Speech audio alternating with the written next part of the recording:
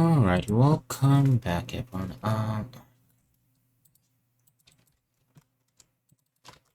Game should up in a second. Oh, there we go. It's there. Alright. Let us start with Baron Sire, 5. Part 5. Okay. Instead of going out to the bookstores to check if they have the next one. Part 9 for the King Edward, because if they don't have it, we just have to run back and it'll be a hustle. So let's go for Real Burns Eye Part 5, and then we're gonna check for King Edward Part 9, and we can read Part 9 the next time we come back to it. Alright, this is Part 5. It's not that long. We might read 2 at the same time. Not at the same time, but second one.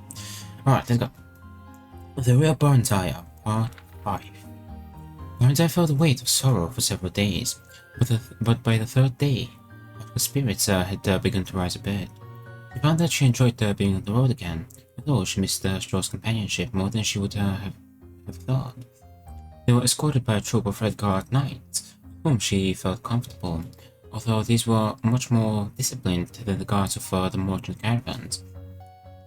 They were cordial but respectful towards her despite her attempts to flirt with the men. Symmachus escorted her privately, saying a queen must maintain a royal dignity at all times. You mean I'm never to have any fun? Not with such as these. These are beneath you. Graciousness is to be desired in those in authority.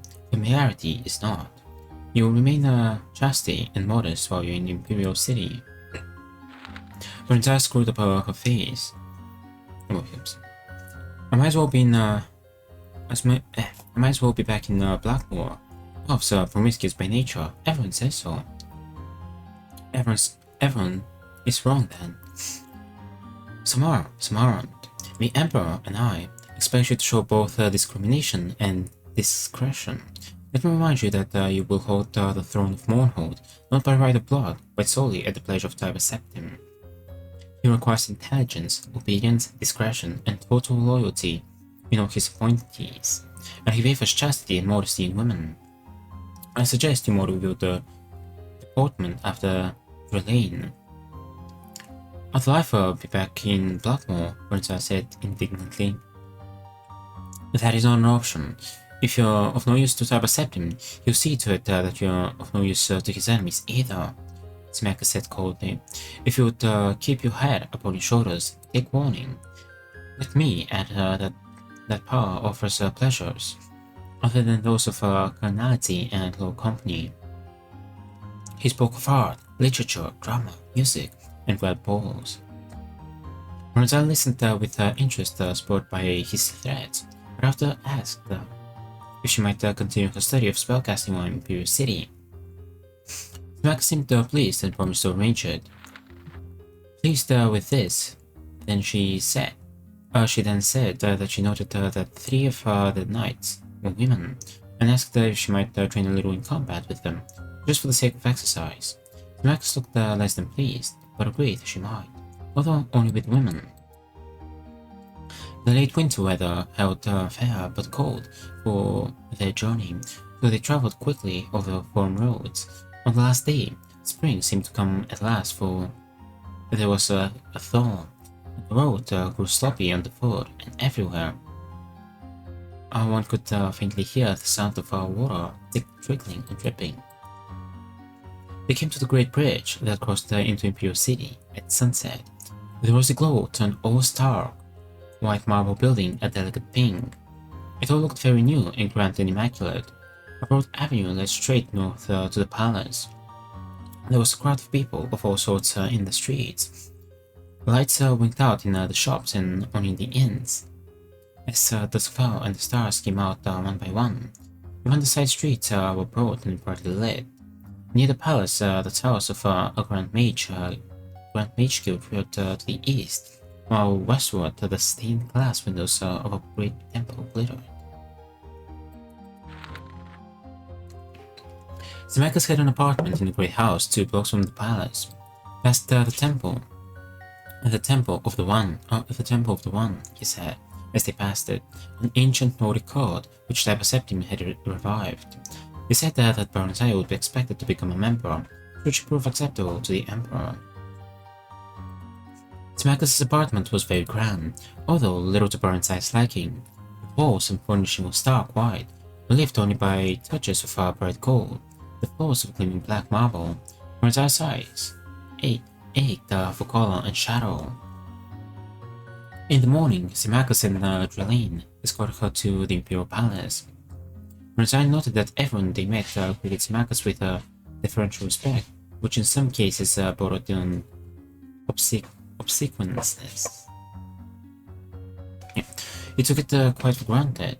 She and Symmachus were ushered directly into the Imperial presence.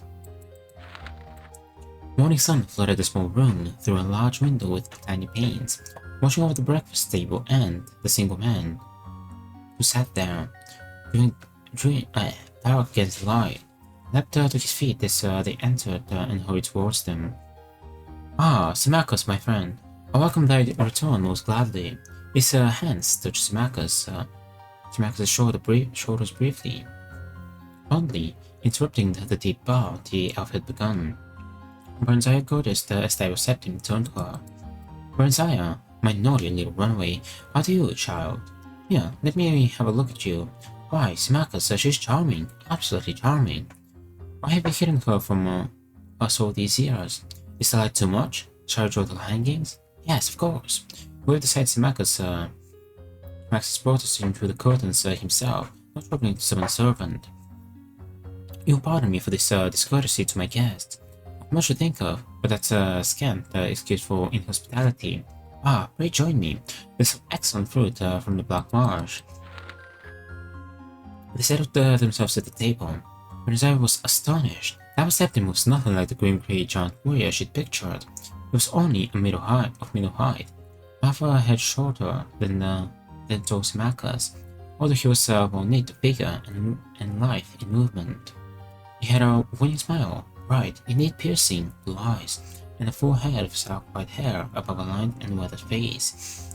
He might have been of any age, from 40 to 60.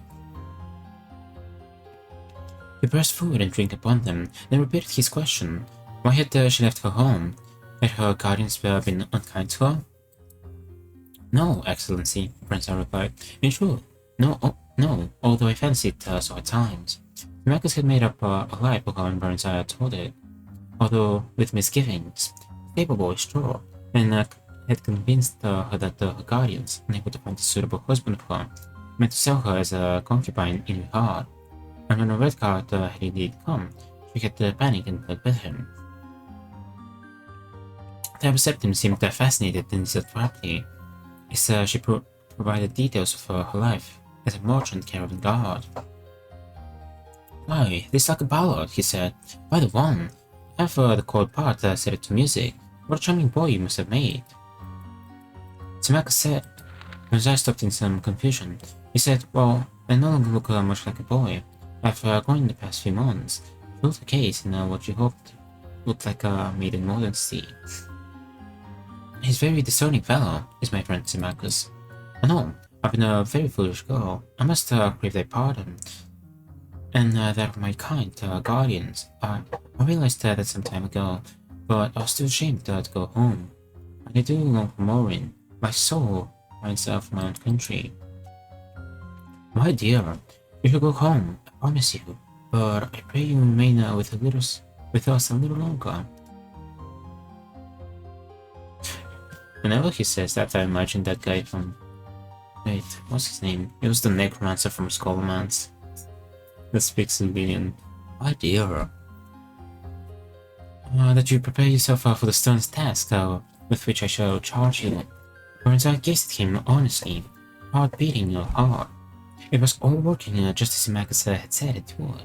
She felt a warm flush of gratitude toward him, but was careful to keep her attention focused on the Emperor. "I am honored, Excellency, and wish most honestly to serve you in this great empire, if forged in any way I can." It was the politic thing to say, but Baronzai really meant it. She was awed by the magnificence magnificence of the city, and the discipline and order everywhere evident. I was excited at the prospect of being a part of it all. Well, she felt quite drawn to Type Septim. Can they have a kid? Or just do it? We'll see. After a few days, Magus left Morholt to take up his duties as governor until Baranzaya was ready to assume the throne, after which he would become her prime minister. Baranzaya, with Drelaine as a chaperone, took up residence in a suite at the palace. Several tutors were provided for her. During this time, she became deeply interested in the magical arts, but she found the study of history and politics not at all to her taste. On occasion, she met Type Septim in the palace gardens, and he would unfailingly inquire politely as to her progress, and chide her, although with a smile, over her disinterest in matters of state. However, he was always happy to instruct her on fine points of magic, and he could make even history and politics seem interesting after all. "The people, child, no dry facts in a dusty book," he said. As her understanding broadened, their discussions became longer, deeper, and more frequent. He spoke to her of his vision of a united Tamriel, each race separate and distinct but with shared ideas and goals, all contributing to the common weal. "Some things are universal, shared by all sentient folk of goodwill," he said. "So the one teaches us, we must unite against the malicious and the brutish, the miscreated, the orcs, trolls, goblins, and other worse creatures, not strive against one another." His blue eyes would light as he started into his dream, and Baranzai was delighted just to sit and listen to him. If he drew close to her, the sight of her body next to him would glow as if it were a fire. If their hands met, she would tingle all over, as if his body were charged with a small shock spell. One day, quite unexpectedly, he took her face in his hands and kissed her gently on the mouth. Yeah, they did. She drew back after a few moments, astonished by the violence of her feelings, and he apologized instantly. "I didn't mean to do that. It's just so beautiful, my dear. So very beautiful." He was looking at her with a hopeless yearning in his face. She turned away, tears streaming down her face. "Are you angry with me? Talk to me." Marisa shook her head. "I could never be angry with you. I love you. I know it's wrong, but I can't help it." "I have a wife," he said. "She is a good and a virtuous woman, and the mother of my children. I could never put her aside, yet there is nothing between us, no sharing of the spirit. She would have had me be other than what I am. I am the most powerful man in old Tamriel, and Baranzaya, I think I'm the most lonely as well. Power," he said with contempt. "I trade a goodly share of it for youth and love, if the gods allowed it. But you're strong and vigorous and vital, more than any man I've ever known." He shook his head. "Today, perhaps, yet I'm less than I was yesterday, last year, 10 years ago. I feel the sting of my mortality, and it's painful. If I can ease thy pain, let me do so." Baranzai moved towards him, hands outstretched. I'll not take thy innocent from thee." "I'm not that innocent. Not so." Type Septim's voice grated harshly. His brow knitted. Baranzai's mouth went dry. "What had you done?" "It was straw," she flattered. I was lonely too. I'm lonely, and not so strong as you." She cast her eyes down in embarrassment. "I'm not worthy." No, not so, Baranzaya. It cannot last for long. You have a duty in Mornhold. I must tend my empire. Shall we share what we may, and pray the one who gives us our frailty?" Accepting held out his arms, and wordlessly, Baranzaya stepped into his embrace. That was Baranzaya Part 5, right?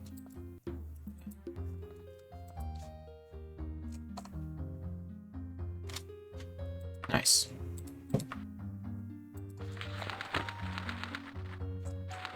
I'm gonna go with this one too. An overview. What's the new mark? New mark that one. Part 5. Part 5 out of 10. An overview should be with O. A.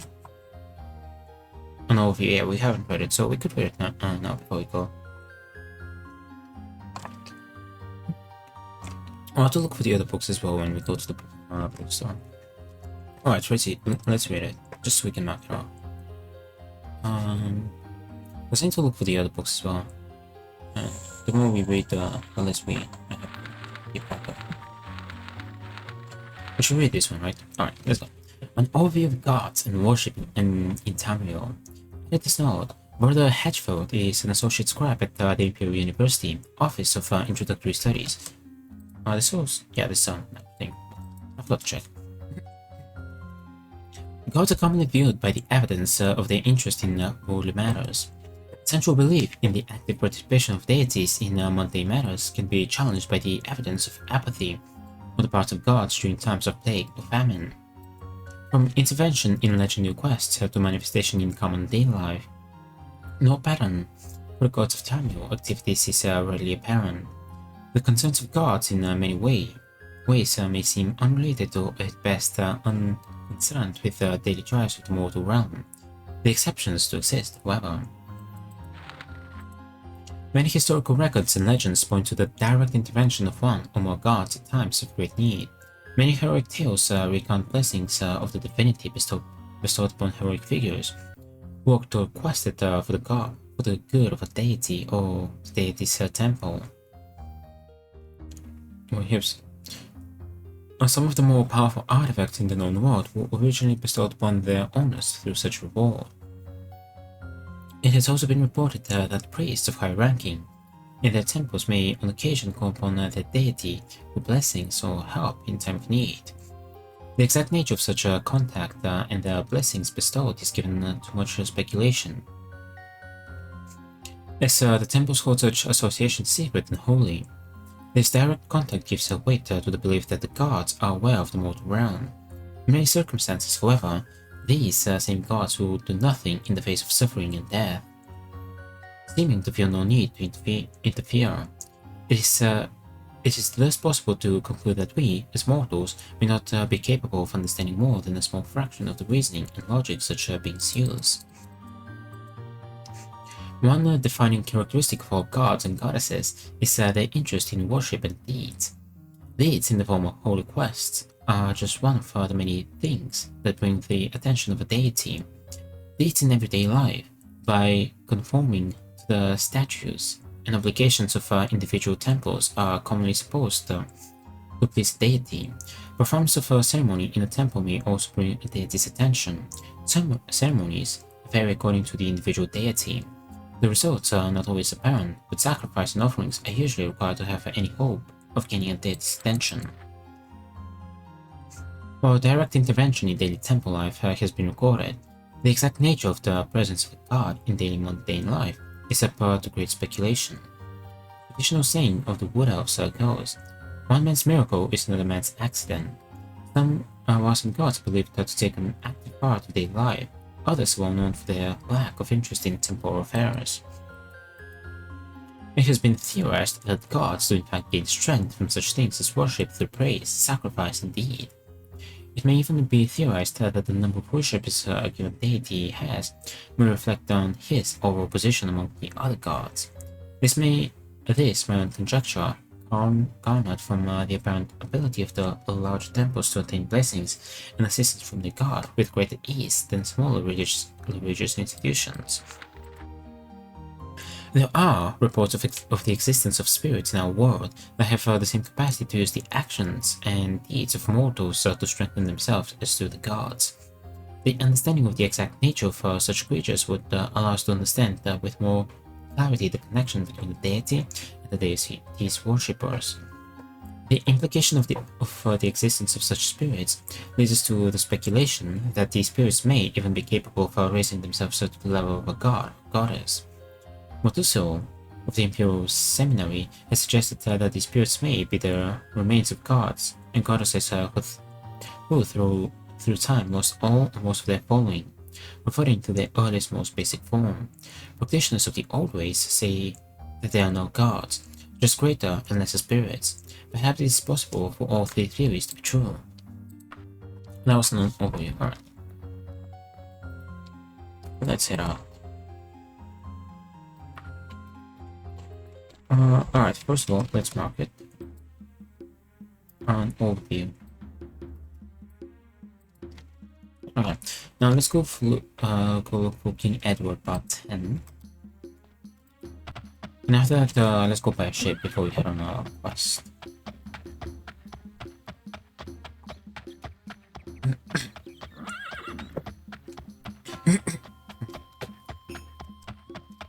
Because we need to tackle some gold.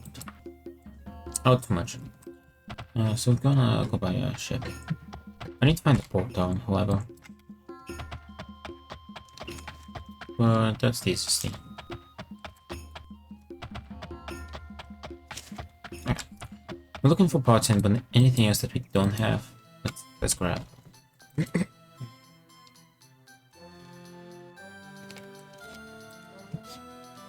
Oh, King Edward Part 10. Boom.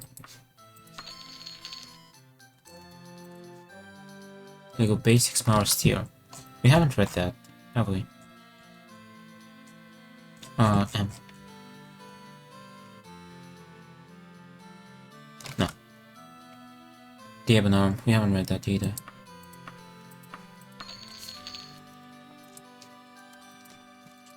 The Special Flora of Tamriel.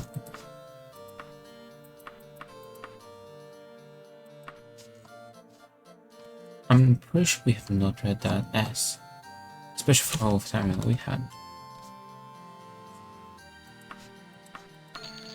I already have one. Oh well.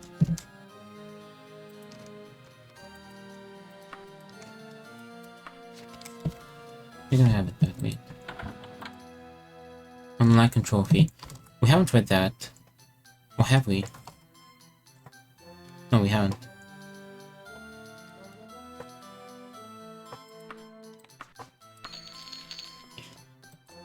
Well, we're not gonna check the other books though, because we got a bunch.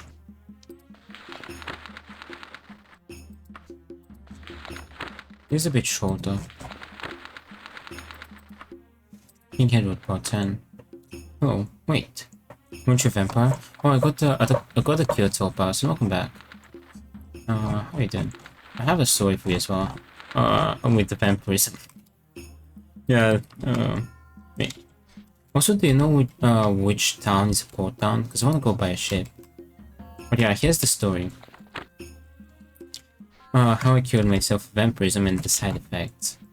So, I got a quest to cure myself. I was told like, go to this place, right? And I did go. And this guy's going for me, isn't he? And I went to the place, but I couldn't find the NPC, and whenever I spoke with someone, I couldn't talk with them about the NPC. So, like, the NPC wasn't where I was told to go. And then I traveled a little bit around. I got another letter from another vampire hunter. Boom, another place. No NPC again. So what I did was I gave myself the quest through like the console command, and then the NPC worked, right? Do I still have the letters? Oh yeah, I have one. Yeah, this is the letter I got after I cured myself. After I cured myself, I came back to this town, and I got another letter because the game still thinks I'm a vampire. But I got this error: PC not a vampire. And also, long story short, right now I'm hunted by 2 vampire hunters, even though I'm not a vampire.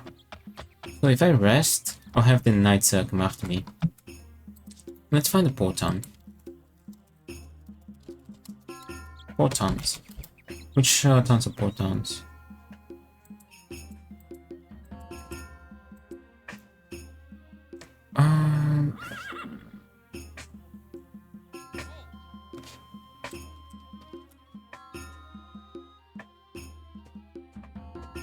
Okay, this town is a port town. Let's go there. Oh, hi. Hold! Hold! Oh!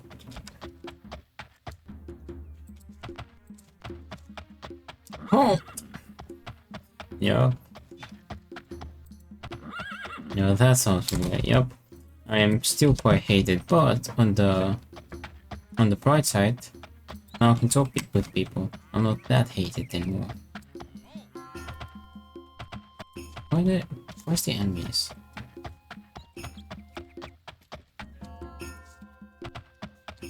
Can I climb with a horse? I'll say that is no. No, never. Why is this guy so trippy? There we go. Suckers.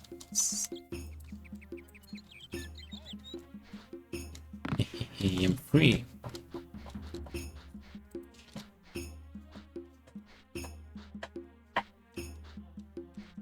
You know, this kind of reminds me of my Skyrim playthrough. By the end of the Skyrim playthrough, I had accumulated so many bugs. And now it's kind of the same, I'm just accumulating bugs. Wait, it's sad.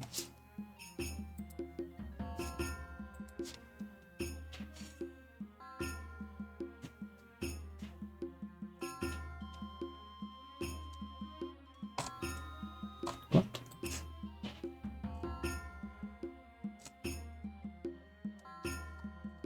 Wait, what? Towns. Which towns are port towns?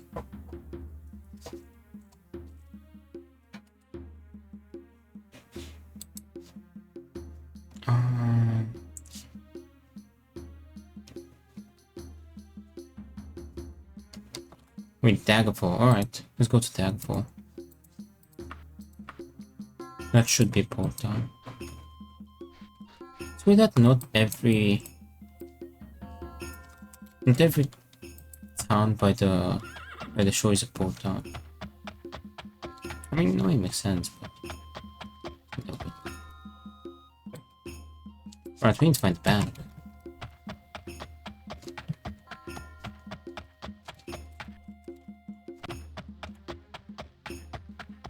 Hello. Banks?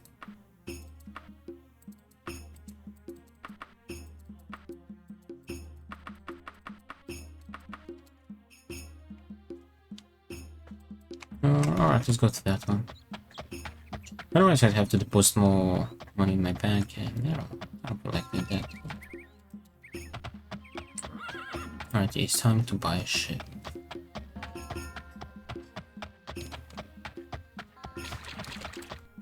What was there?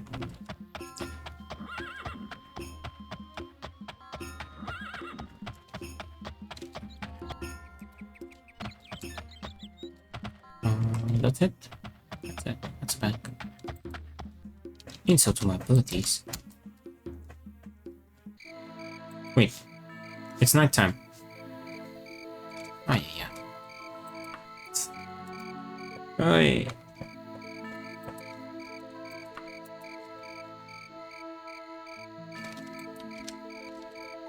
This enemy's nearby. Wait, what? Whoops, I didn't mean to punch you. I'm sorry.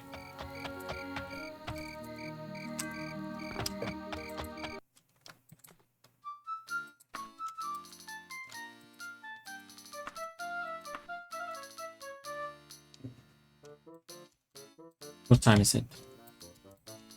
Alright, another 4 hours. Good. Sleeping for 4 hours, then waking up. Oh!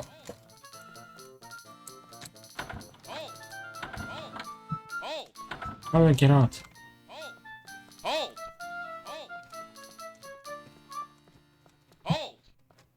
Oh, they're pacified.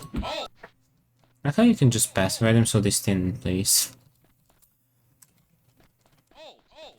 Yo, calm down. Oh. I think they want to tell me something. I'm not sure what though.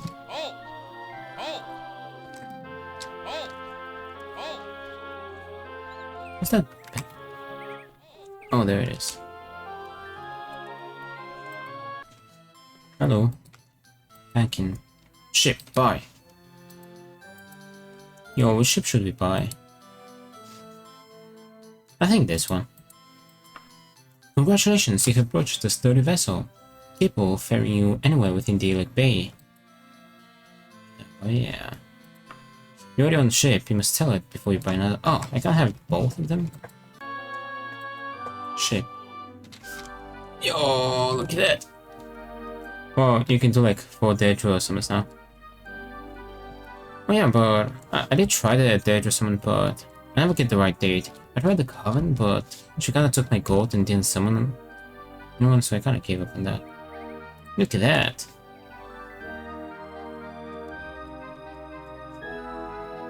My own ship. Why is this made of wood? I don't think that's how it works. Where am I?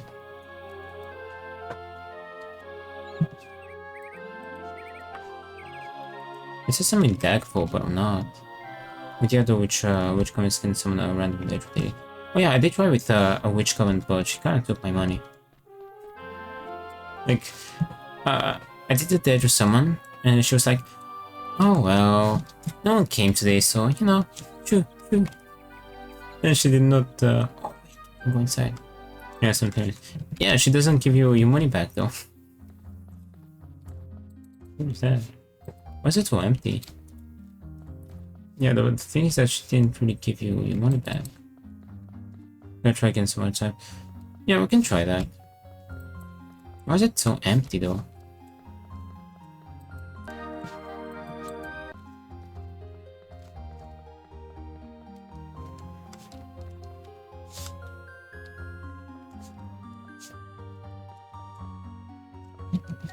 It's so empty, like no furnishing or anything. Look at that. It's empty. I paid 200k for this? No, I want my money back. Like there isn't even any, I don't know, like some cupboard you can place your stuff in. Look at that. It's empty. It's completely empty. What happens if I fall down? Let's make a normal save here. Oh wait, what? That's fake water. I thought I'd seen that. Wait, why is this an Egyptian ship?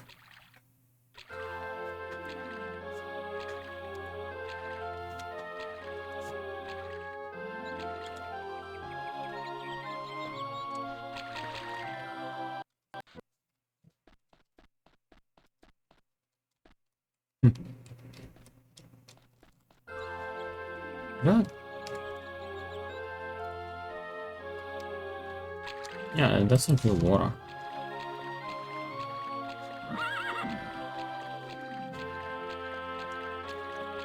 I think a ship would be able to swim or to like sail in water this shallow. Let's see what happens if we go too far away. Are we gonna die?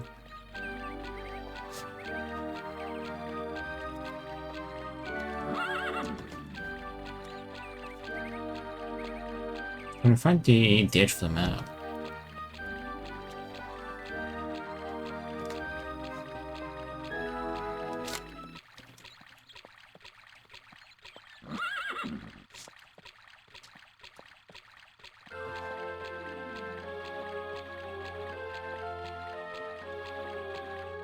Oh, I see an edge, but I'm getting close to it.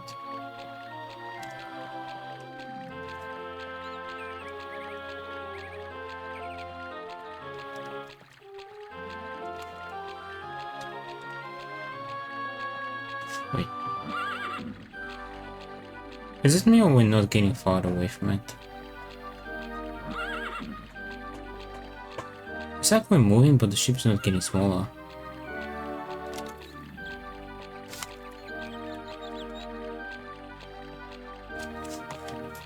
Wait. Maybe it is. Actually, it's getting a bit smaller.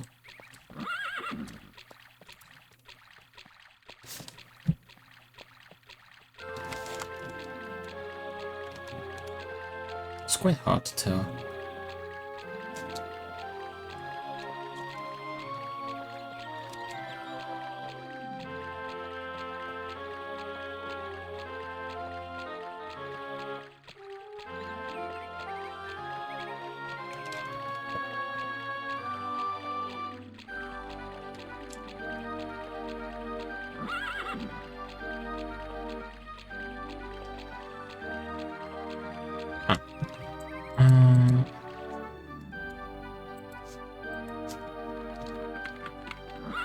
have my card on my ship. Let's go.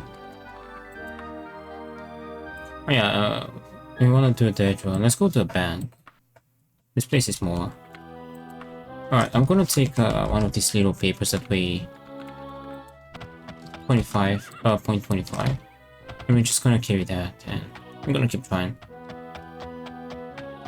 I do have the next quest. Oh yeah, the next quest is to head over to Lysander Switch. There's no time limit, so I can do it whenever. With these quests, oh god, Terran, they should go away. Oh boy, am I going to be hunted by 3 vampire hunters even though I'm not a vampire? Oh, let's hurry up because they might close pretty soon.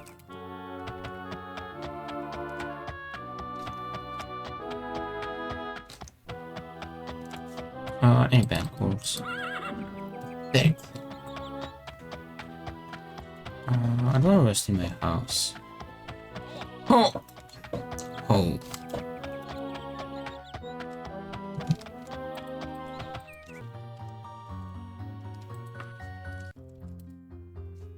This enemy is in my... What?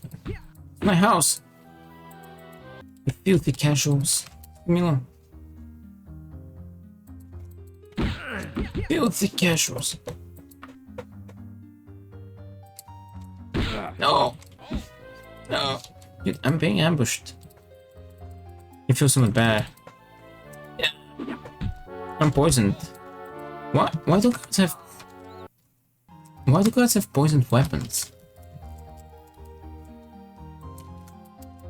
Well, why do guards have poisoned weapons? I'm poisoned. I'm just... It's all this because I'm poisoned.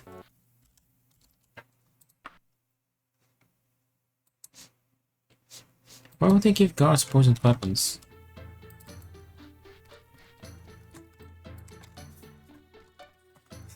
Why? And they give them a poison that just kills you. They're not giving them like some numbing poison. You're hated. That doesn't explain the poison though. Imagine cops were running around with the poisonous bullets. In case they didn't finish that series about murdering. Well, I can tell. And that's like some lethal venom. It's not something to just numb you down so you can't escape. No, they want to finish the job. What do you mean locked? Must maybe you can do a quest that fix that room. I already did a couple of quests for nobles for an armor or something like that, you know. Something like that, for some NPC. But I'm still hated. I think it definitely helped a bit because now I can speak with people, but I have to farm a lot of quests, I feel like.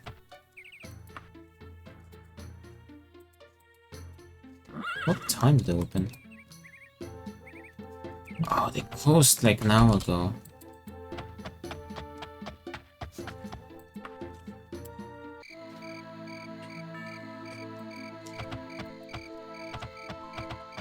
Of enemies. Oh!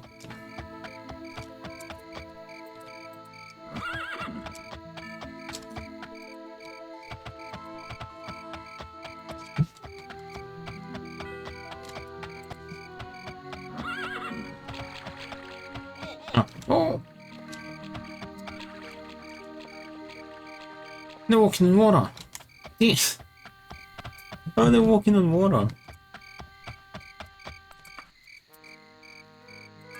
Enemies nearby. That's one of the vampire hunters, right?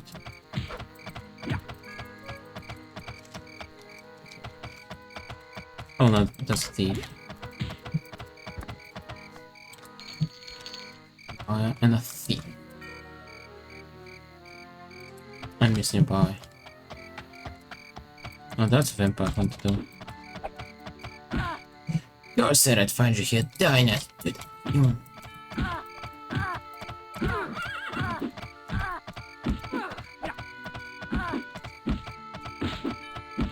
And the guards are coming after me still. Mate! Give me a break. I can't catch a break. The gods are hunting me with poisonous weapons. There's 3 vampire hunters going after me even though I'm not a vampire. I can't catch a break.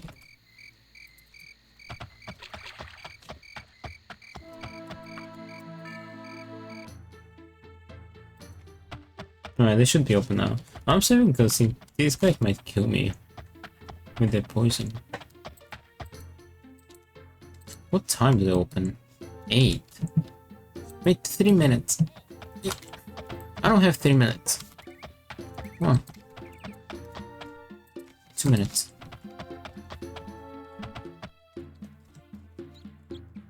One minute. Come on. Wait. Come on, you open. There's the punctual. Letter of credit. Withdraw.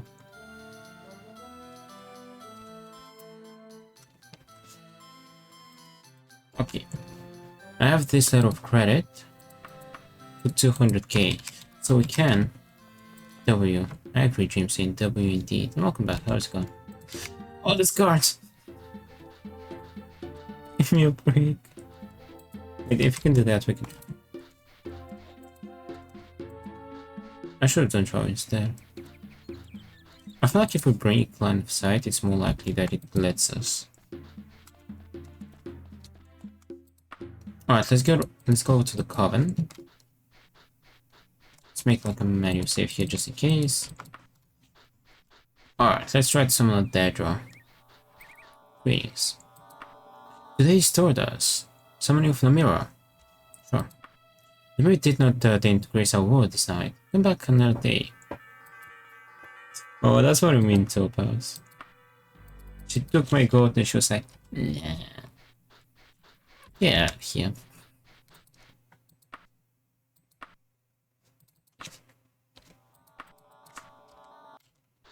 Wait, let me save one in front of him. Oh! Oh! Power is such a lovely word, isn't it? It drips from the tongue like honey. If power is your aphrodisiac, I would be ecstatic to present you with the sanguine rose. Look at him, dear. He's so tiny and red. All you have to do for me in return is punish a perfectly awful priest who dared to challenge me. Sounds good to you? Yes. Yes. You won't regret this, Dehds. Provided you fulfill your end of our agreement. This sanctimonious monk is not harmless. The name Hartford is his name, and he burnt my lovely worshippers to crisps.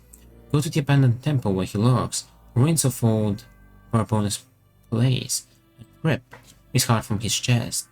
My agent, the Norian Copperheart, will await you in Newborn Hollow. The Norian Copperheart does not wait to accomplish the more than 48 days to last. I have the delicious feeling we'll see each other again, Dehds. I hope so. Yo, we summoned the Dedra. Sanguine wants me to murder a monk named the name Hartford in return for the Sanguine Rose. Yeah. What enemies? What the? Is that a guard? Oh, that's a knight. Guards, a vampire hunters even though I'm not a vampire. Can't catch a break, dude. Can't catch up. Wait. Maybe you can find a new capo. I'm watching the. Oh yeah, I already did the smuggle quest. But I have to do like a whole bunch of them. I think it does increase my reputation, but just by very little. Okay. But that was not a guard, that was a vampire hunter. Even though I'm not a vampire. It increased back to neutral days. Oh, it didn't increase it to neutral, I still hated that. I already did, I did several. It does increase it, but not by that much. Looking for more. Right. But that was a vampire hunter, that was not a guard. I don't think I can deal with these vampire hunters. We're in Daggerfall? Yep, I am in Daggerfall. Wow, the electric flail and Bolter. Yeah, I didn't mean Daggerfall.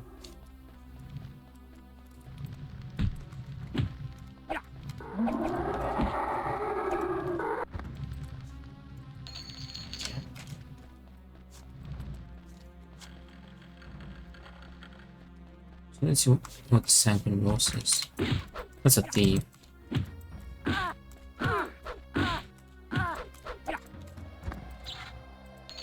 Map. Ruins of old Queen Iveria's palace. Please. Someone's got some magic. Oh no.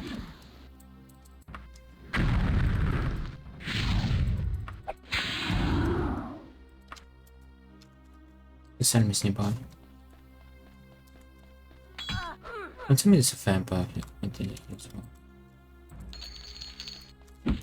Right. Yeah, I can't deal with the vampire hunters, like I'm kinda stuck with them. Or if they had like a little bit of green substance, they would have seen that I'm not a vampire. Oops. Does this guy look like a vampire to you? No.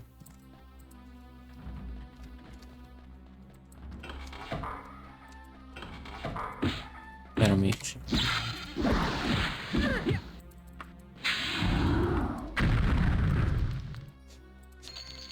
Dead dagger. Or is that I can't rest long? Without them interfering, so I can't really heal myself perfectly.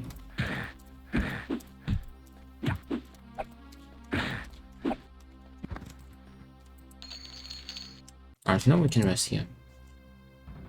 Oh boy.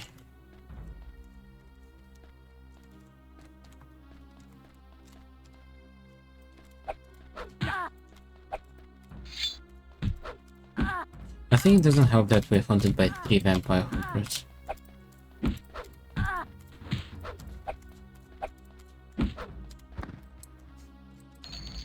Daedric short sword, you know what?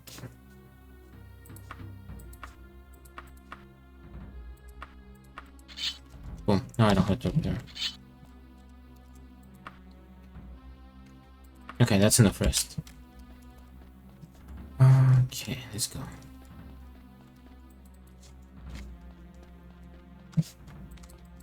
That's the node. Oh, it opened this up.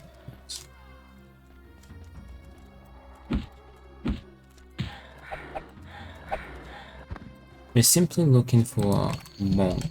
We get him and get out.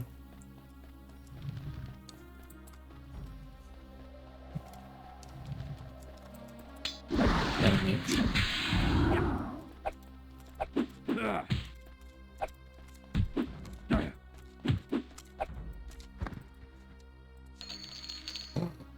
Wait, new.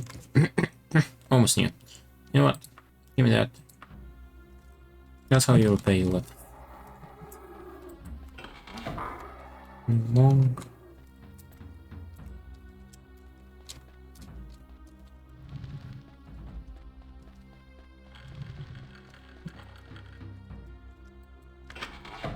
Ooh, gold. Okay. Ow. Oh, he died instantly. The Fall of the Usurper. Have you read that? It should be with F. The Force of the Usurper, we haven't read it. We haven't read it, alright, let's pick it up. Later. Wake up.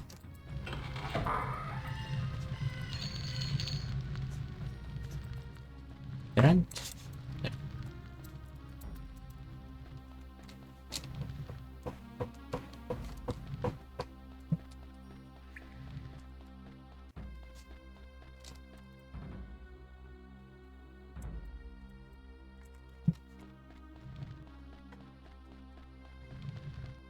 Alright, let's head this way. Thief, not a monk.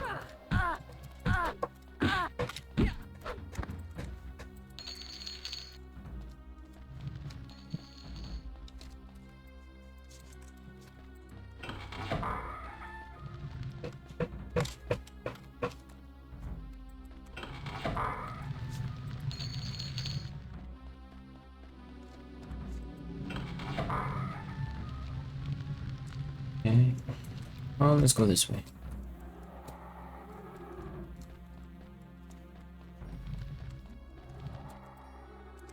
Disconnected. Yep. Let's go down here, I guess.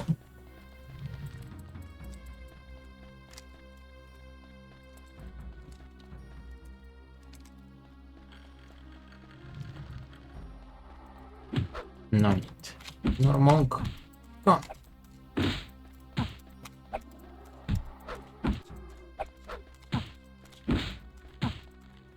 I wonder if anyone has done like a hit list from Daggerfall. I feel like it'd definitely be quite doable. Pretty hard, but doable.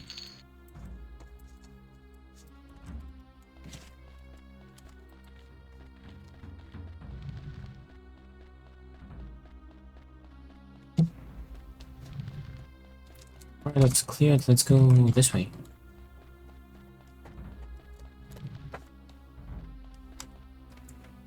Sadly, you took a also now. Oh yeah, my speed got reduced from the pen power buff. Although I do have like 70, so that's still decent.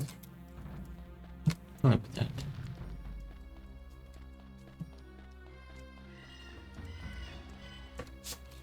Where am I going?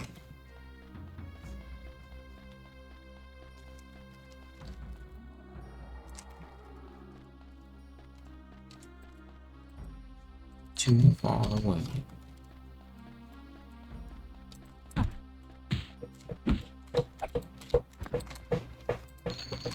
Yo, we've had like 10 magic items so far.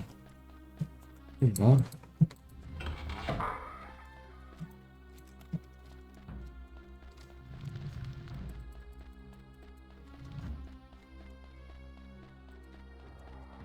Where are we? Yeah, we've been here before. Let's go back. Because there's a lot more to explore down here. Wait, from here, we haven't explored this one. We haven't explored over here.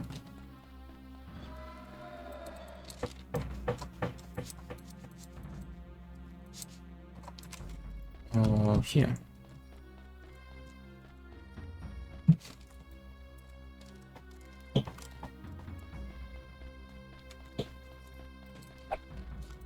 It's all connected, isn't it?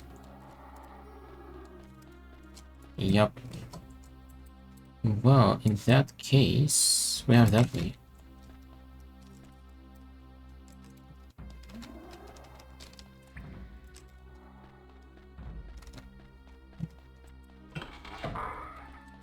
Empty.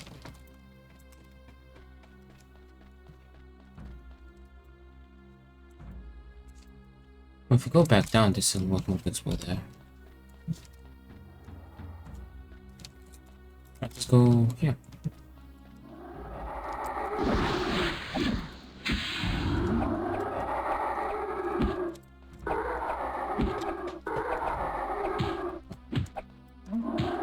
I should avoid getting hit because if we rest, these knights will spawn. Map. The Hawkson Cemetery. I'm literally going to rest for like a second. If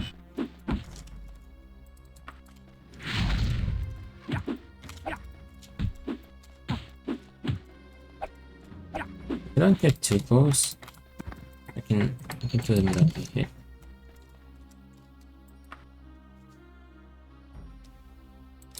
Alright, short blade skill has increased. Nice.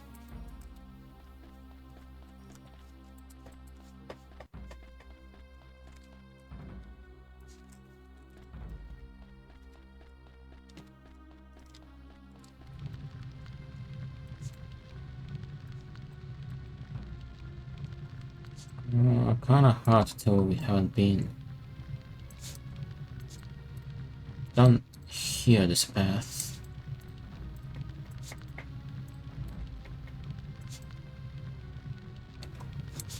Okay, how do we get down there? This is a staircase that's right over there.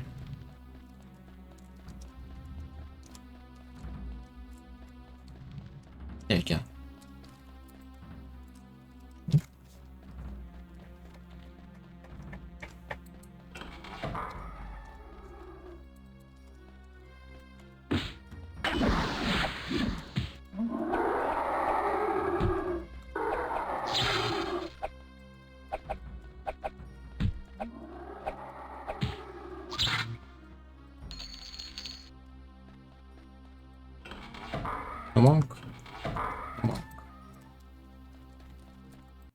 Up here we haven't been, but I think it's connected to a place where we have.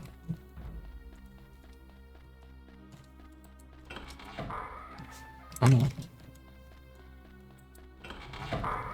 It's a dead end though. Okay. That leaves one less place for the monk to be. We haven't explored. Right over there.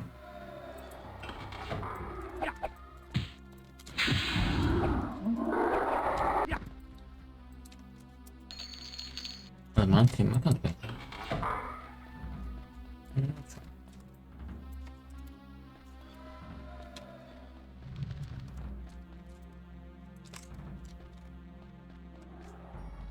Also here, that's connected, isn't it? Yep.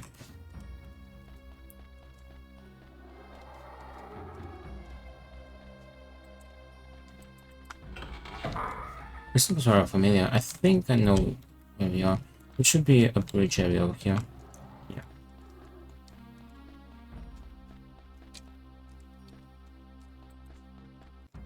Oh, did I just close that? It was over here.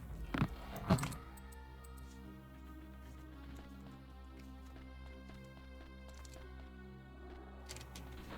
Okay, now it's open. Well, before we explore the bridge area, let's check this out.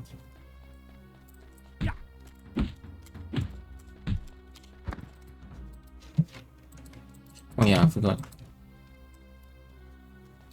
It should be, yeah, more areas over here. Battle mage.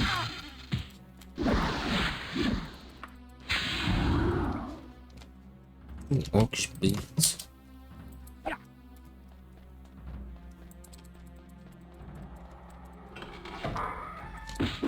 Night, night.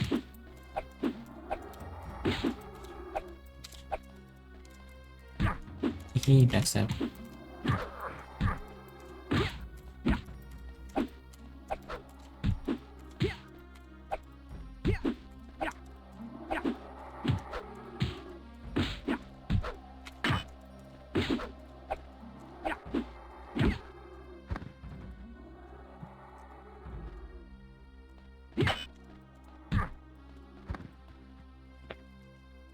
What's our level, by the way?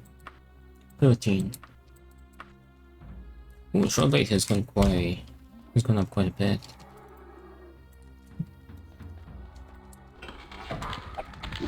Oh no.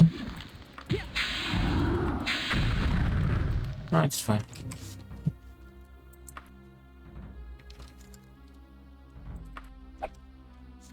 It's fine. Hopefully... Wait, where are we? I thought I'd been here. Oh well, let's go back down in that case. We need to do the bridge area. I'm sure it'll be back with a lot of enemies. It's fine.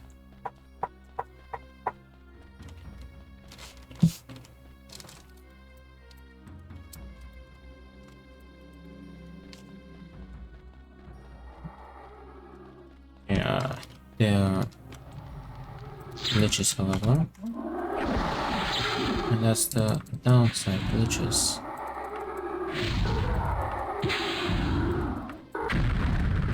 Yes, now we cannot rest.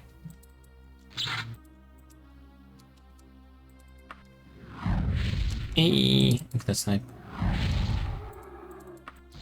Wait, don't do that.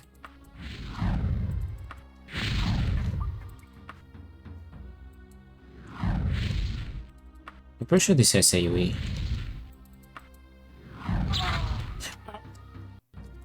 That was close. But not close now.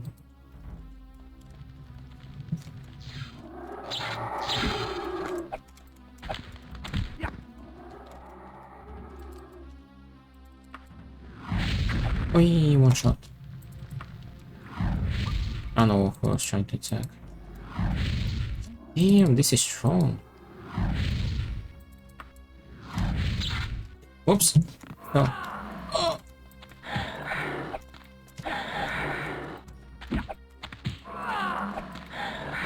Oops. Oh no. No. That went almost alright. Oh, we had such like a good run. I messed it up. Like falling. I won't be able to rest. Alright, let's just use spells. That's like almost one-shot him. Oh, you just one-shot your friend. Good mate.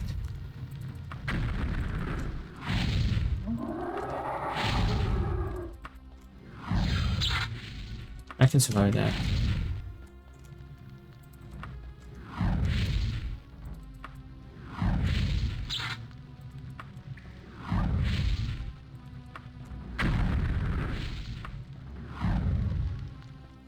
Wait, where's the door? Let's save. Let's rest and digest.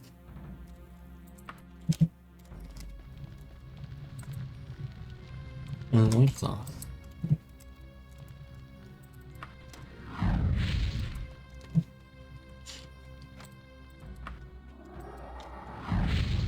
Can you stop moving?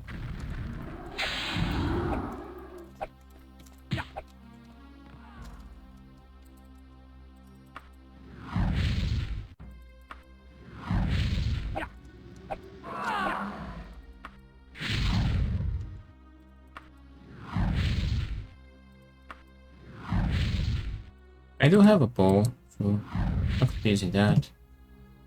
I'll come back and say, how are you doing? We'll play that in a second. Let's tackle these ladies. Watch to the end. Alright, let's watch it.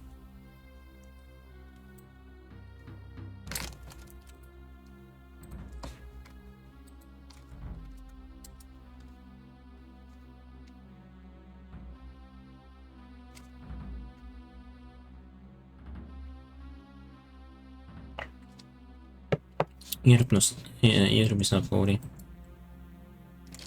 What load now? Can I go to link?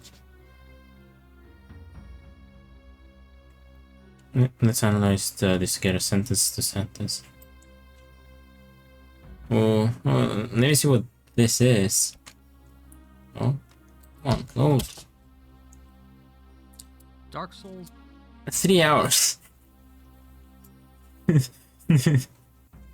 Don't say I can't watch 3-hour video.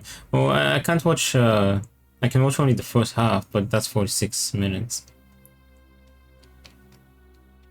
I can't watch for 2 and 3 because I haven't played them. Well, there's a limit though.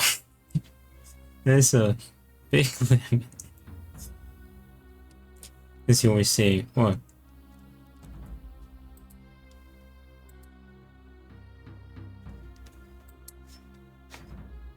Alright, so we're not gonna watch the whole thing. One of the best series of all time.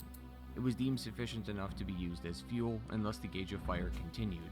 But as we know, it is fading once more. The undead curse is back, humans are turning hollow, and the world is in chaos. Let's see the There are a poison swamp he can't cross, and Solaire can't find his sunlight. They Bruh, willingly became guarantee me. in order to achieve their goals, and it tore me apart to hear that Siegmeyer couldn't see. That doesn't mean that you can redeem like a 3-hour video and watch the whole thing. That's gonna be like the whole stream.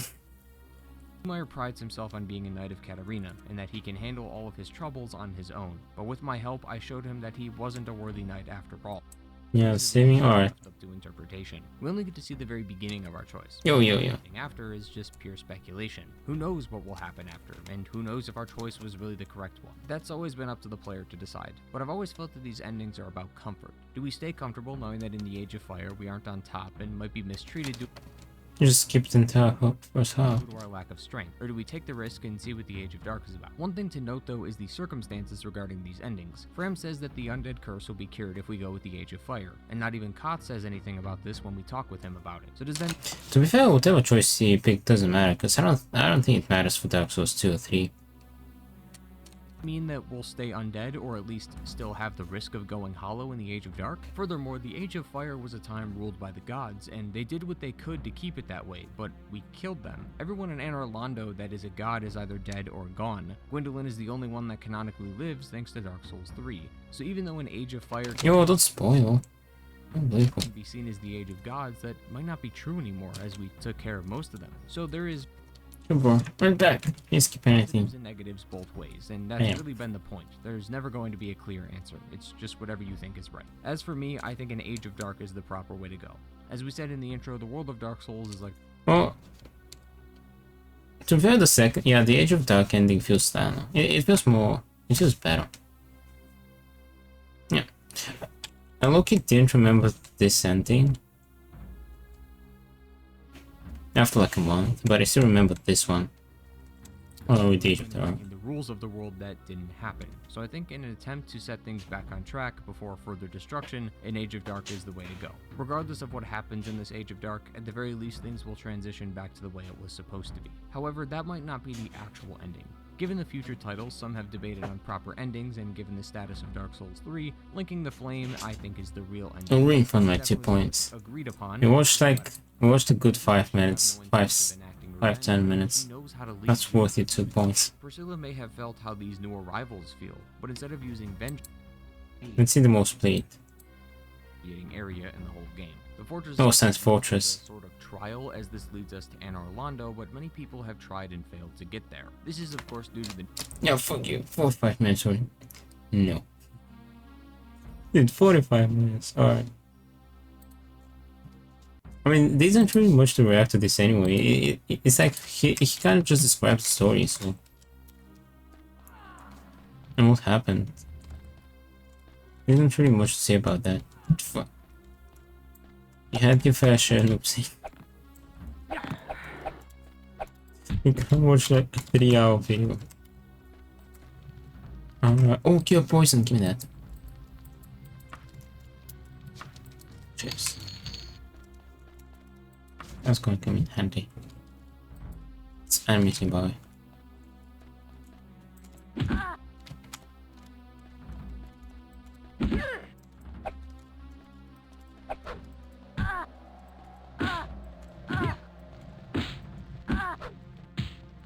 Okay, oh dear. Maybe if you get rid of that. Yes, I can. You get rid of it. That's GTA, oopsie. That's not Dark Souls. Wrong game. Wrong universe. Oh, I got instantly. You know what? Try this again.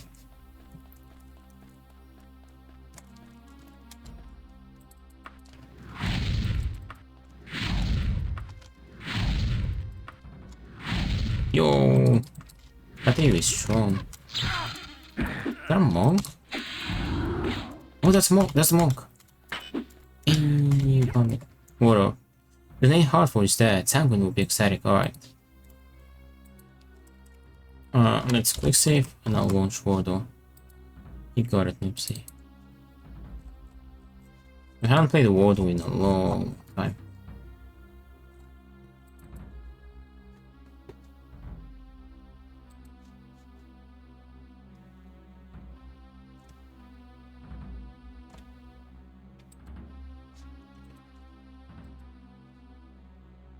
Launch it. Okay. Alright, you can see. Yeah, so basically, that's the theme. Camping. And you need to find out 2 words. These are the letters, and these are the letters you can words with. Oh, camping.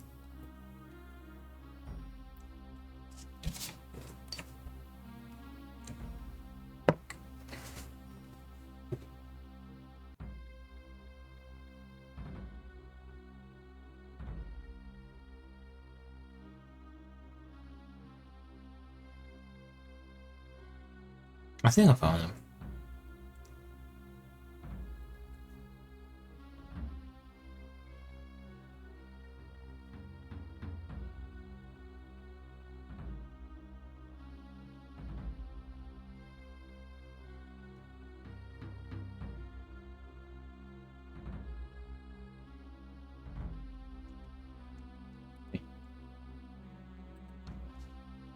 Let me make my menu save, just in case. Did you find them, Noopsy?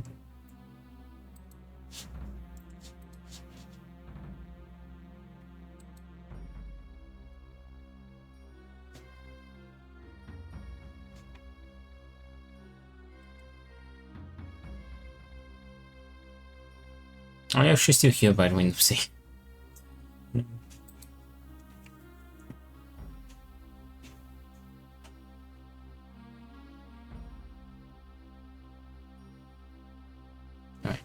I will do it. I will do them in that case.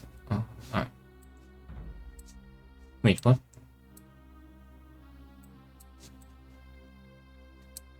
Wait, never mind. I thought it would be ropes and tree. Never mind. Actually, I haven't found them in that case.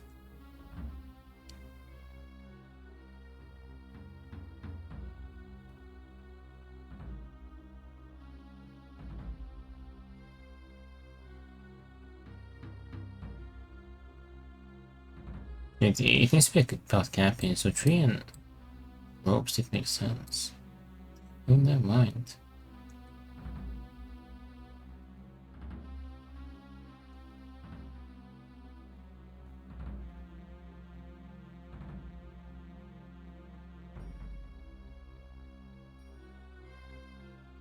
Wait, trees. Wait. See to myself. What? It is what I thought it was, but the trees was plural. And you were supposed to solve 2 noobs. Say it's a community game. Alright, bro. You're supposed to solve it too. Let's keep going. It's supposed to be a joint game. Alright, let's get that up from here.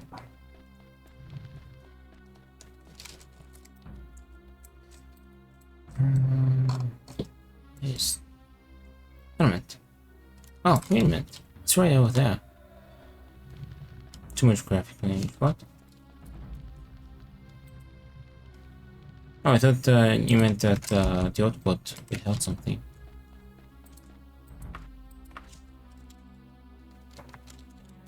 Wait, I'm still full. Wait a minute. Where do I have to go?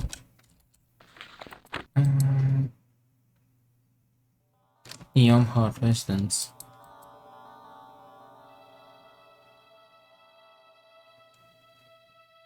Newborn Hollow.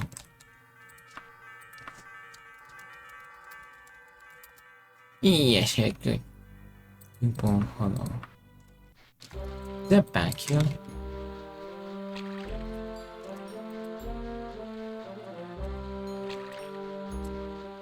It's gonna be the only named residence.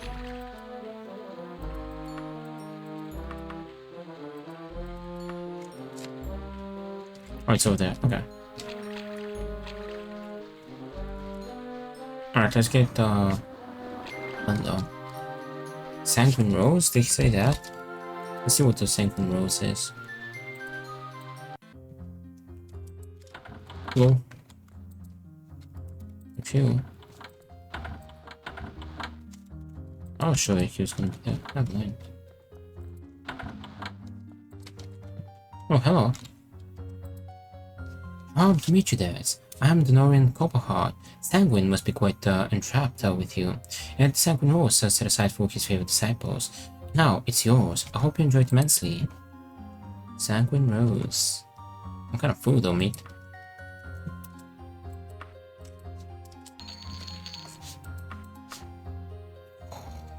It costs 50k.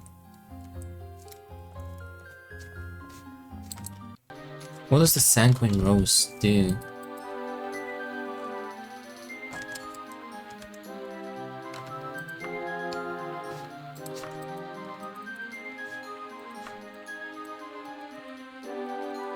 Huh?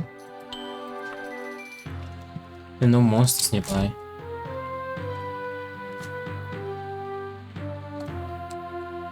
What?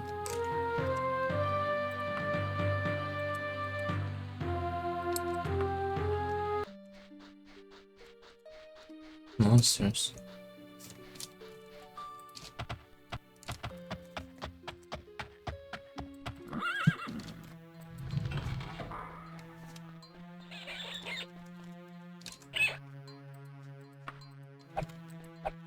See a rat, what did that do?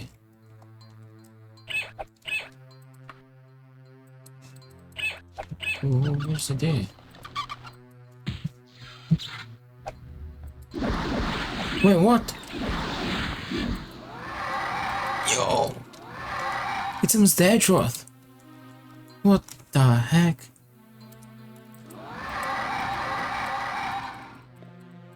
It's almost my own Dehds. Yo, that's awesome. What the heck? It's almost our own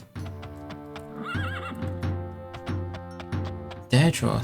I need to go through the book so soon. Yo, yeah, that's epic, Topaz. We got the Yo, Sanguine Rose is pretty epic. Let's go read the Edward part 10. I wanna try to finish King Edward series today. We have 10, 11, and 12. Let's go to the bank though, because I need to leave some gold in there. How much gold have we got? 29 here. We'll leave 300k shot.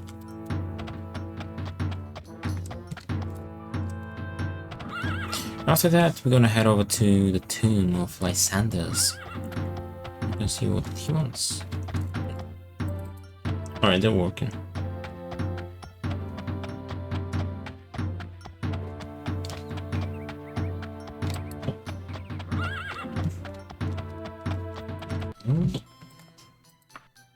Deposit.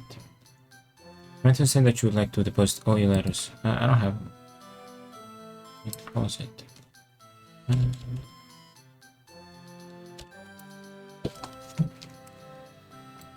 Yeah, give me some gold for the road.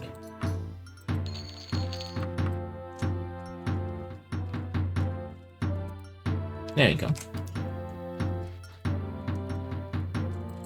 So every Dehds gives you like a unique item.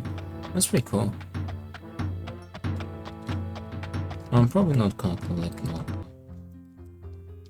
Let's make another save here in case these guys point at me. Alright. Get out of my house! You casuals. You filthy casuals. Yeah. King Edward part 10. Oh, I need to go get some more soon. How long is this one? Oh, this one is not as long. Especially if it repeats again. It usually does. It's even shorter. Oh, the story about Loki. Okay, I remember. King Edward, Chapter 10. Chapter 10. Josiah and Loki, Part 2. Matt continued his story of Loki and Josiah. Oh yeah, he was coming to visit her every now and then. He was like the god of luck. She was like a young lucky lady, but she turned out to be lucky. Alright, so short. Alright, let's keep going. The years passed, 20 of them. More children came. Timmy took a bride. The land continued to prosper. He died, so there were many people now, and much of the forest was cleared of farms. Others became soldiers or sailors. Their voyages and battles all prospered. They returned home laden with booty. The gods were with them, people said, for they were virtuous and deserving folk. Skyrim was united now under King Rage, the Gifted, second and noblest son of the legendary Harold of Ysgramor. Thus, Josiah's king was High King of all Skyrim. Of the North under Thrash's leadership, spreading to Morrowind and High Rock, conquering some of the sly and thievish Dark Elves and the weak and superstitious Bretons. Josiah and Loki had opened the store and built a fine big house for their family. One night, Josiah awoke alone and heard voices in the hall.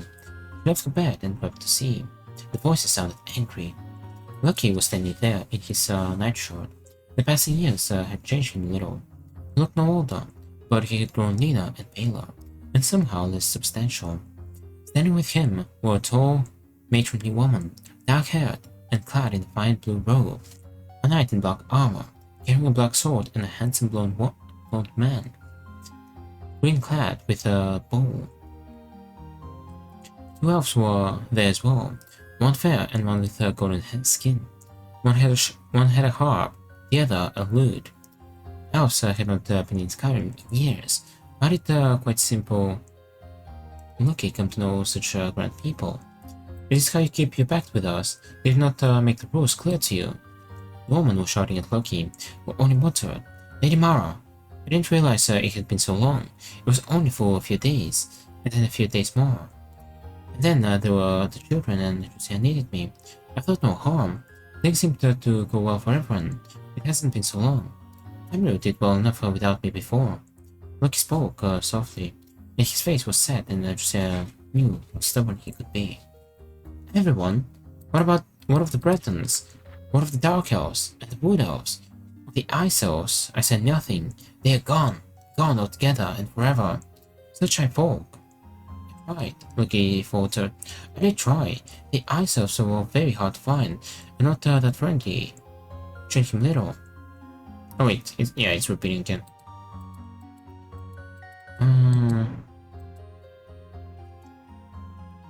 And not that friendly when I did find them. Oh, are all the elves to follow them, and the Bradons? And then the other races? I'll go, I will go.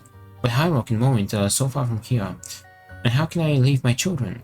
Surely I am entitled to children, and my woman. You could have arranged matters as I did, said the green-clad ranger.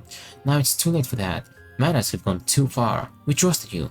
It was a simple assignment, yet we should have watched him. This last sentence was addressed to the Black Knight. I did watch him, the knight snapped, waving his sword, which Drusilla now saw was actually a part of him. Yet alone, I could do nothing. I feared devotees in either High Rock or Morrowind. Once I realized I knew I had to fight the rest of you. Alone I could do little. What I could, I did. They halted for now. Yet the damage must be repaired, and he who caused it must do the fixing. Tinker, it won't be easy. You have to avoid the Skyrim folk altogether for a couple of 100 years, I think.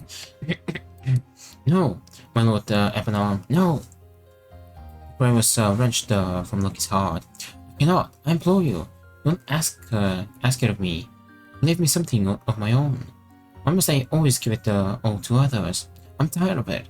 You promised me a life, and what you gave me, that endless wandering, was not a life. The Black Knight, Ebenar, scolded back at Loki. We are gentle folk, the Wood Elf Bard said in his musical voice. Yet Zenithar can no longer be restrained, and if he wars against you, the other elven gods stand with him. If the gods war, Tamio itself may be destroyed.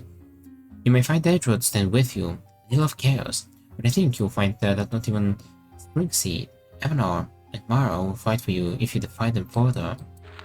Jeffrey speaks truth as ever. Your Jeffrey. Let us not speak of war among ourselves, my friend. We wish your folk no evil, no ill.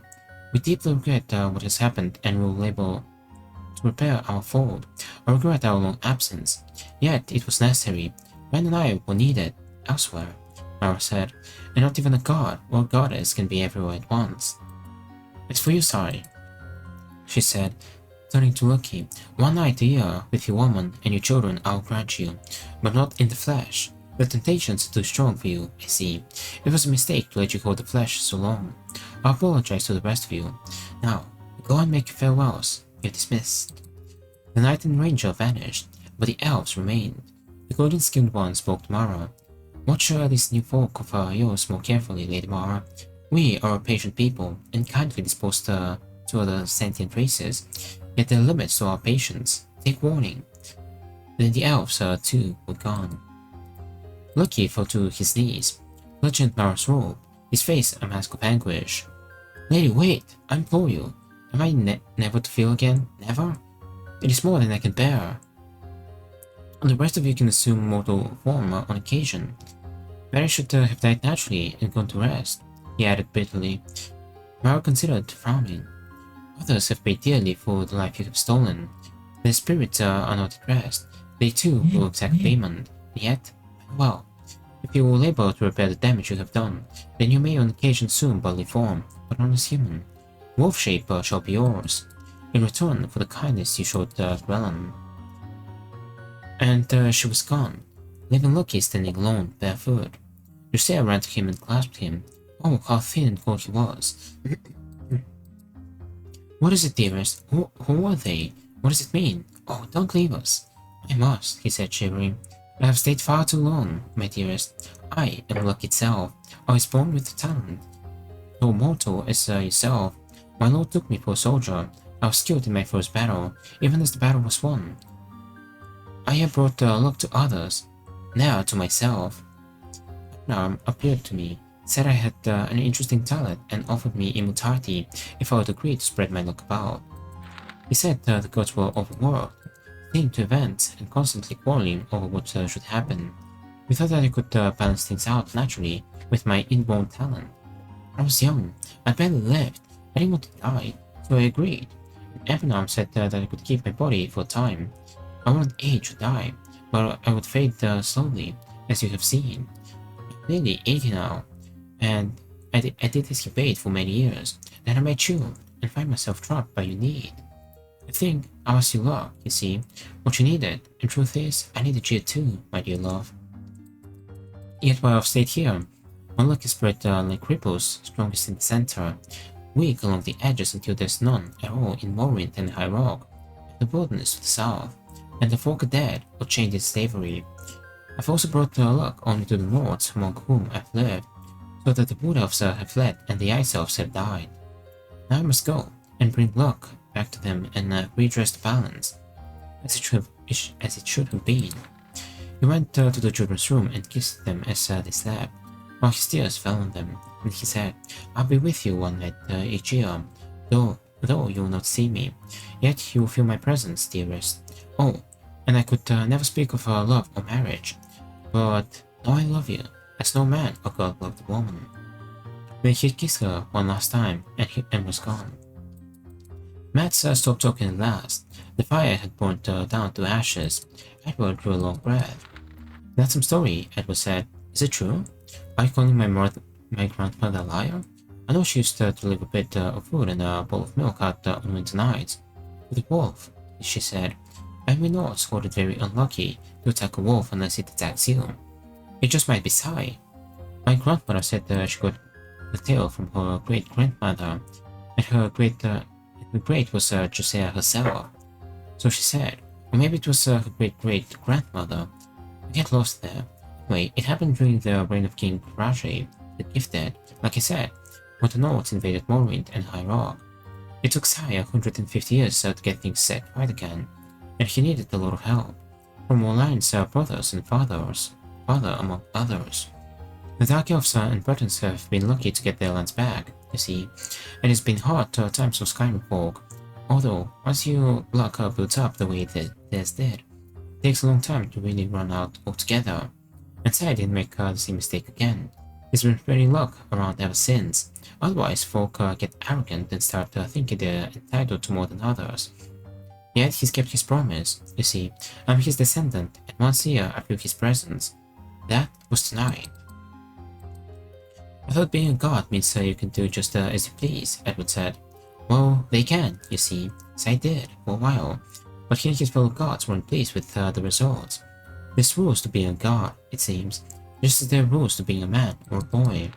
What makes the rules then? Edward demanded. Max laughed. Let's save that question for the Archmagister. It's much too deep for me. Well, I don't know about you, but I'm going to have a drink. I'm parched after so much talking. And then, Ross Smith, so I can save myself. Matt, I thought that Morali's father and brothers were just raiders, that the Nords were the real owners of the land they took. That the Dark Elves come up out of the ground and raid the meanness and profit. For meanness and profit.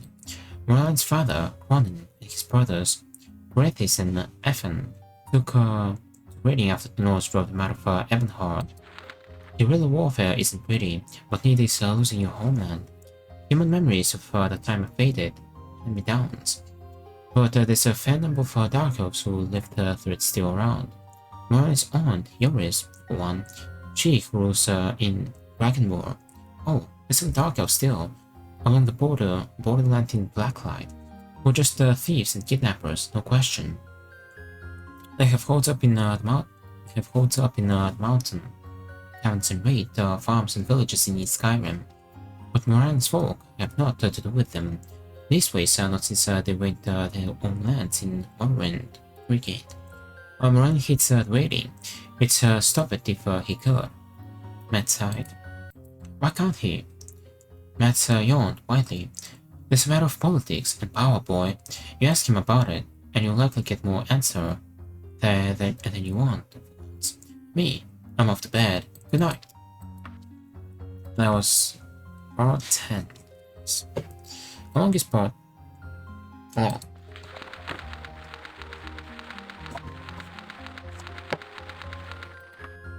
This one is a bit longer. Get out of my house! Casuals. Part 10. Neat. Alright, let's head over to Lysander's tomb, which was somewhere over here. Where was Lysander's?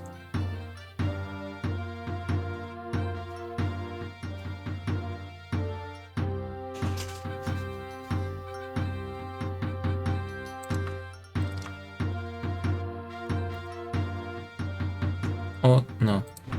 Wasn't he here?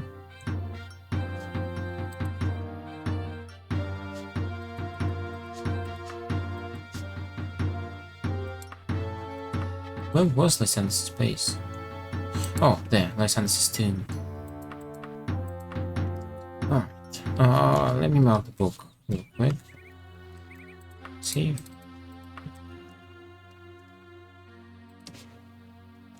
And mark King Edward Part 10. Nice, we just have 11 and 12, and we're done with King Edward. Also, space 81.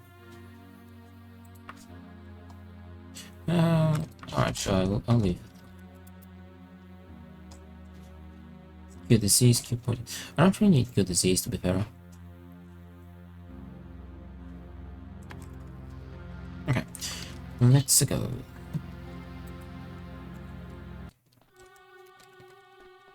I was to the right. Nope, it has not saved my progress. Quite unfortunate. I can't remember where to go, but I think his tomb was not that easy.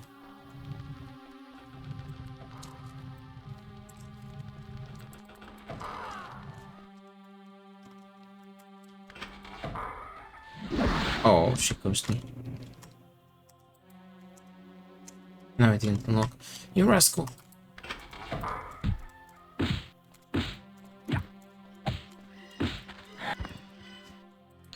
Heavy dagger.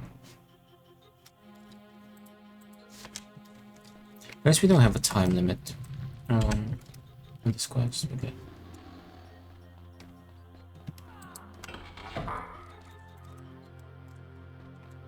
I think we had to take this.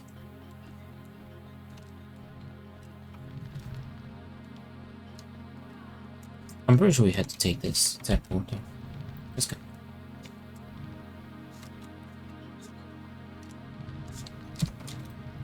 Where was it? Wait, where was it? It was just there. Oh, there we go.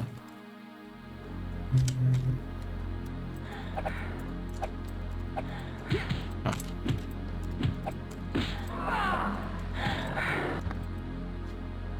Hey,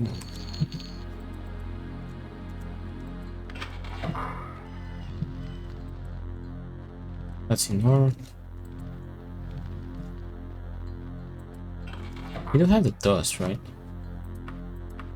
Yeah, it's just dust. We can sell 350. Oh, maybe we can sell the dust. And never revive Lysander's. Why doesn't it lock?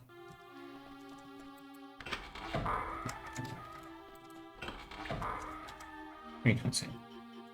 Okay.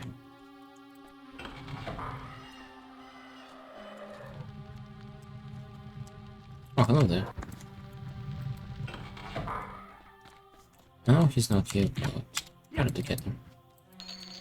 Just in case. Okay, up or down? Down. I can't remember the area where he was. I don't remember how to get there.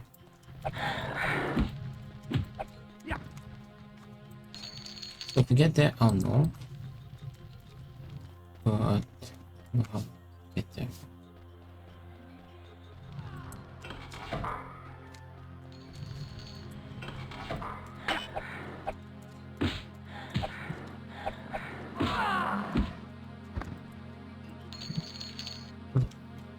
I'm gonna sneeze. I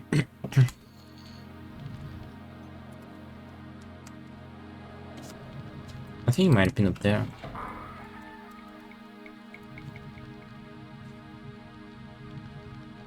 Climb. Climb.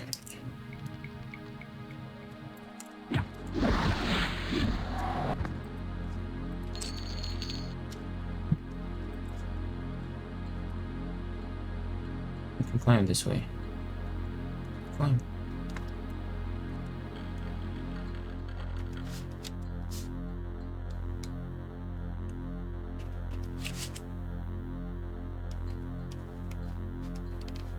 Hello there. Oops, I was wrong. Which way was it?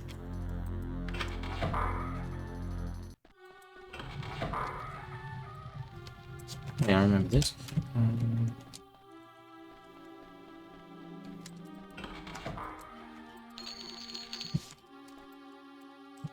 Wait a minute.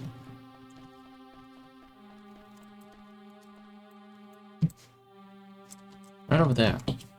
This passage.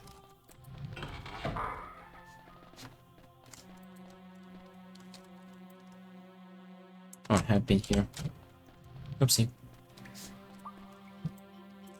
That's not a single room, so it's not there for sure.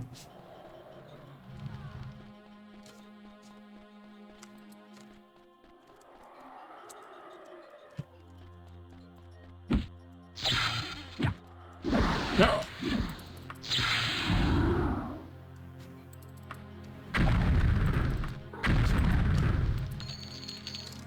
Interesting. I digest. Climbing, backstabbing, and short blade. Nice. 13% still though. My climb is 58.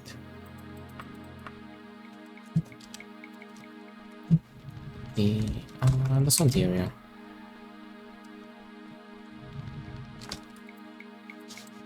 Here where he is has a bunch of hidden doors. Oh, hello there.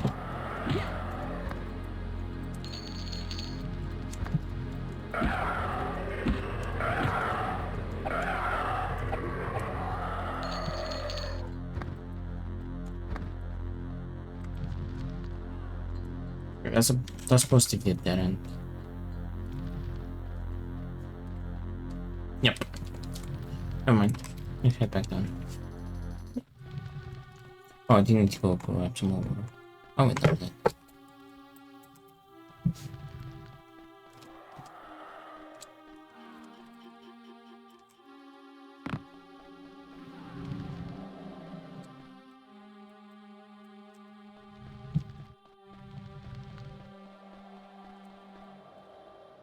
Where are we?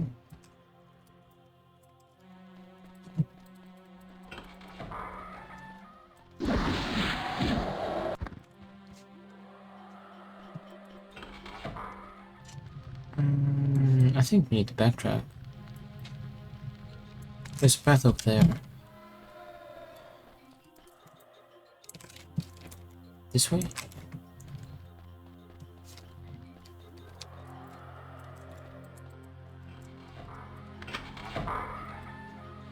No! Okay, that's fine. That's not gonna kill me. It's exactly... Oh, 2.10. Okay, but there's a path over there. Right to my left. Oh, hi.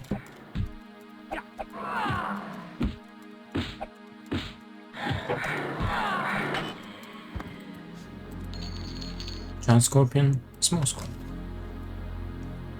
I haven't done a single bit of alchemy in this game.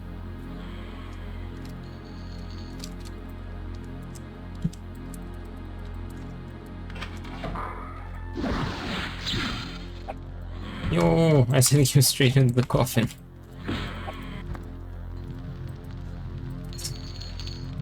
Oh, you took the hint.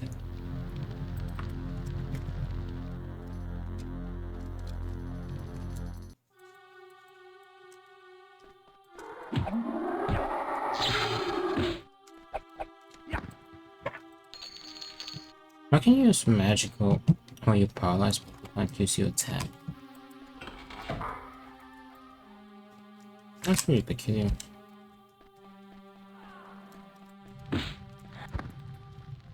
Ooh, emerald. Emerald.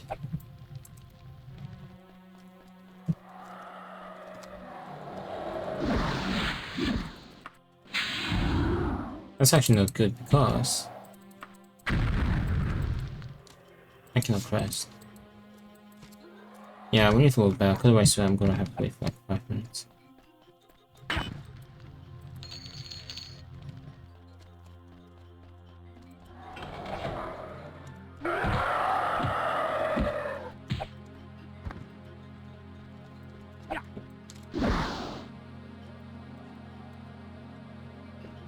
Let's keep going.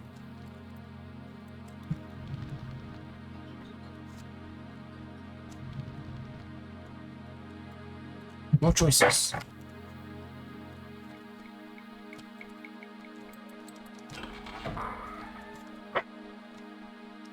Let's make this choice.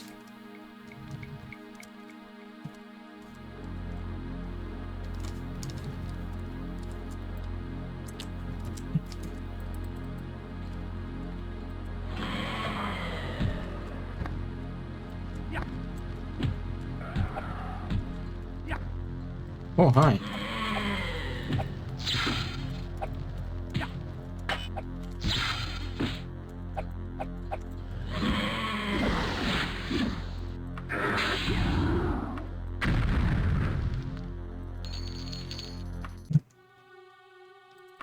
Well, so far, thankfully, I haven't been ambushed by vampire hunters, so maybe they've given up, hopefully.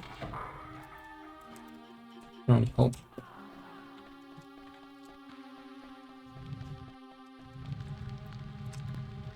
So.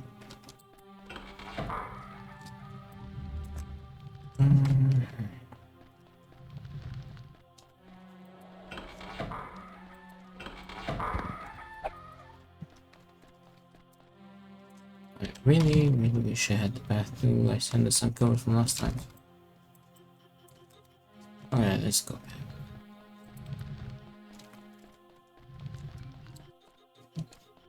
We'll take this path. Stop it!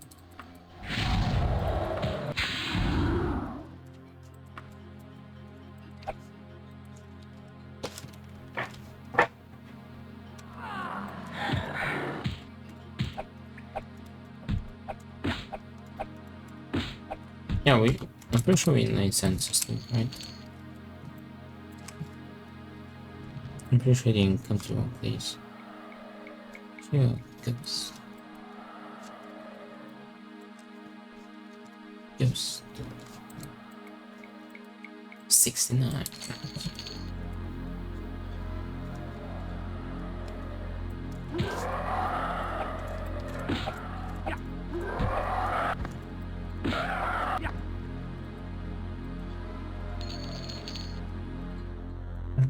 Okay, I won't be exploring these. Keep going because I know he's not here for sure. Is he there?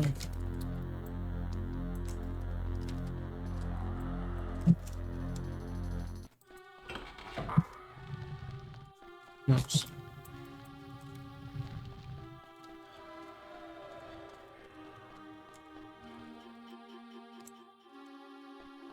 Oh no, let's take this path. Let's go. Desert maze. So that got me back to where we started. What's over here? Secret door.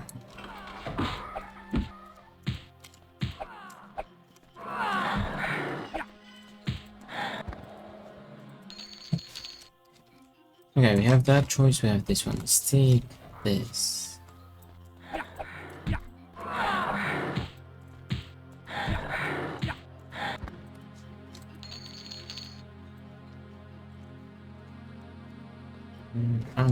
This way.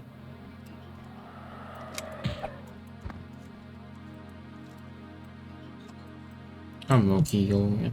We've been down here, but we haven't been up here, so let's check this.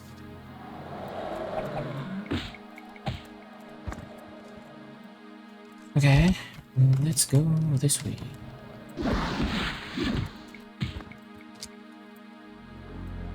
There's a door here. Okay. Have we gone this way? No. let's take...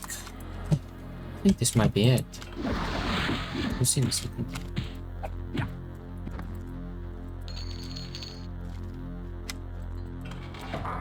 Hey, that's that. That's the... Oh, never mind, that's not it. Not it. So...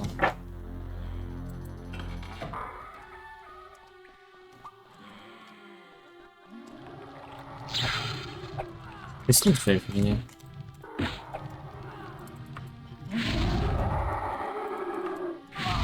Wait, how dare? He has power flag, doesn't he? Oops. Wait. Yeah. He most likely has power flag. I feel like when the comes back, I ran right into it.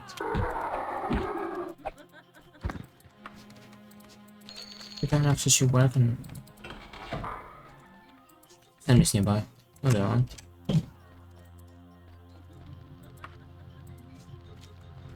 Yo, they seem to... I didn't rest now and then they seem to ledge. Oh, down. I don't cast magic against him because he might reflect. Well, too bad I don't have a choice.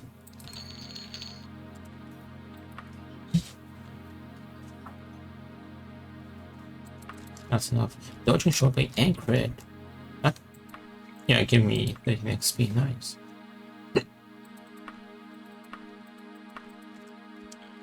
Upgrade is definitely coming along, that's so good. Look, now in the correct area.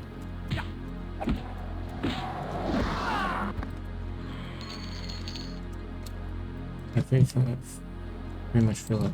Wait. Wait. You're over? You might not be. Maybe for slow.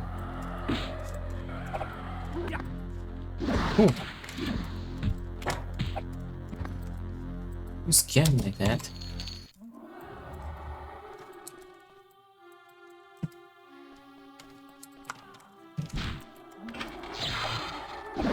Oh no.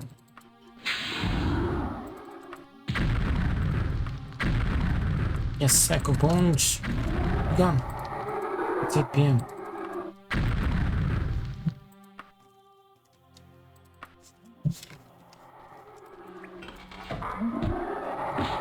That's that. Ooh. Let's take the other path first, actually.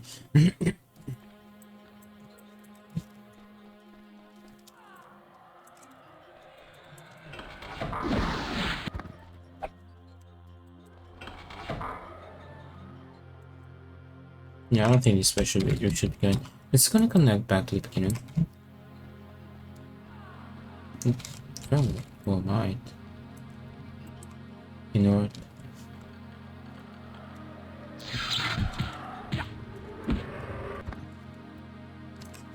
Oh, might.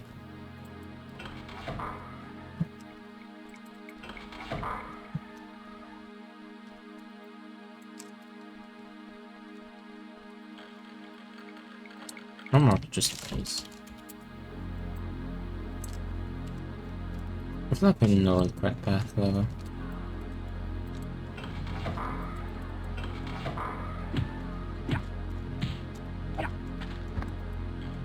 Nice point, senses says, say so.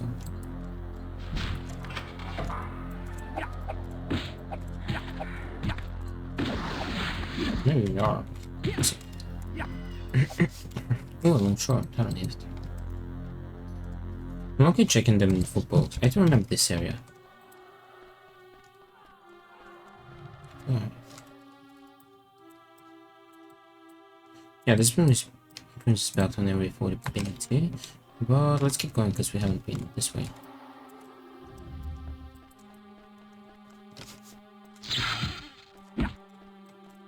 Yes! Fall to oblivion. Oh. Get poisoned.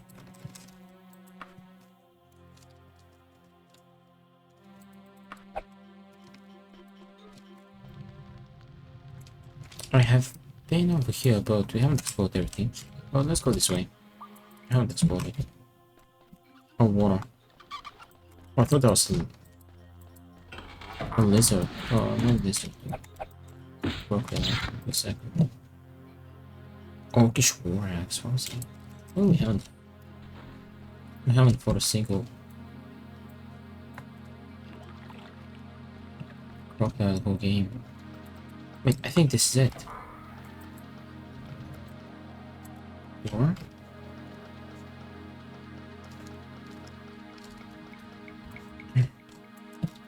There should be a door in the wall here. That's not a door in the wall. Oh, it's not it. Wait, not the door. What is that? Wait, how is she there?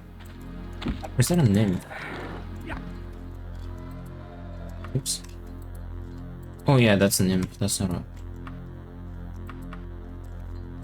I thought that was one of the sirens. No, that's not it. Dang it.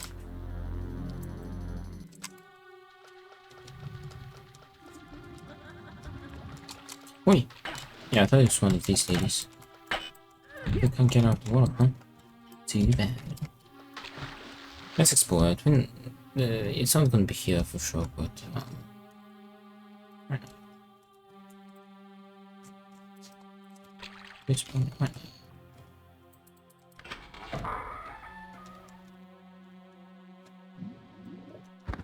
I have no idea what these creatures are. They're on water bound.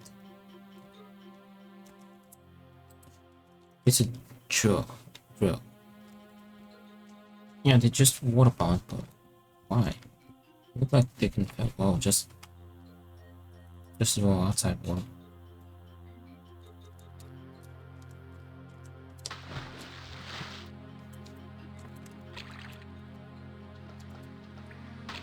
Okay, too much to stay up.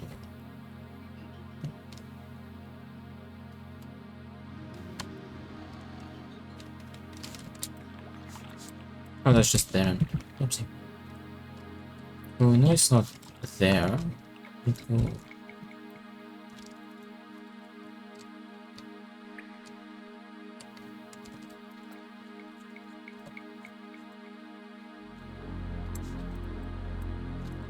Alright, good fight.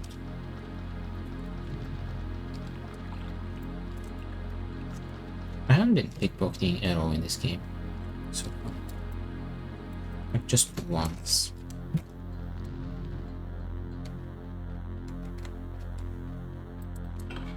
Oh, it's empty. Well, let's go back here then.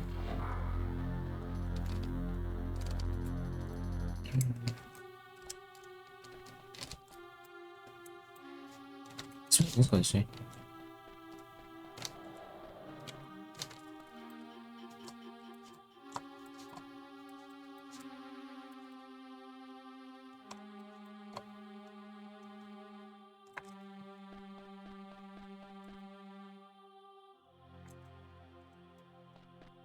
I don't think we've gone this way. It's empty.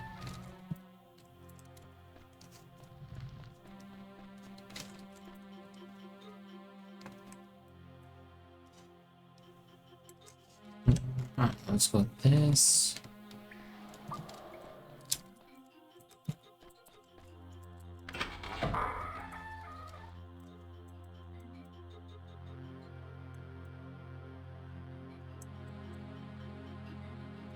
How do I go back up there? Oh, that's good.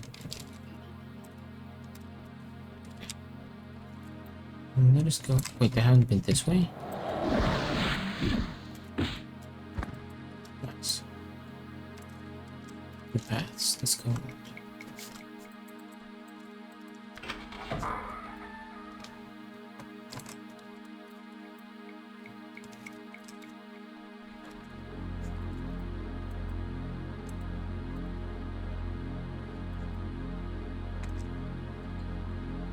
Come on.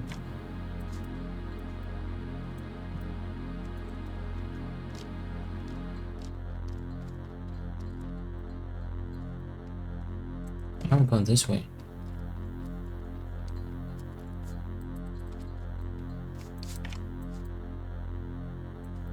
We've been down here.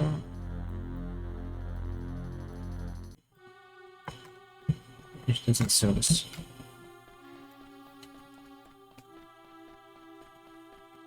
Very dark from all that running. Okay, turn back.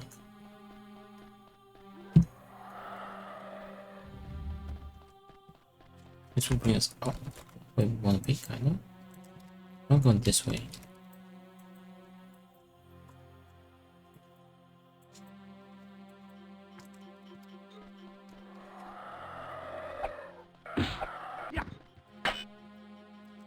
Alright, that's a dead end. Let's check it.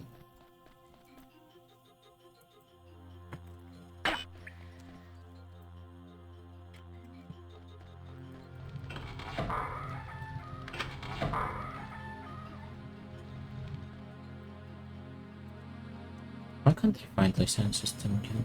What if we had to go right, not left? You see the main hall over here? It's two paths, left and right. What if we had to go right, not left? I don't.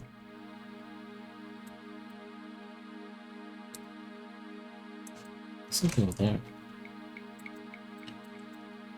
Let's finish exploring this area. Well, I think we had to go right. Oh, left. That's what we did. Yeah, I don't think this. Yeah.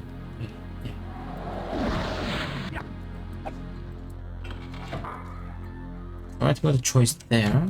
Also here.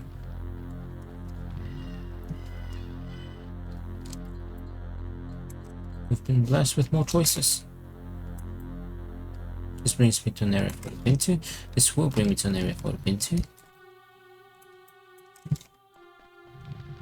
And this. Let's be right back. I think the rest of it was my status. Down. Right. This is the way. No, it's not. No, it's not. Can't find him. Where is he? Okay, there's a bunch of dead ends there. How do we get back there? It's right close. We go back up here. Then if when we come over here we go.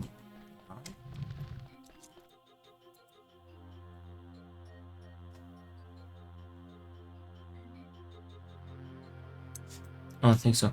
We need to be one level below.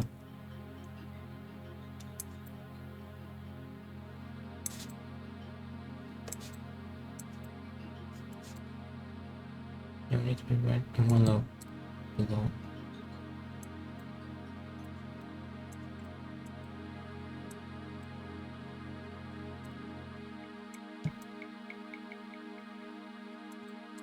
We've tried exploring this staircase. Yeah, we'll go of that because it's much closer. And if it's not there, we can go back, and if it's not there, then we'll have to come back over here. I just need to go one level down. This will do the trick. Left. To right. Right again.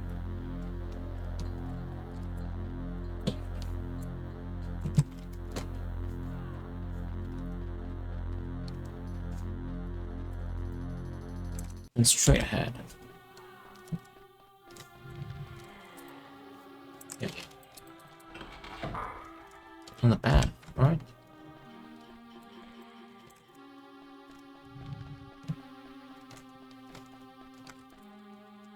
Take more exposure.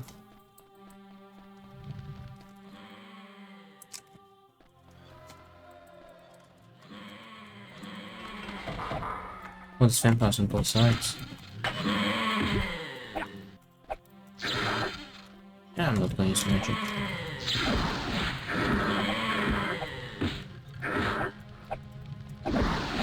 Never mind.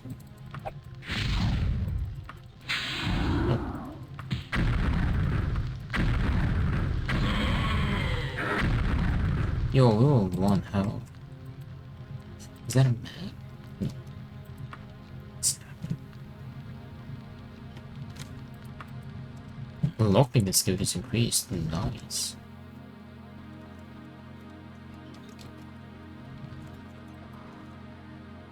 Well, on this hammer, I'm pretty sure we haven't read that. I'm just gonna straight up pick it up. I'm quite definitely sure we haven't read that, so.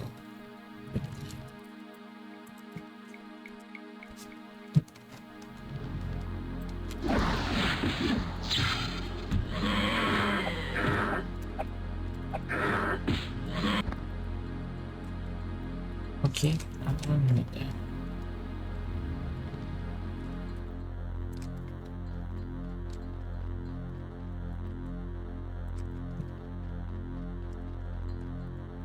The ledge. One shot.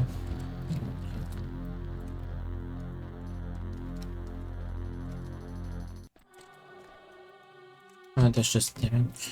Why can't I ban him this time? Like, I already found licenses to once. Why can't they do? Why can't they do so? There should be. Oh, yeah, I think it's here. I remember there's the elevator. Oh yeah, I remember this buggy elevator. It's here. We found it. Yeah, there's the doors. We found it.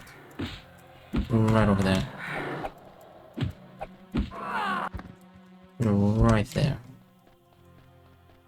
And be more doors. Yeah, these tiny rooms. I remember them. Boom. We found it.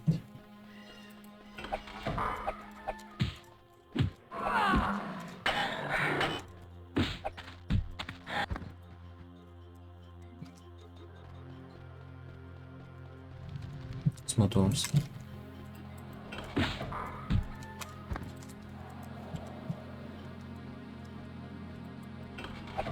Oh, you missed.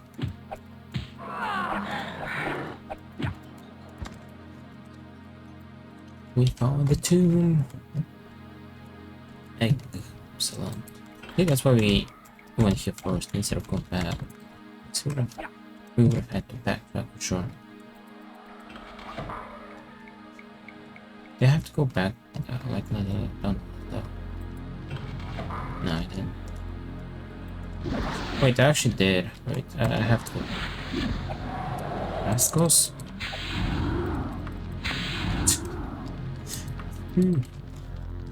That's boom.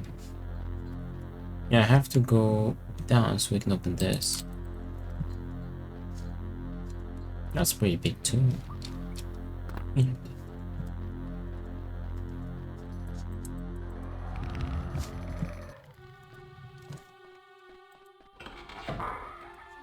Bonk. Bada bonk. It is time to do whatever we're gonna do to Lysander's J. Simpson. First, the ones I'm hearing down here are the guards.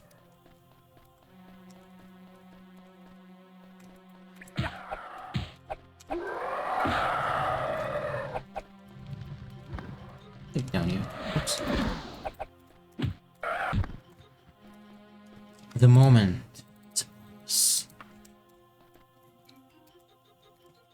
Hello, walk.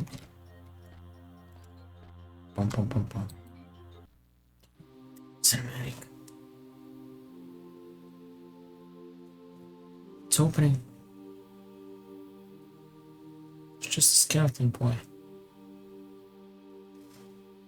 You soothe my rage. I do not seek to be placated. I seek vengeance upon he who slew me. If you would truly lay my spirit to rest, be the instrument of my vengeance against Lord Woodborn of Wayreds.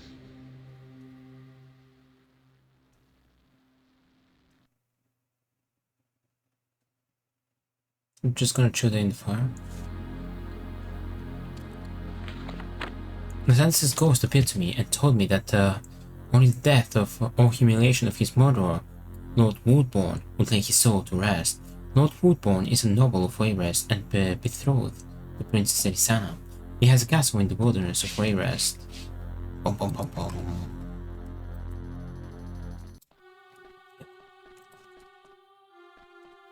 We found King Theoric.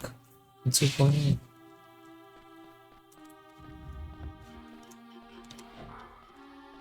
Let's fake the opening. Well, let's go read another book. Let's we just finish this, and then we're gonna go to Wayrest and find this Lord Woodborn. Alright. But first, I'm gonna go grab some more water, and then we're gonna keep going. Be right back.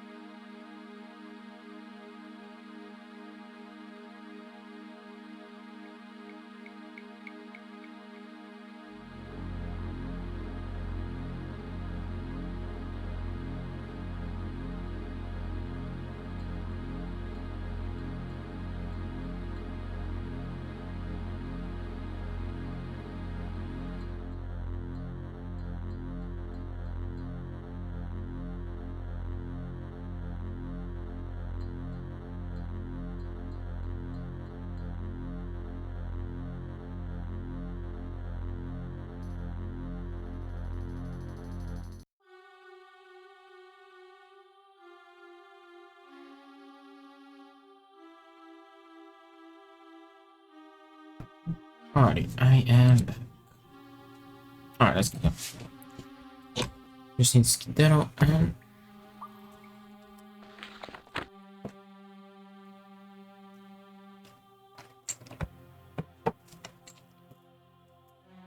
Princess Semi-Salon. We can go speak with her, probably. I'll be like, hey, where's your... Where's your dude?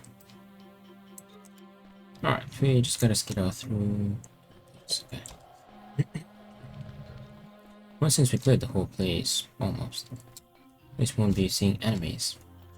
But before we go to Wayrest, let's go read part 11 from King Edward.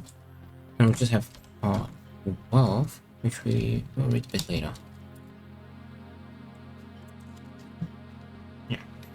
But today we should finish King Edward. I haven't gone there, so this way.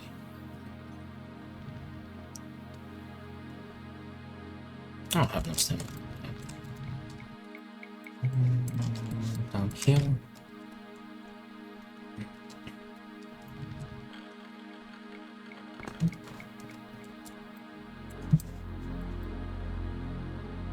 I think let's connect to anything we need where we need to go. So let's head this way.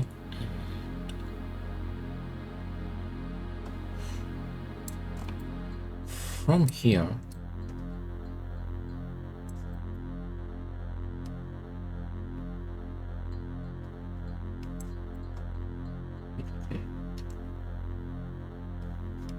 Right, first let's head up.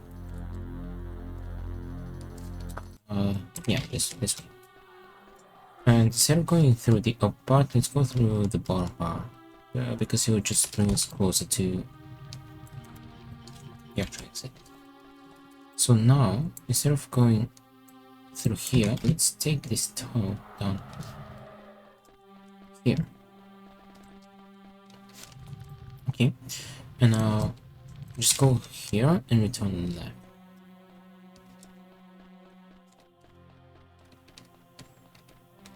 And we're here. Now we're in the bottom parts. So we can just it's kind of a noodle soup down here.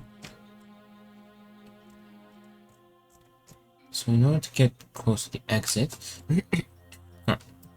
first we need to get to this area. That's the exit part, which is actually... Wait, is it really straight? No, it's not.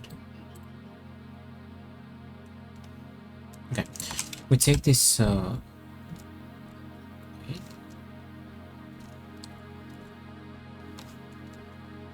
This is it. There we go. Alright, that was the easy part. Now, the next part is that we need to head up.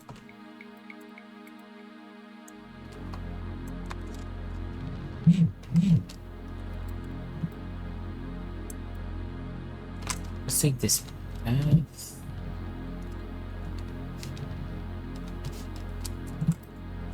I wanna go up here mainly just to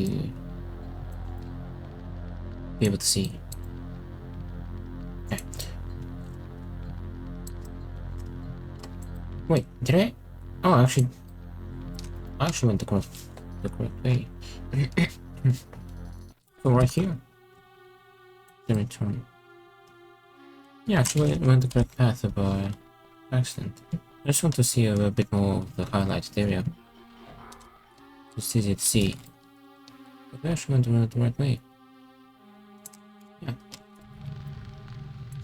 Now we take this. We take this. This. It's gonna be an enemy though. It's gonna be an enemy down here. Oh, up, bunker. I didn't have to kill, but it's okay. Let me check if there's a book. Nice. Wait. See? Only on this hammer. Although we literally just got that a bit earlier. But that was a book. And now just take this path. And me up. Up.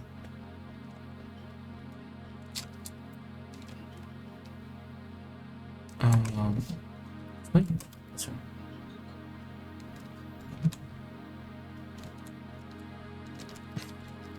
this is it. We're out. Hopefully I won't have to go back to Los Angeles, because that's quite a journey. And no offense at all. Go back. Too much for it here. Too much for track. Test work. Alright. Ooh, short base skill and it's winter. It's not. Okay, let's go read. Wait a minute. Oh, it is snowing, but there's no snow here. There's no snow on the ground. And King Edward Part 11.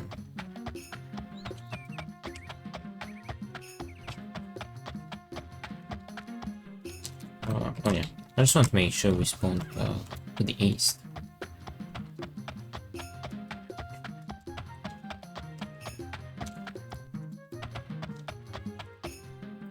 I still hate it.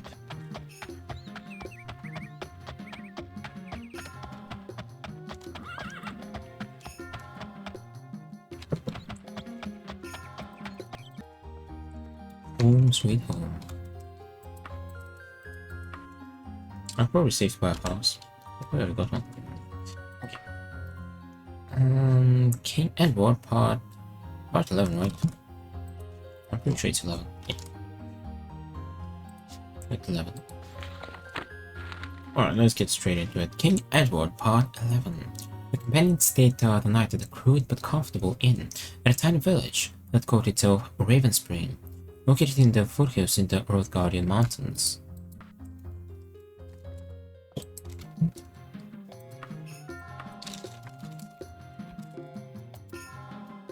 Liars. Made no such place. Filthy, filthy liars. Unbelievable. Unbelievable. Anyway. The next morning, they resumed their journey eastward, moving through rolling hills towards the Skyrim and Hammerfell borders, and camping the next 2 nights under clear early summer skies. When they resumed traveling the third morning, Moralian told everyone to watch the slopes north of the road for a notch opening to a high meadow that faced to the southeast. Shortly afterward, everyone spotted it almost simultaneously when the group completed the bend around the rocky outcrop. Silken Beach went ahead to scout a good route and to look for a campsite for the evening ahead. By dusk, they had covered most of the distance to the meadow, but still faced some stiff climbing the next morning. They agreed that it was time to camp once again, but happily, a lunchtime picnic seemed very likely the next day. By midday the next day, which was Loreda's, the 5th of mid-year, the companions were sprawled across a grassy slope within the dragon village, having been joined by Akatosh and the one other dragon. The second dragon was smaller than Akatosh. It seemed to be a female, although characteristically, Akatosh had just introduced the dragon as Dehds, with no further explanation being forthcoming. The two dragons politely chatted with the humanoids as they enjoyed their repast. Though Dehds flew off afterwards to arc gracefully above and then swooped down upon a steer in a grassy field some distance away. Akatosh had been watching Edward's reaction to this and asked, "Why did you flinch, Edward?" Dehds had not eaten recently and really behaved no differently than you just have. Edward replied with a small smile. "I don't think that our meal was quite that violent in nature." Akatosh returned the smile, but then responded, "A good reminder then, that we are only similar, rather than the same." Edward paused, squinting into the mid-afternoon sun, and then turned to the golden dragon. "Akatosh, why did you choose this spot for your village?"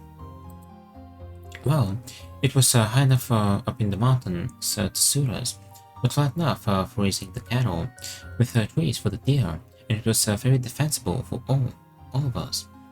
There's plenty of room for the humans to build their ranches and farms, and the elves are quite comfortable in the dense trees along the cliff edges.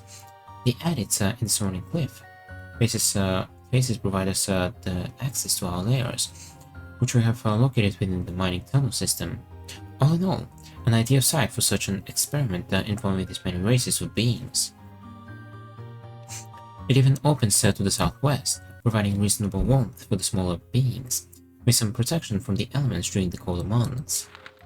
Albert responded, "It is difficult for me to get used to the notion of a village without some central concentration of buildings, but perhaps these will be developed in the future. At least, a few buildings for meetings and socializing. And I suppose that there are also some beautiful sunsets to be seen." The dragon smiled again, but replied, "Quite so, but I'm the only one of the dragon kind that show any interest, and that was not a legitimate consideration when we chose this side." Then wistfully, "I wish that I could resemble the words to describe some of them. I have attempted this many times, but the results are just not very admirable."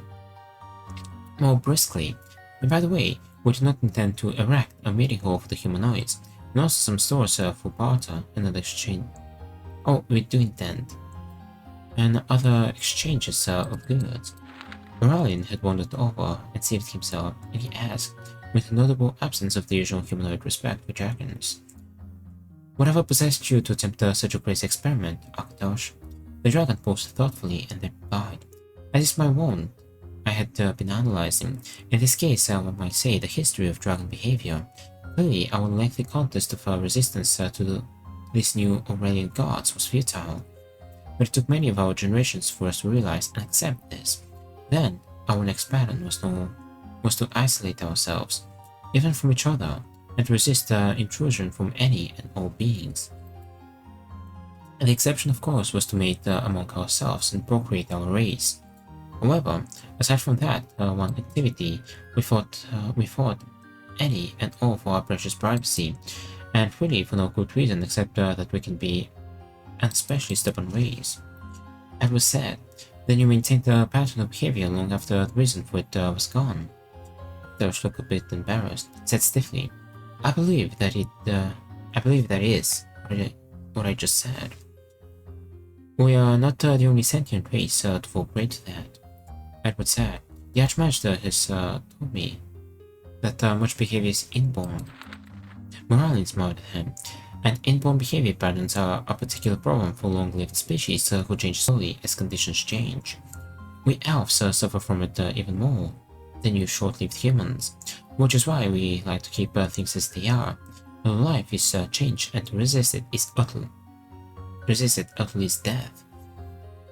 Dragons live far, far longer than even elves, and in consequence breed even more slowly. Still, who can say what alterations being born into a social setting may produce, for good or ill, in dragon behavior?" Alivia had by this time joined the conversation and observed that the Dehds must have been long pleased with dragon behavior. Actors responded, "Perhaps so, but I approach our queen with this suggestion more so because it seemed clear to me that as a race we had fallen into stasis, and we needed to break the show in order to invigorate ourselves. She didn't quite agree with me, but perhaps because of my reputation, she told me to go ahead and make this attempt." By this point, all of the companions were sitting within hearing range, and Matt asked, "Did she have to get your queen's permission? And have there been many difficulties among the various races?" "Permission is not quite accurate in this case, Matt. Being the beings that we are, it was more so that I was obliged to tell her of this, so that she would have the information. For example, other dragons regularly come to me with potential military intelligence, following the same philosophy of preparedness." Matt grinned and said, "I mean, just in case, right? But what about these elves and humans?" Our humanoid lord and lady who set the most remarkable example of tolerance and respect for different shapes and customs. I owe a debt of gratitude to Morlin for the loan of his smiths and miners who have been most generous in sharing their knowledge and skills with the Bretons, that my young friend Edward and I have persuaded to attempt the settlement here.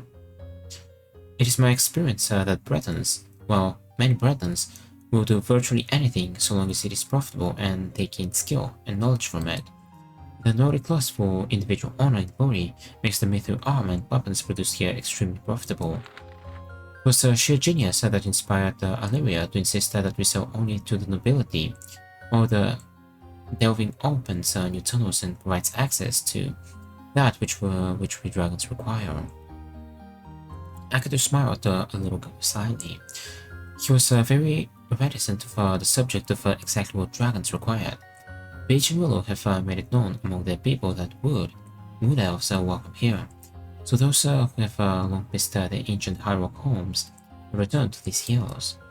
Fortunate for me that I am now a duke, and thus qualified to wear and carry mithril. If only I could afford more than a piece of wood too. But for the cost I might retire, Matt said. If you retire, you would not require the mithril, Marlene pointed out. And what of my son and daughter? Thinkst thou I will beg from thee for them? Matt said indignantly. My niece and Wind may not be what once they were, I grant you. In fact, I'm somewhat tempted to remain up here. Now up here, yet I can still swing my axe with any. Mytha grinned delightedly. Noughts can't count. It's why they seek honor and glory, not profit. Honor and glory are amenable to enumeration, which much past what we can tally on the fingers. Matt, if thou art by 39, thou wert the largest 10-year-old humanoid I ever met or hoped to meet. But what? Then are these benefits to those who need a delf nor smith? Matt persisted, ignoring his old friend. I would think that many would be terrified to live so close to such formidable beings. Matt spoke the last of this with a slight grin. Well, on the other hand, the presence of the formidable beings means that they are certainly well protected, and this area is surprisingly fertile, so the crops seem to be growing well. And although they provide the meat for us, we allocate 1/5 of each herd to them for their own consumption. We've also been finding out what I have long suspected, that the three sets of our races, when combined, fight much more effectively than the sum of which when considered in isolation. That is, each race covers or cancels weaknesses of the others. At least it is certainly true that the local goblin population has been drastically reduced in a very short period of time. Aye, Edward responded, so Marlene provided in a mat who hoped to meet. But what then are these benefits to those who need a delf nor smith? Well, it's repeating. Aye, Edward responded, so Marlene proved in Morrowind. With a bit of help from his friends, Marlene acknowledged. I reap the praise, but in truth, I'm a little more than the standard they wave, and at times I feel more like the target they set up. A wave of laughter greeted this remark. Edward persisted. With you and the others up here, Josh, I feel my borders are well guarded, but Skyrim might feel the urge to move its borders west again. Alira asked, was it easy to convince the other dragons to move to here? Actually, the most difficult part of that was moving our hordes to our new lairs, Aktosh responded with a lazy smile. Although, once it was known that we had no use for the metals, gems and jewelry that we accumulate, everything went much more smoothly. But then, more seriously, essentially, I had to approach each dragon personally and convince them that this idea had merit. Again, once I had persuaded a couple of our especially independent specimens, things went much more smoothly. However, there are only 9 of us living in this area, and there's really only room for 2 or 3 more of us. We shall have to see what develops hereafter. Olivia now observed. I think that now the gods and goddesses might look very favorably indeed on our dragon behavior. That may be so, Olivia. But again, that was not really why this was done. Besides, they still remember and resent our long opposition to them. Beecher asked that deferentially. But what is the name of this village? Akito sighed, and then responded, I fear that we shall never reach a decision. Since each race has set pins in that regard. Perhaps once the initial building phase is completed, we will to be more contemplative about such matters. Beach replied, that just doesn't seem right. Everywhere should have a name. shouldn't it? Willow chuckled and then said, "Perhaps this is so, but who knows how dragons think, and I'm sure that the humans and elves will squabble over the style of the name, besides the specifics of it."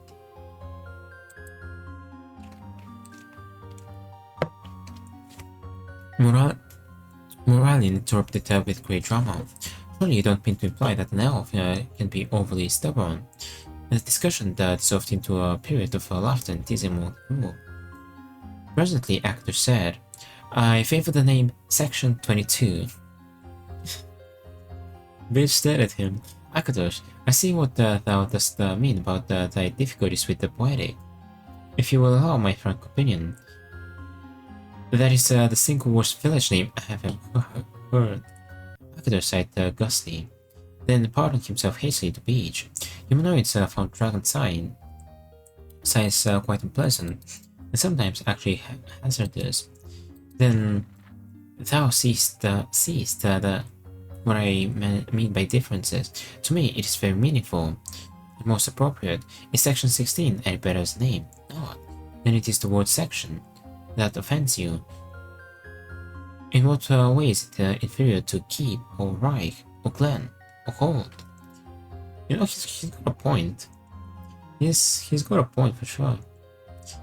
Edward said, "But Akdosh, a name should make some sense, and these humans think so. You should have 21 other sections first if you're going to name this place 22. "Really?" Akdosh said. "Why is that? Are not all numbers equally valid?"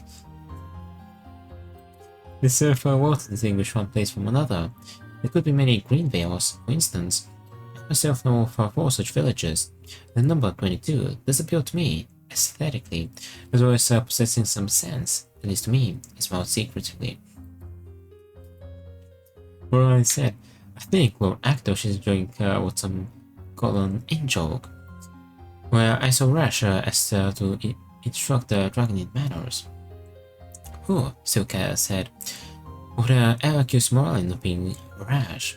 A bit later, Edward asked Akdosh, "Do you think that we could play a game or two for a battle? I brought the board and playing pieces with me." Morlin interrupted, "I'm afraid that Akdosh and I must discuss some matters this evening. You need only lose against again anyway." He added with a fond smile. Edward replied, "But I can beat everyone else. Akdosh, will I ever win a game with you?" "No, Edward, you won't." And Akdosh was slightly bemused by Edward's startled expression, and then the hearty laugh and quickly folded. "That wasn't very diplomatic of you, Akdosh. Why would I ever win? Because I have been playing for much longer than you have, Edward. As long as I continue to play, you will not be able to catch up to me. Besides, this game is what I am starting to think of as a bounded problem. That sort is more easily dealt with." "What do you mean by a bounded problem?" Akdosh asked Matt. "That is a problem that has a countable number of possible actions and results. There are only 81 squares on the board, and each side has equally 27 playing pieces. Each piece moves in a specific way, and so on. But the game is like a real battle, isn't it?" asked Sahas. "No, it's very good practice for learning, and for thinking about how to execute battle. But my elven archers never become tired of or demoralized, and my master mage always does what I want. Such things seldom happen in real battle." Morlin nodded in agreement and asked with mock slyness, "Then what is an example of an unbounded problem?" "Certainly a real battle, but also, to me, a poem is an unbounded problem." "But any poem can be analyzed, Akdosh," Aliera said shindingly. "Of course, but only after it is written. I'm unable to define or bound the act of writing it, though. That is, the act of creating it. If I start to write a poem, there are so many possibilities, and then Riley... Wait, I'll hydrate in a second, G. I never get beyond the first line, because I start imagining all the things that I could put into the beginning and... I'm gonna try out some of this reading, my dude. Oof. I kinda am. And welcome back, Jay. How you doing?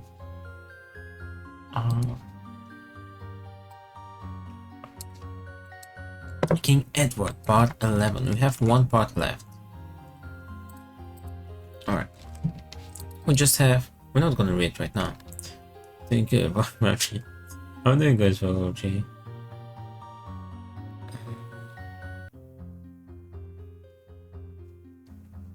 Wait, can you add well? We're not gonna read right now. Here's your NPC. How dare you? NPC. Hehe. You rascal.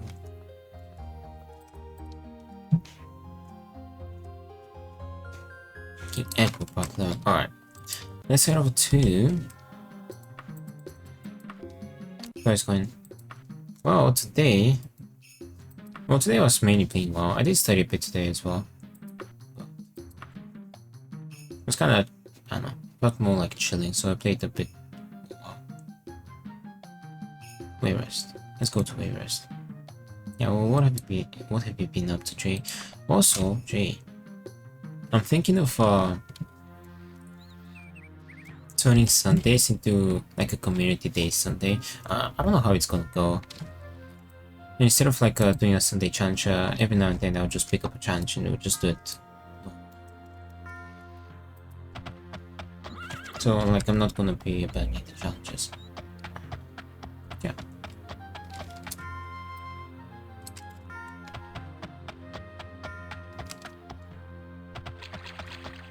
If you'd like to join, yeah.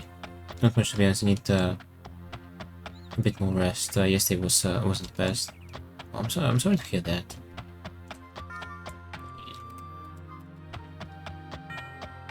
Yeah, you can talk about it if you want. Also, this been my today since the last one was nice. I don't know how it would go. I did try that. I did try something similar a few, I don't know, like 2 years ago maybe. But it didn't really go well, so I don't know, kind of scrapped it. Used to be Friday before that.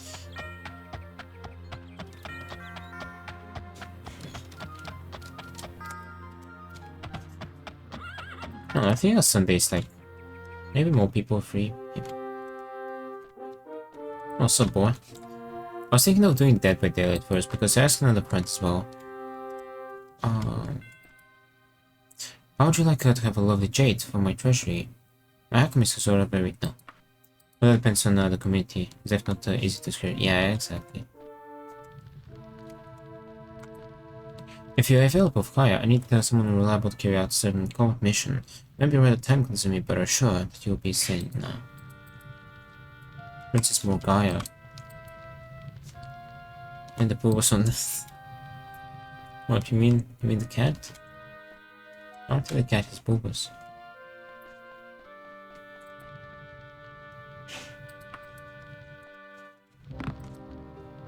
What are we looking for? Do not the cat! Do not the cat. Do not poopy poopy. Wait, how did that go? Poopy. Poopy, poopy, poopy. Something like that. Not Poopy the cat. Lord Woodbourne. Isabel of Wayrest. Betrothed. Princess Elisana. Who is Princess Elisana? He has a castle in the wilderness of Wayrest.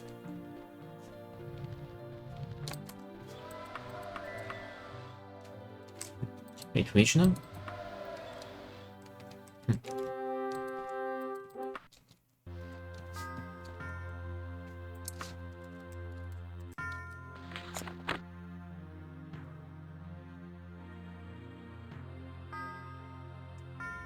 Lord Woodbourne.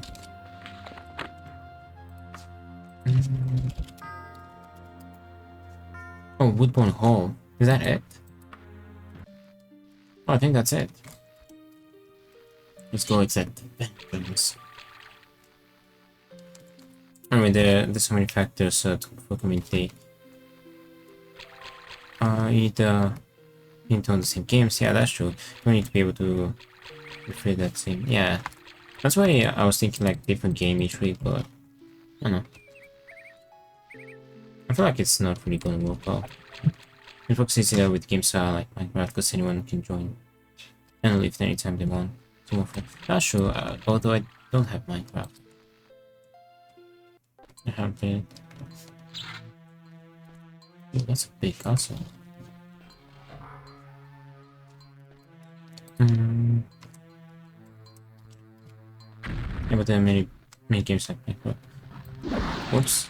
Yo, you can't do that. I was thinking about, I don't know, doing the DBT at first.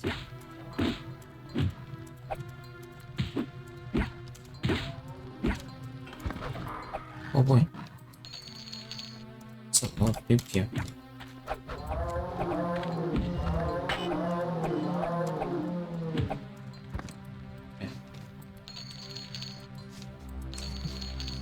Yeah. There's sort of like free games like Overwatch. Maybe Overwatch is not free, I guess.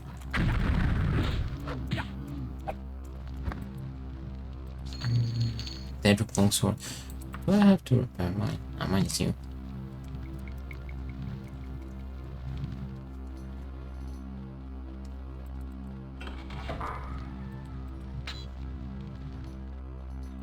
I don't remember. I think back when I tried it, I think I did try Smite. Yeah. Oh, look at that. I'm gonna need people for that.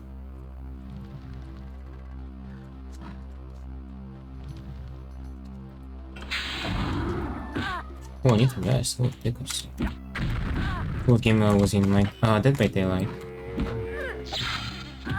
Pity. Dead with Daggerfall. How's this sword? It's not used, it's fine. Right, I heard good things. Oh. Ow. Wait. Please don't die.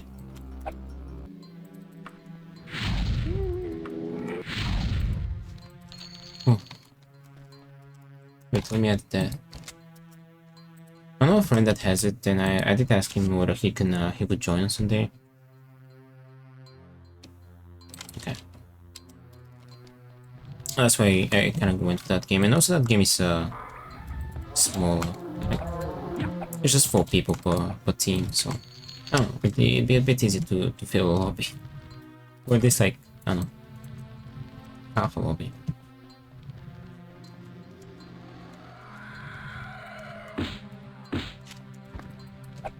But I could try and spot it and see how it's supposed to happen.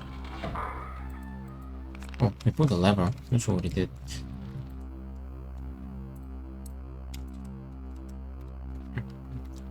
Yeah, the next challenge, by the way, is gonna be a Fallout one. Although, if I'm gonna do a Sunday commute. Oh,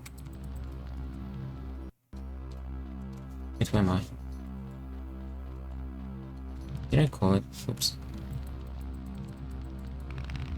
Oh, meh. What do you mean, meh? You've been asking it. You've been asking for it.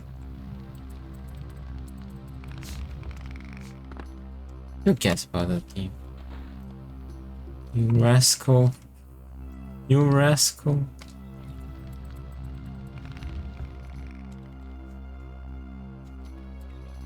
One minute. Oh, I was meant to go down here. Oops, I forgot.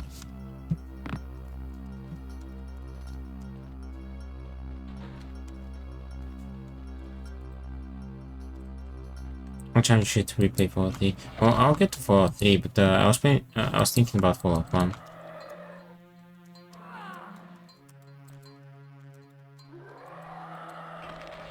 Oh, that. What opened it? I cannot watch that. Why haven't you played? Wait, I'm spoiled. So when are you gonna play Fallout 1?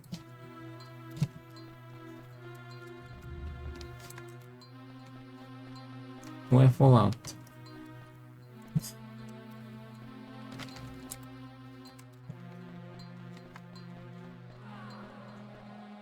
And when I have so many games planned, yeah, same. Well, not planned, but I guess on the docket. Oh no, I've dropped myself.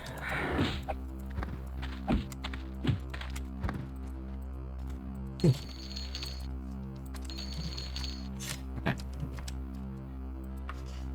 I'll probably finish, oh, let's go. Whatchamacallit? Daggerfall soon. There's just a short piece of video. True. See? That's because I'm not wearing pants.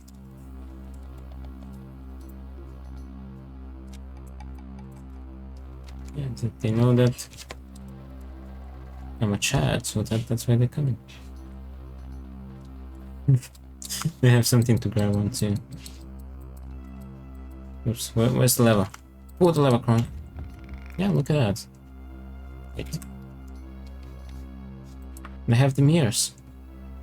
Wood over mirrors. Ooh, Wardo. Alright, let's do it. I already have it open, by the way, because someone requested it earlier. I gotta see what it is. What this is. Alright, I already have it open. No, I haven't had a Wardo team in a long time, and now today we had 2. Alright.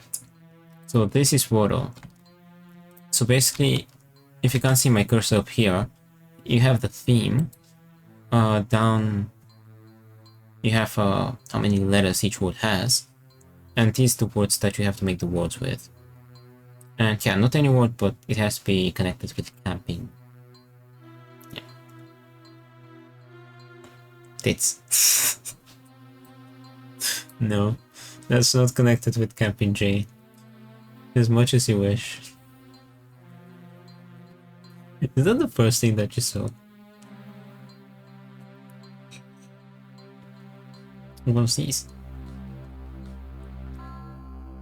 Of course. I'm gonna sneeze. Over. But yeah, 2 words about camping. Camping.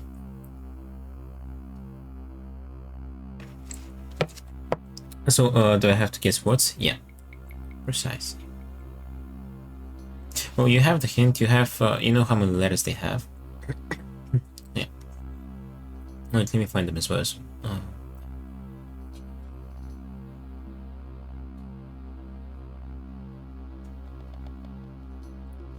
What if I don't speak English? You're doing it right now. You're speaking English right now. Oh, I believe in you. Oh, yeah.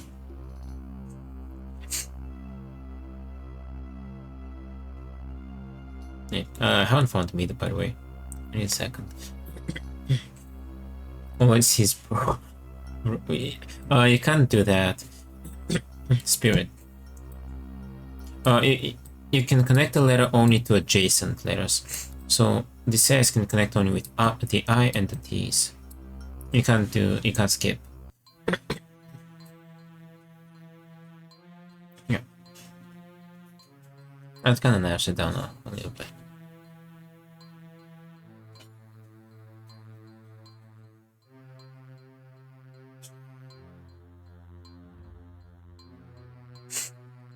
You know the answer? Actually, not yet. I usually go for them, like, try to find them ahead. But wait, give me a sec. I mean, I usually don't tell the answer if I know it.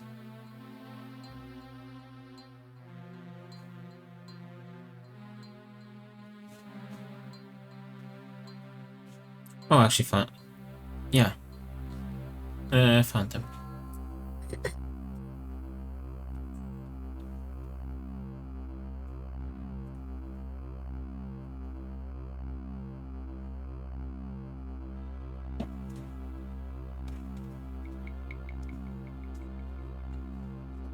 Yeah, keep in mind it's like a camping theme. I'll kind of give you like a general direction. Boots, yeah. One more. Trip, well done. Alright. That is Wordle. They do get a bit harder. Right now they're kinda easy. Yeah, you got it. Right now they're kinda easy, but later levels do get tougher. Awards. Now you get up here. Oh! Let's see, I have 90 key points. Wait, you can't do that. You rascal. Wait, you have a lot of points.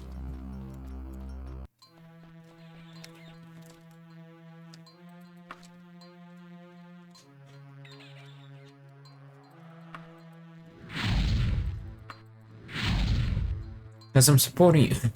Wait a minute. What do you mean unlike me? Let me tell you how many points I have.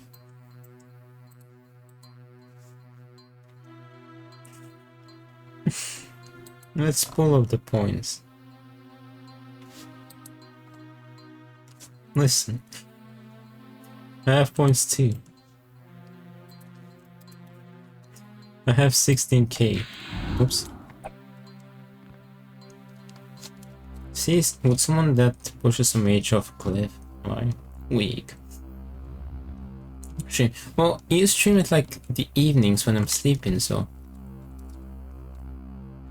I at least log well before I've gone to bed. Well, wake up. Well, you should just go to a different time zone. Leave the PC on. My bed is right there. It's gonna like shine right in my eyes. Yeah, like the solution is that you can just move to a different time zone, say New Zealand, and you can stream it in the evenings then, and I'll be able to watch. Yeah, that's the perfect time. It's flawless. You have like 1 hour. Yeah, but I go to bed at like, well, technically right now during the summer I go to bed at 10. I mean, like far away. Yeah, so because if you're far away, then when you stream in the evenings, it won't be an evening for me. I would if I could. Same. Same. Cannonball. Yeah.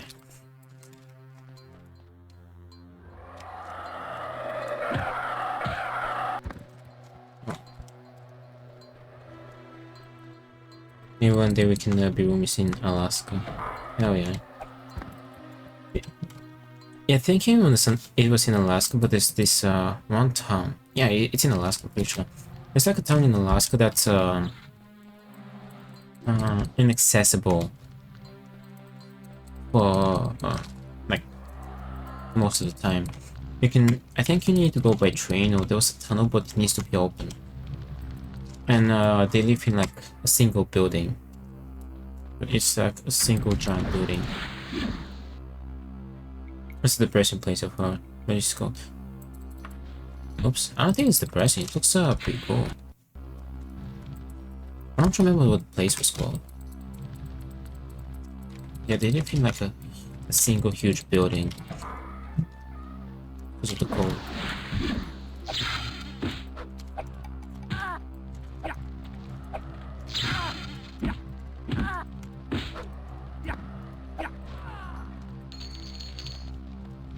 You probably won't be able to get like lots of supplies there. Like if you want to build a PC, you'd probably have a hard time with that. It does look like a really nice place. Also, I'm not sure how the internet connection is. Wait, just died. Sounds like belong down. B? Maybe it's just the dark. No, that's in Canada. Wait, the long dark happens in Canada? This makes sense, like it's never thought. Oh, that's it. That's interesting. I never thought of it as like a real life game. I don't know, I always thought it's a fantasy game. I don't know. It kinda gave me such vibes.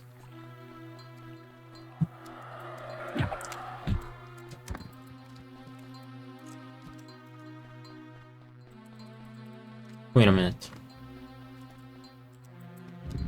I know your tricks already. Yeah, what you meant? No, I don't even have the game, but I've seen it. Yeah. I've kinda seen it.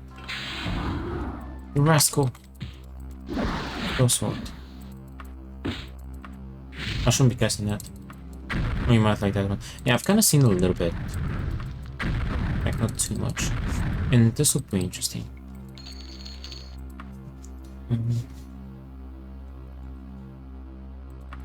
Wake up.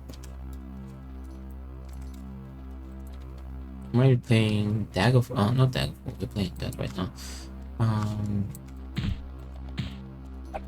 Bioshock pretty soon. Wait a minute. You tell me it's not here? Woodbourne. We are in Woodbourne, right? We were saying that the past weeks. Well, I said it's gonna come after. Oops. Daggerfall. I'm almost done with the game. I'm definitely not gonna finish it today. Let's do this game with the same walls. Well, the poor people, they couldn't afford more walls. You also said that too. Look, I have a handful of books left, right? Alright, 1, 2, 3, 4. Alright, let's call it 15 books left, kinda. Guess almost 2 weeks ago. Well, I am almost done. Like, I've done all the side contests. Oops. Making progress with the main quest line.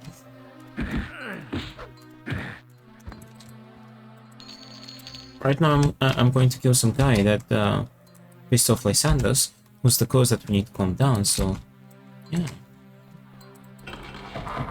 Oh, hello there. I'm exacting revenge. And when we've exacted revenge, I'll be one step closer to making sure that... Where's the water there? That Lysanders' ghost is happy, so that he stops terrorizing Daggerfall. And if he stops terrorizing Daggerfall, then we beat him the game. Yeah. Precisely.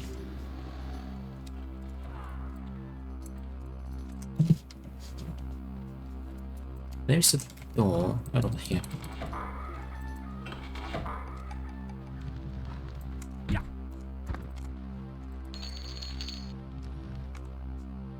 Wait, just died.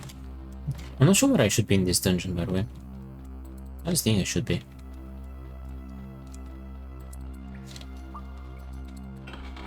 Yeah. If I jump there, I might need to get out.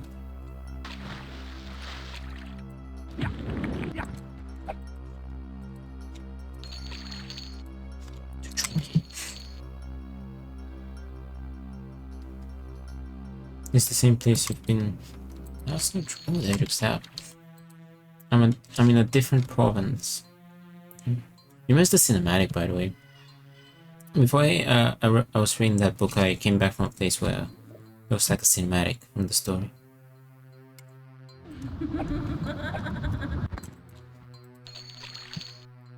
Oh, I bought a ship, by the way. Yeah, I bought a ship today.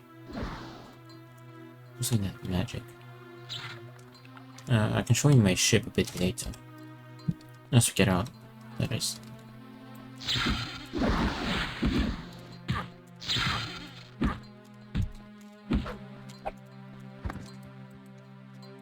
Nice.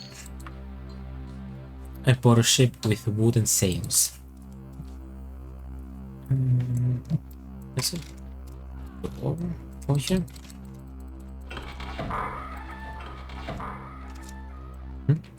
What's it do there as well?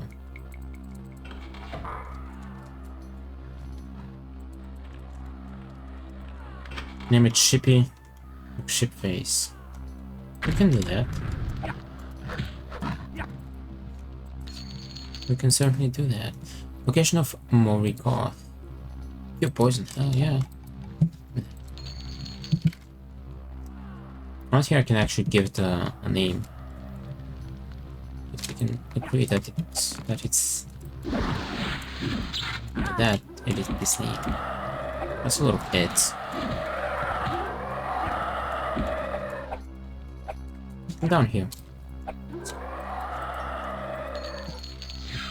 Oh, down here.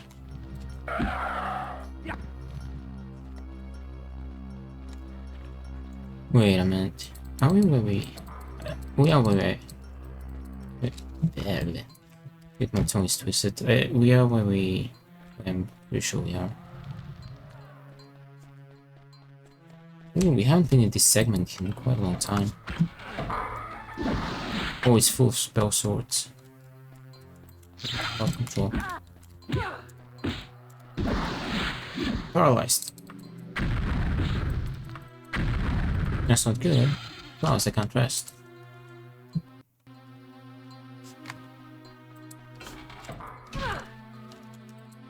I can actually just unlock those one by one and kill them. Damn it.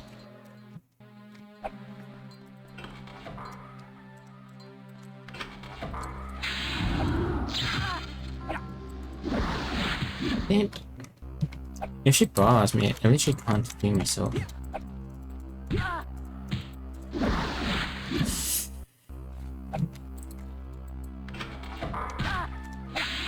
Stop it.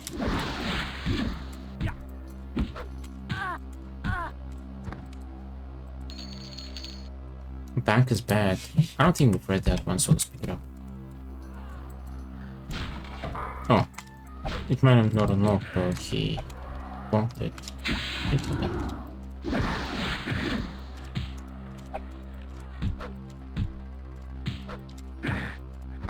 Boom. A small statue. Awesome.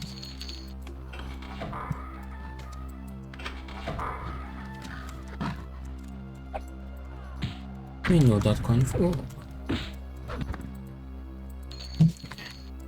There's enemies nearby. Whoops.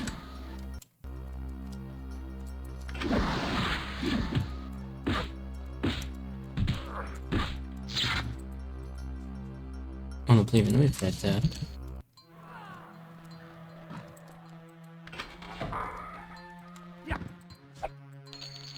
Map. Castle Coppersley.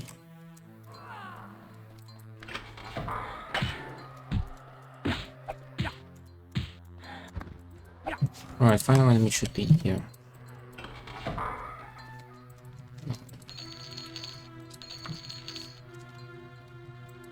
What do you mean this enemy's nearby?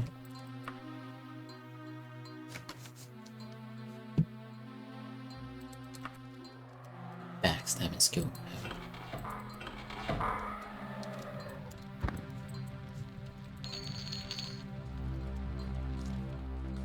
Okay, Loki, I genuinely feel like we will finish the game this week.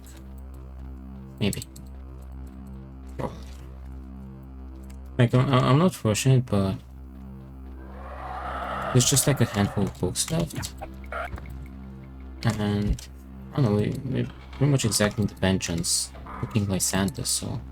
Right. Now, I actually mean it because we're in the quest for Lysander's. So I probably won't have that many quests left. I can't rest afterwards, can I? Oh, I can. What game are you gonna play next, by the way, Jay?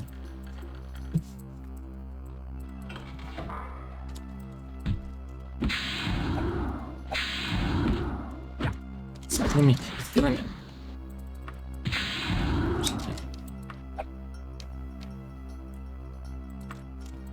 Sorry, didn't catch that. What game are you gonna play next? So you've been playing The Forest. You've been playing like multiplayer games.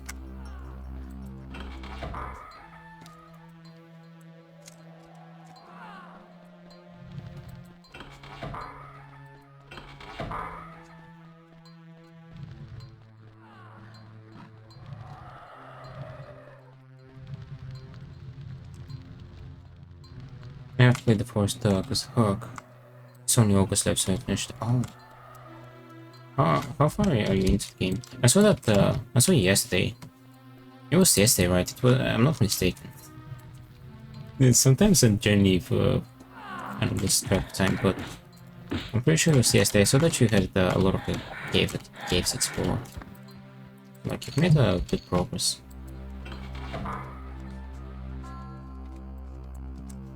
Two caves left, I think. Oh yeah, you're pretty close.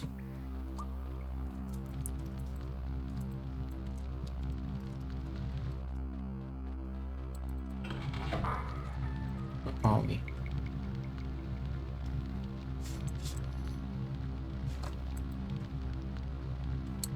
So might finish it next time. Wow, see. You're zooming. Did you beat the slide?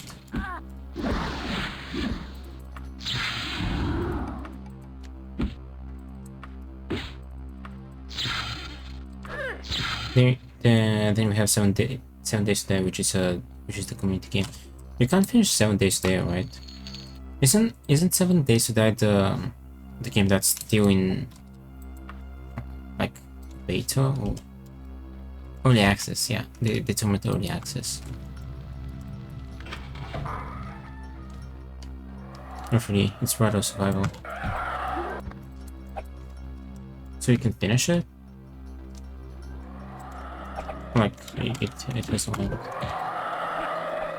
In early access at last 10 years. So yeah, that's the game I was thinking about. I remember watching someone a couple years back that used to play that game a bunch. Alright, this is what we have to open.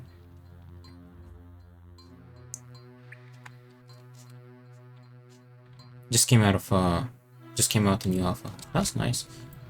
So are they planning to like release a whole game out of it, like the forest?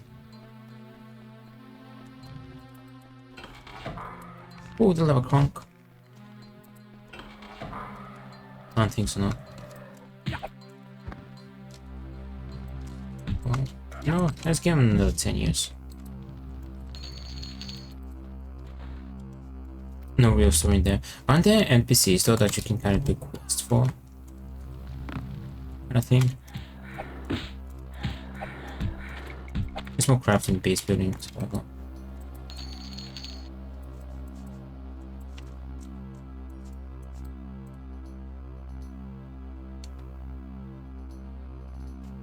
Alright, let's keep going. Yeah, but also like I feel like rewards. Well, yeah, all quests give you rewards. I think of those like random side quests. No, sorry. That's fair.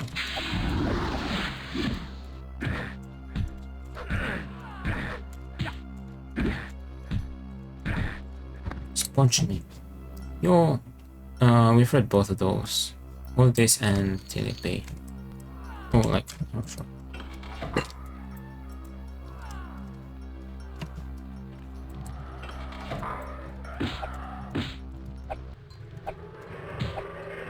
It's really cool if it had like a way to beat it. It's fun, especially with people. Yeah, that's what matters as well. No, because you can technically beat Minecraft as well, even though like that's not the main part of the game. The main point was like it's like build, but you can still finish it for me.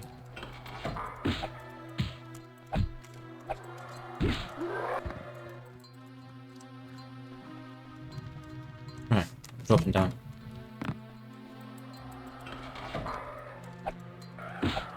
There it is.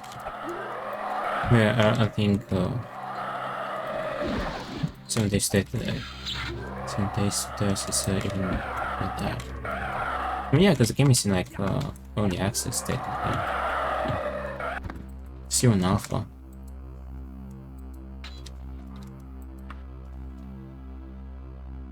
Holy man. When you prepare for every 7th day against the detectable, but it's getting harder and harder. Well, you know, just go out there and kill every single zombie. That's how you beat the game. You try to live as long as you can.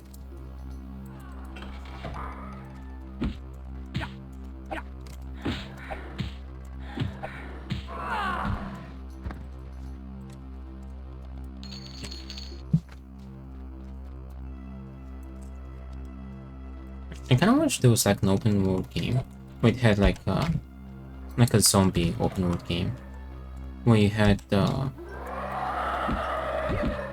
like more dynamic like zombie population. Stream of on the sounds a bit. Oh yeah, I know what you mean. I've seen some gameplay of it. Oh, it was some time ago, but it's pretty fun. I was skeptical at first, to be honest. Why? I want zombies. Okay. Where are we at? Where's great?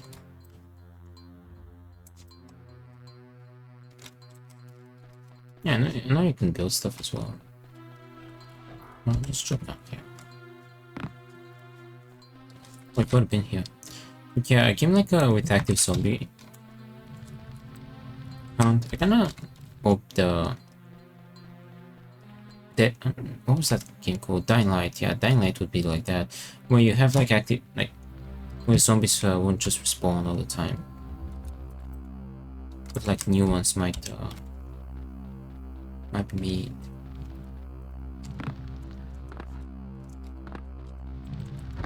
Oh, she's not here. Every bullets can't buy them. So this is not where we have to go.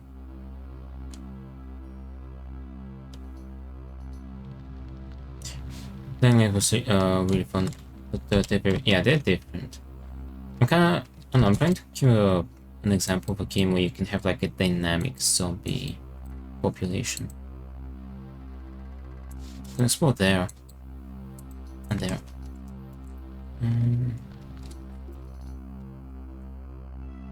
No, when I was like probably a teen, maybe Daisy. I don't know. I've definitely heard of Daisy, but I'm not really sure what it's about. How did I get there? No, when I was like a teen, when I was younger, and I was watching The Walking Dead.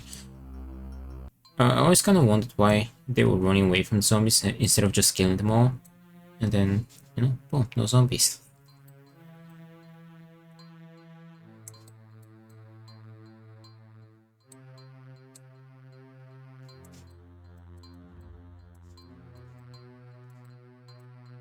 Down there, yeah.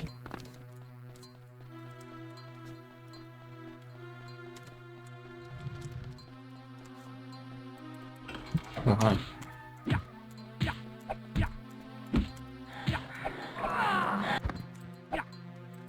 Wait, I'm full. I'm full. Oh, going over here. Whoops. Last time there was the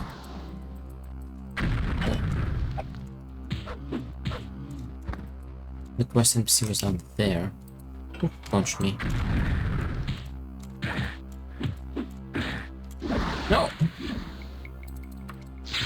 What is it? Oh, can I rest? Oh.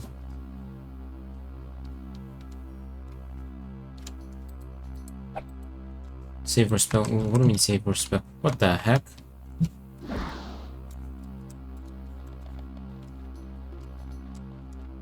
What's going on? Wait, is that a map? Somebody's throwing balls at me. Out of listen.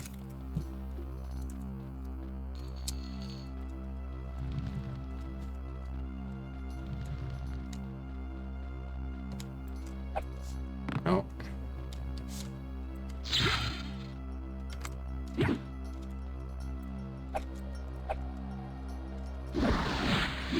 Wait, I'm crowd controlled. You rascal.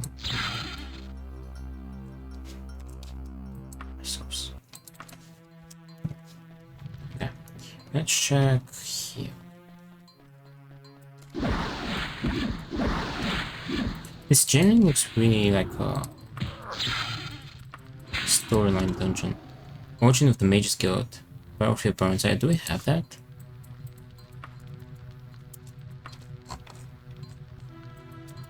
Alright, let's pick it up. Oh. Can't move.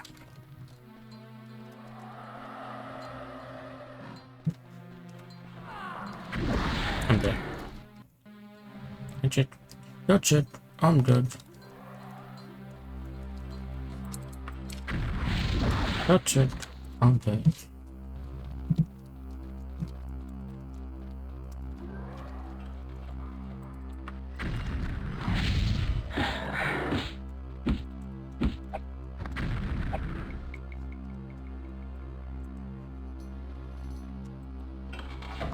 That's a dead end.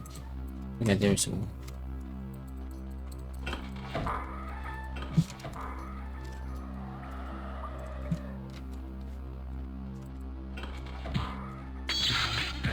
Backstab. King Edward will for that long time. Long time. Come back.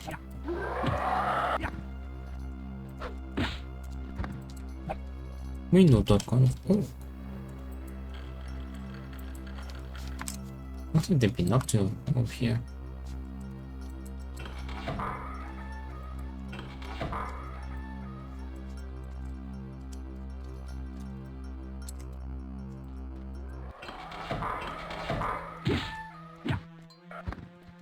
Alright. There's a spot over there. This might be connected. Alright, let's go. Let's head up here. Yeah, see, this is connected. But this is not. Let's go. We've technically been here over here before. Should we keep exploring it? There's so many mages that can crowd controls here.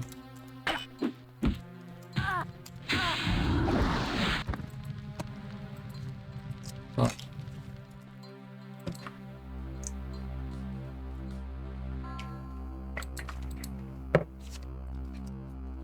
You wake up. Never wake up again.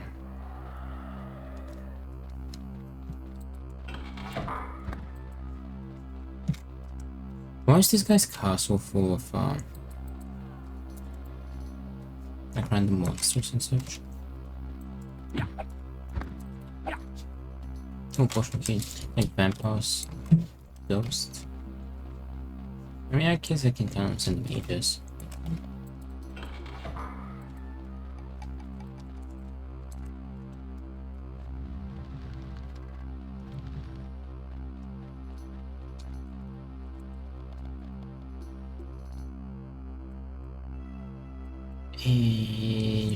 We should go back. Back where though? Alright, the mole's back here. Wait.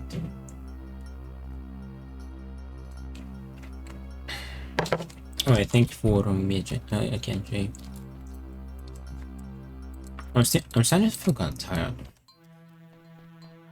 Like physically tired. Maybe I didn't sleep enough today.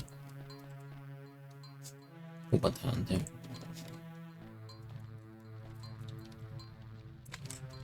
This is where I'm sure. Oh, weather has been pretty good today. It's been like pretty cloudy. Hasn't been hot. Let's explore this part as well. Wait, I didn't pull the level. Why is it going up?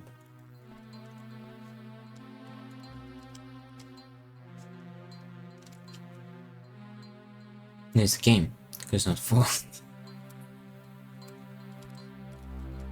Maybe, maybe not. We may never know.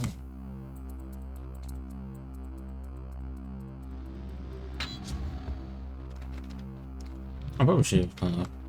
Right, but I got a bounce actually. Alright, Jay, I appreciate you so by hanging out. And yeah, it was nice chatting with you. And have a good one. And take care, and I'll see you. Catch you next time. Enjoy the game. I will. Yeah, thank you. Thanks for stopping by. Enjoy the luck.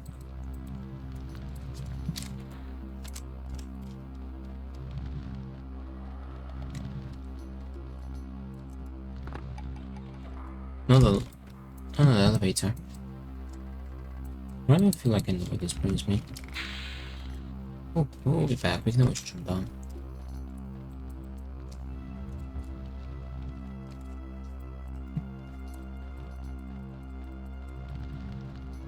This lock is an insult to your abilities. Oh, the lava cronk. What did it do?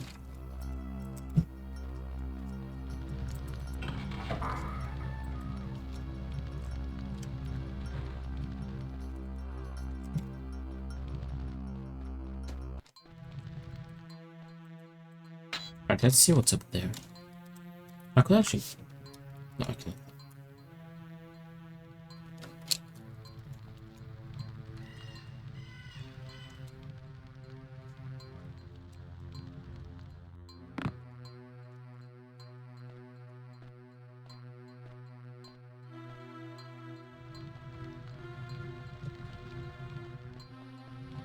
Alright, what's over here?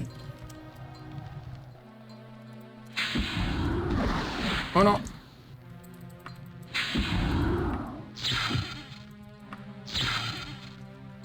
Dedrick Broadsword.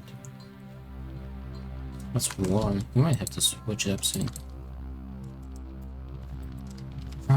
It's open. Wait, both are open, so where's the other one?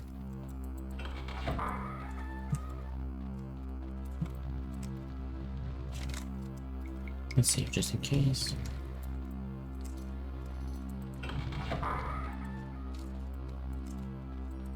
Just this door over here as well.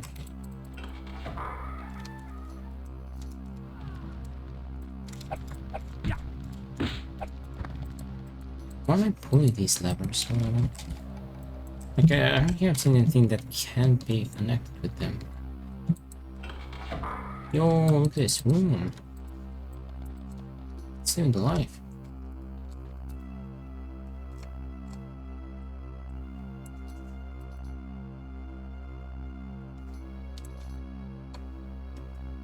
Yo, I have no idea what these levers might be connected with. Like for you, I have. Yeah.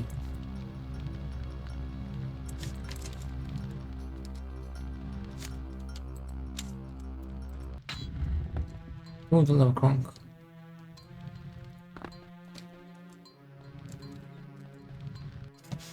I'm fine. Right. Successful backstab. Oh, this just. Why still the apple to this area? We always touch these. There's okay, nothing here.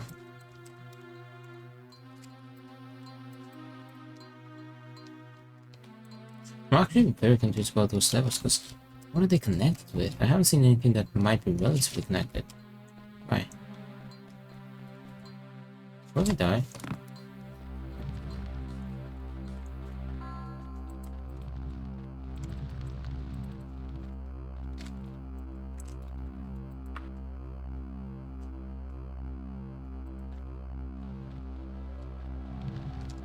So what are we doing?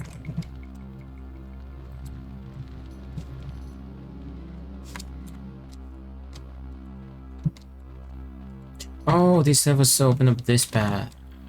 Oh, I got you, I got you. So it needs to be some over here. Okay. That's what the levels did. So I didn't have to use my cloak. To be fair, but it's fine. Oh, let's go. Let's try to find an area that we haven't been to.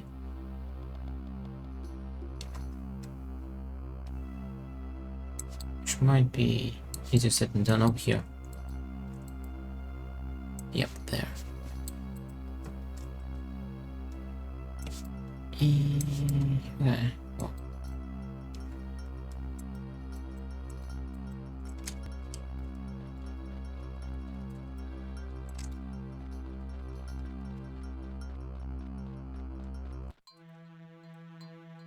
We haven't been this way either. Yeah, this was always open.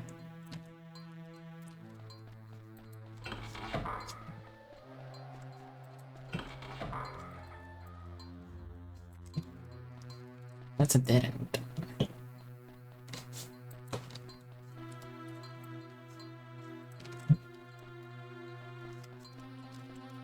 Where should we go?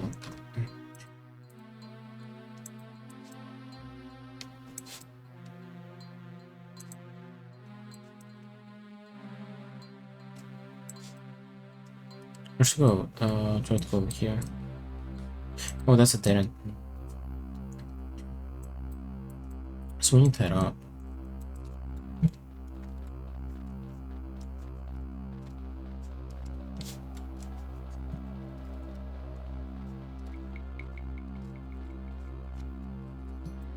Wrong. Oh. Whoopsie.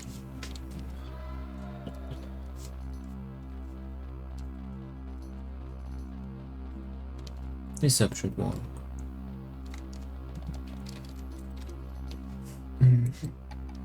Alright, just go.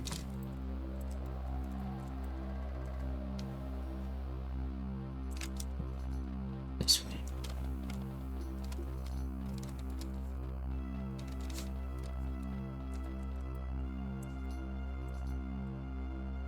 No, that's the way back.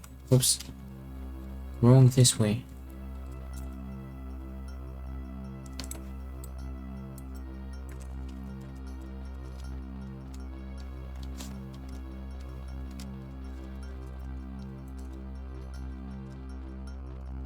Okay, we're here. From here.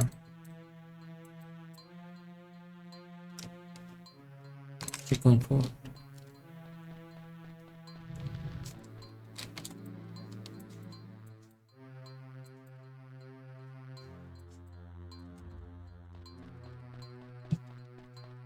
Not another area like this.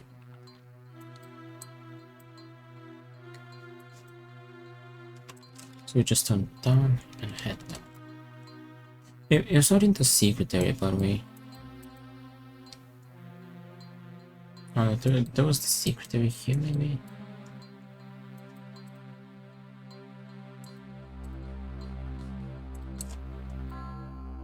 Yeah, it's not there.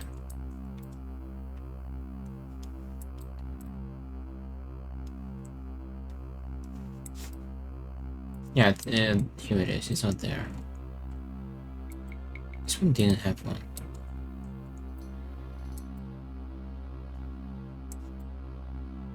Let's go up there again though. Because I see something. Let me actually double, triple check. We're looking for that lord. Lord Woodborn. Death or humiliation.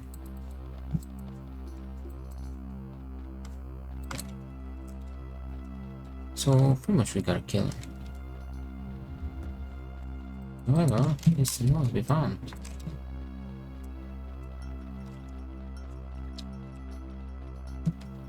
I haven't been this way, so. Oh, perfect. That's not all on the path.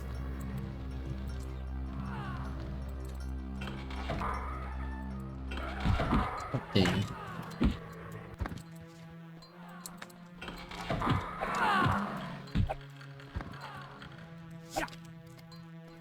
Hopefully he's someone you find. Oh, that's plant. Let's go plant. That's not very big of me.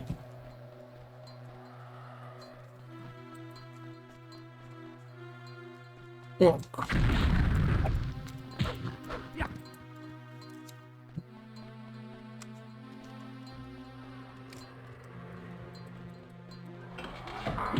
Next up.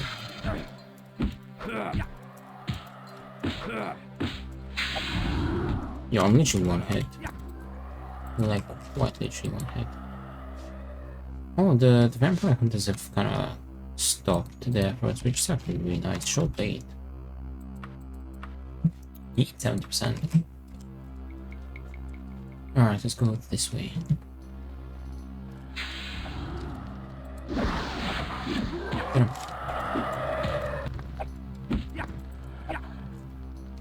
Smarter.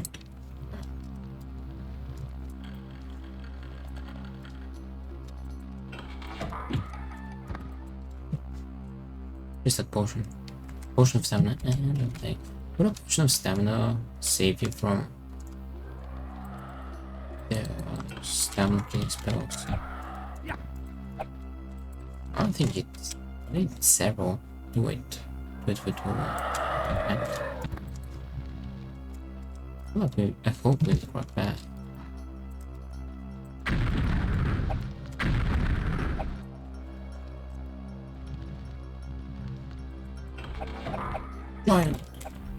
I suppose that's him. Dead Reclaimer.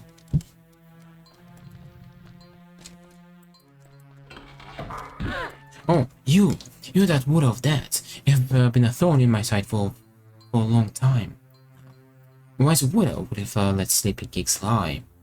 Kings. Right. Especially when they have gone to such great lengths to kill them.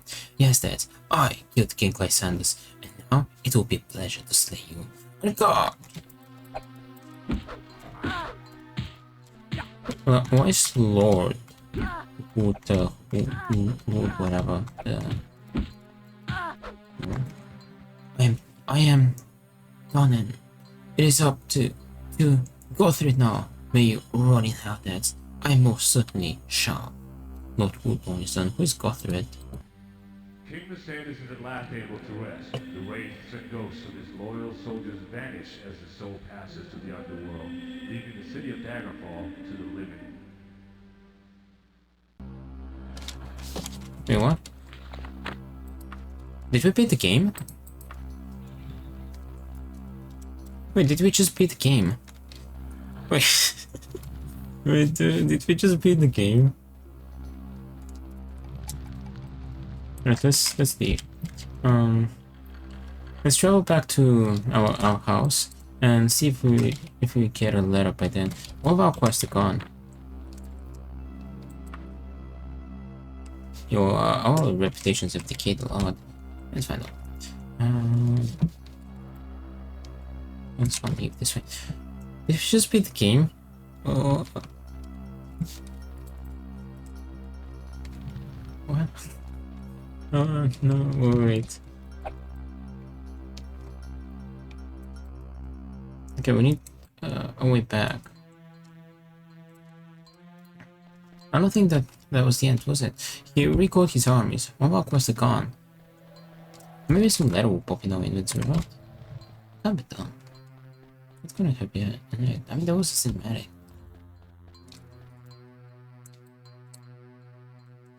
Technically, the path is not really... If you know where to go, it's not that far. See? Alright, let's go back home.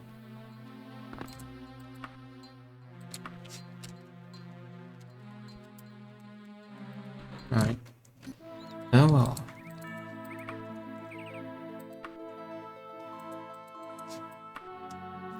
Like a whole month will have passed. Orcish. A careful young woman hands you a letter and then walks away, whistling. Yeah, it could have been the end. Dehds, come at once to Masterton Palace in Wayrest. I'll be waiting at you. I'll be waiting at the rest of Zagas for you. The fate of the Empire could be at stake. Lady Prisciana. Yeah, it's so. It's her haunting. Wait a minute. There's some questions going on. If Lysander was killed by Lord Wood, let's call him Woody. By Woody, okay. And this guy is betrothed to some princess in Wayrest. Why was Lysander haunting Daggerfall? Why wasn't he haunting Wayrest?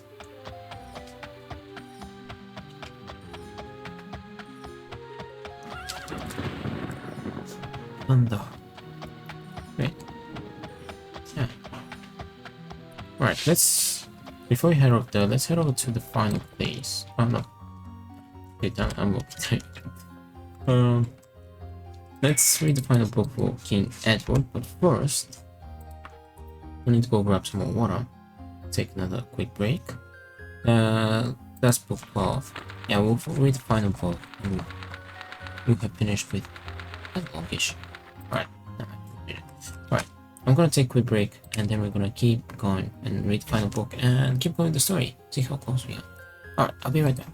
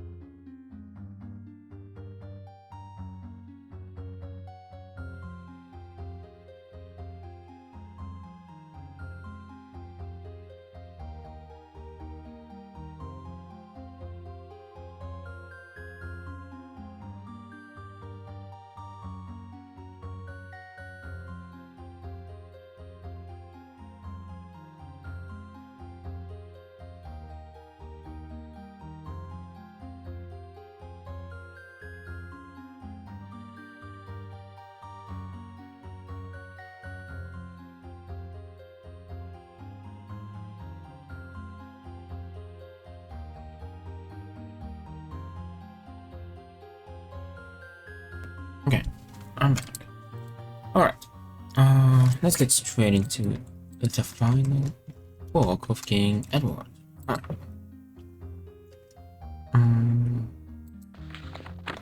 King Edward Part 12. The final chapter of the saga. Alright, let's go. The dragon had paused, so Edward interjected. Mother, I have been discussing the nature of the gods recently. Akadosh and she thinks that poetry would be a godly activity. What do you think about that notion? I'm gonna sneeze more because I'm not so certain that one can attribute anything to the gods, Edward. They are another example of an unbounded problem, of course. But also their characteristics are just not very well known to us. But surely one can determine things about any being that is a god. Rakdos replied, I do not think that we can, at present. They are not like the Dehds, who have a nature that is with them at their birth. That is, the Dehds capabilities are inherent in them, and not are the result of any changes that have occurred to them. Willow interrupted, Akatosh, we can determine that the gods have a few basic characteristics, can't we? Edward added, of course, Akatosh. They are powerful beings who can perform acts that are incomprehensible to us. That, in itself, must signify their difference. Akatosh nodded and replied, I understand your point of view, but to a farming community on Tamriel in our southern lands, that could also describe how they would perceive me. Perhaps this is attributable to the fact that they seldom see a dragon nowadays, but it also does not mean that I am a god. Neither does it mean that I am not a god. Willow giggled and said, Of course you're not a god. Of course you're not a god, Akatosh. And Edward, smiling, nodded in agreement. Akatosh replied, How do you know, Willow? I can understand that you would guess that I'm not a god, particularly since I am a dragon. He grinned and then continued, But how can you know that I am not a god? Did you prove innocent?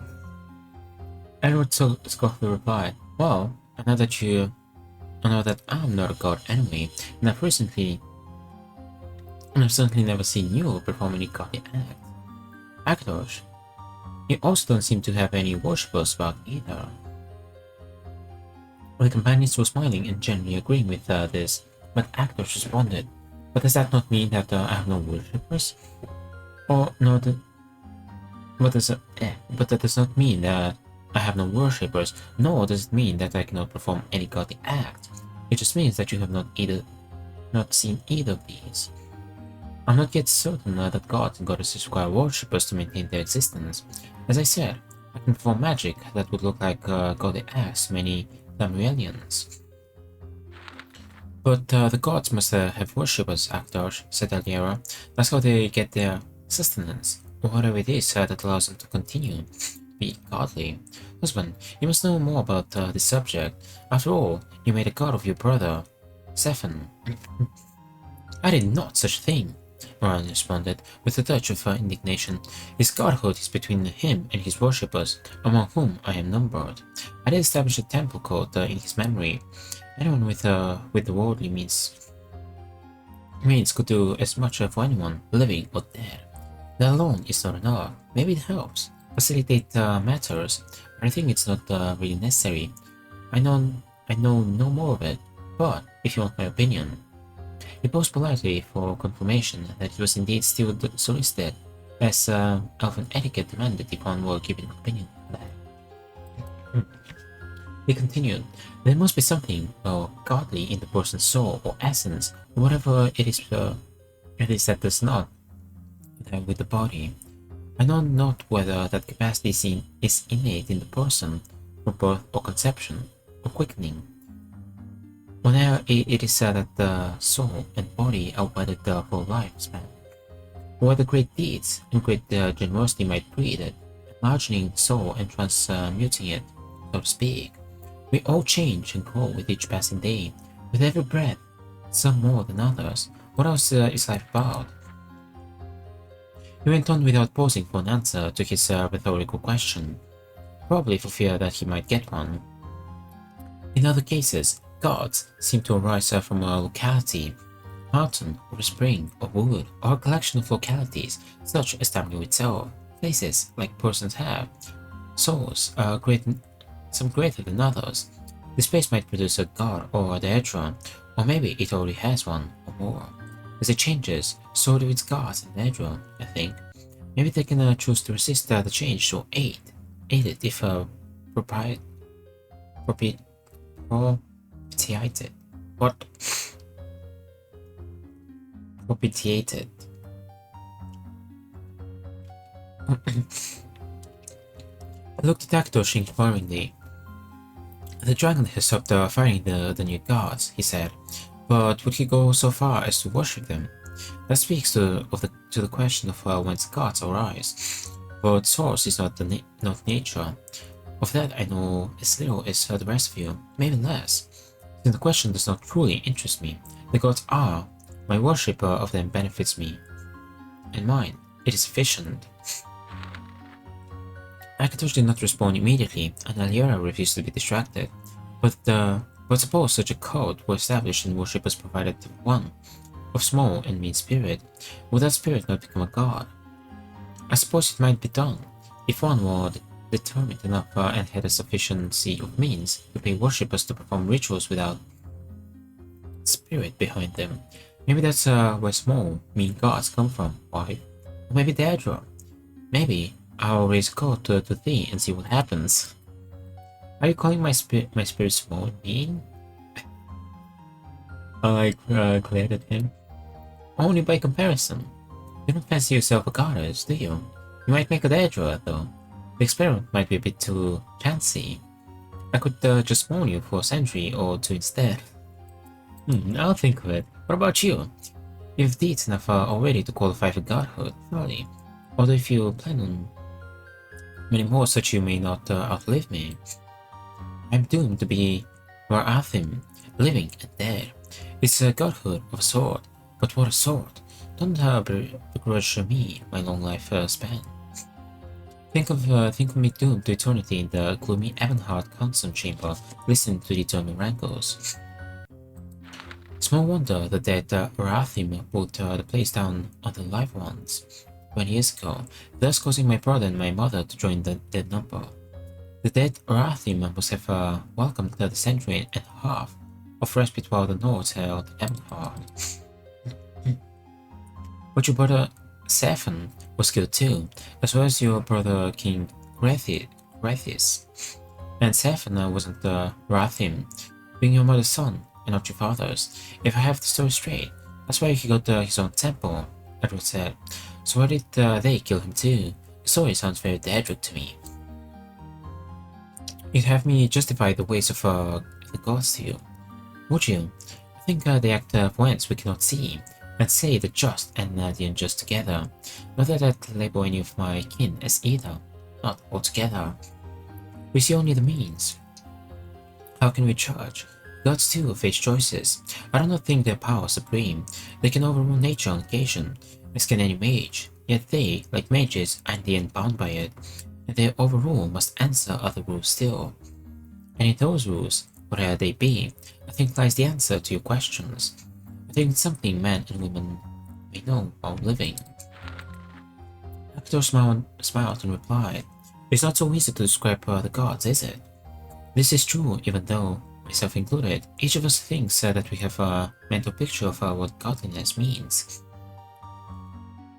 On the other hand, the gods and goddesses certainly do exist, and I also believe that there is a connection of some sort between them and the Daedra, and another connection between these entities and the power associated with performing magic.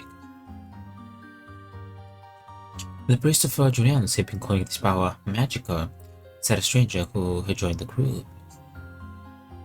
Akatosh replied, "Greetings, Bard.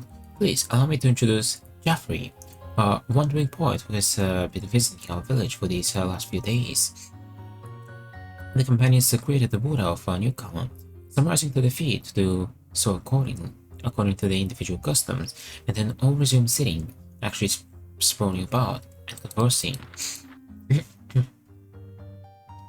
A number of priests are theorizing that the gods and goddesses live on another plane. As to the Daedra, there is some debate amongst these priests as to whether they share the same plane of existence, or whether each has their own. Some of the Elysian priests are claiming that we can visit these alternate planes in our nightly dreams, added Peach. Edward asked, why doesn't someone just ask a goddess or a Daedra about this?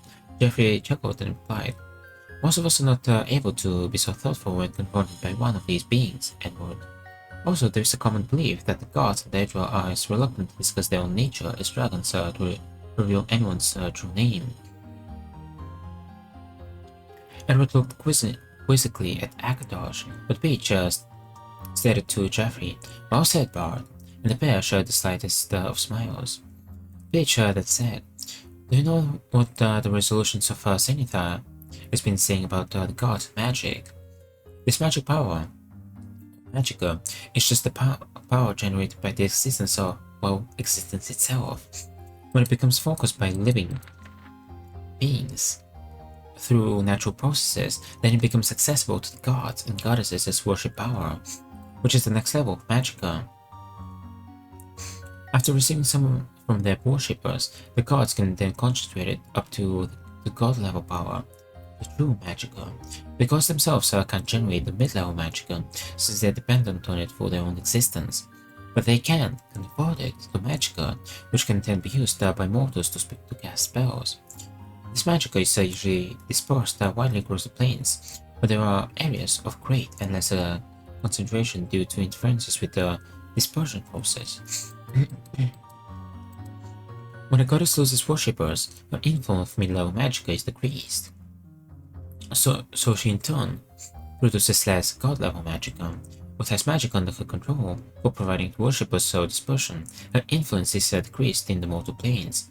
Of course, the converse is also true.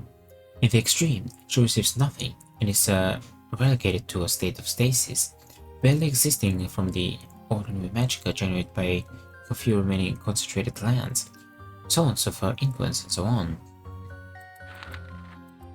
Reach continued. On the other hand, Daedra received very specific or modified mid-level magica from a few mortals with specific areas of interest, and these Daedra are normally tied to very specific circumstances because of her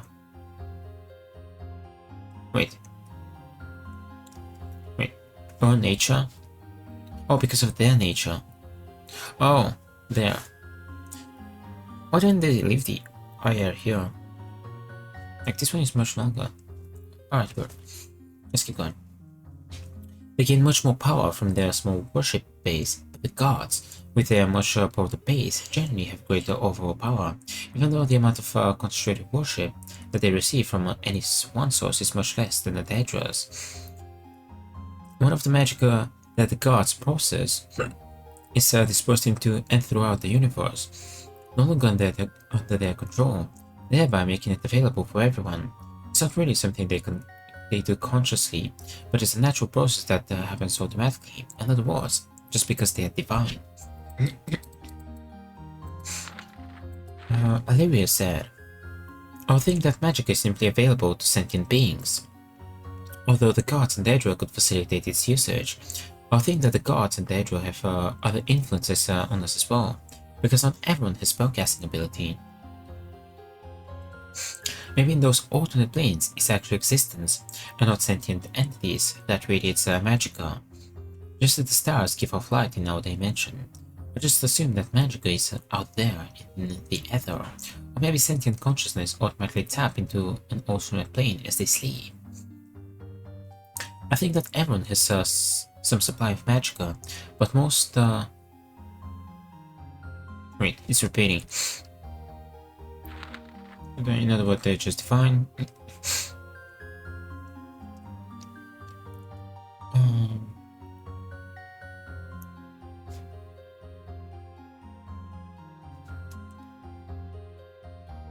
I just assume that magic is out there in the ether, or maybe sentient consciousness automatically tap into an alternate plane as they sleep.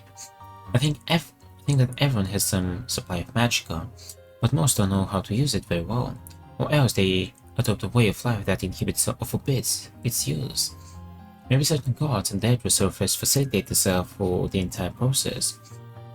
That is, both obtaining and using magica. But how do priests heal and cure and bless?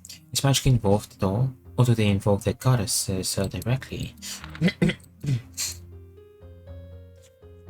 Sarah said, I'm not assuming that I'm not sure that magica is used, perhaps. There is yet another capability involved here. This capability would be known at this time, maybe even unsensed. Unsensed. But I feel fairly certain that somehow it is a godly force that they are employing.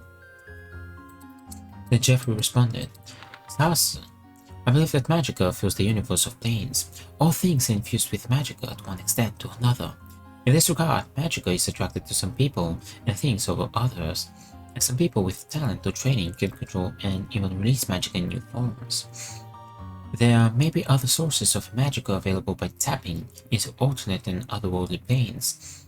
There's also the possibility of alternate planes that are entirely void of magica. Regardless, certain beings of great power, such as the gods and the Edra, can not only control magica, but can see it, absorb, and transfuse magica to and from objects and people. By employing this ability, worshippers of these beings are sometimes capable of greater acts of magic than they could accomplish otherwise. Also in this way, some items sacred to powerful beings can be said to be holy, with additional amounts of directed magic provided by gods and goddesses. Magic items fall into two main categories by definition: items that draw on the surrounding magica to create spell-like effects, and items that hold magic in reserve for their own internal effects. Normally, magic items which absorb magica, given increased abilities to their wielders, only affect themselves and are considered to use internal magica. In some areas where great amounts of magica have been used, the surrounding may be completely devoid of it. This, of course, negates the ability of beings to produce magic effects in these areas, while the gods and the Edra carry their own supplies of magica, as do magic items that do not depend on the use of surrounding magica.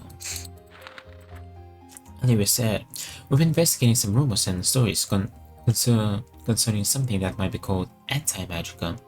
I think the presence of a powerful Edra with whom you weren't in tune could cause interference with spellcasting. Maybe even cancel out existing spells.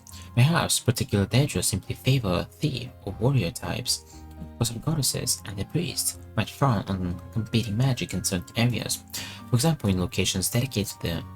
So then, unauthorized spells could interfere with their rituals. Willow asked, can the Dehds supply magica? And how about both the god and the Dehds being nearby? Wouldn't they sort of nullify each other's powers? This might be the cause of the anti-magic effect. I've experienced an anti-magic zone myself, asserted Myth. It felt a lot like the effect of casting a spell like Dispel Magica. At the same time, I thought that a truly powerful spellcaster could still effectively cast spells, but the resulting power would have been much reduced. I didn't get a chance to test this out though, added Myth with a smile.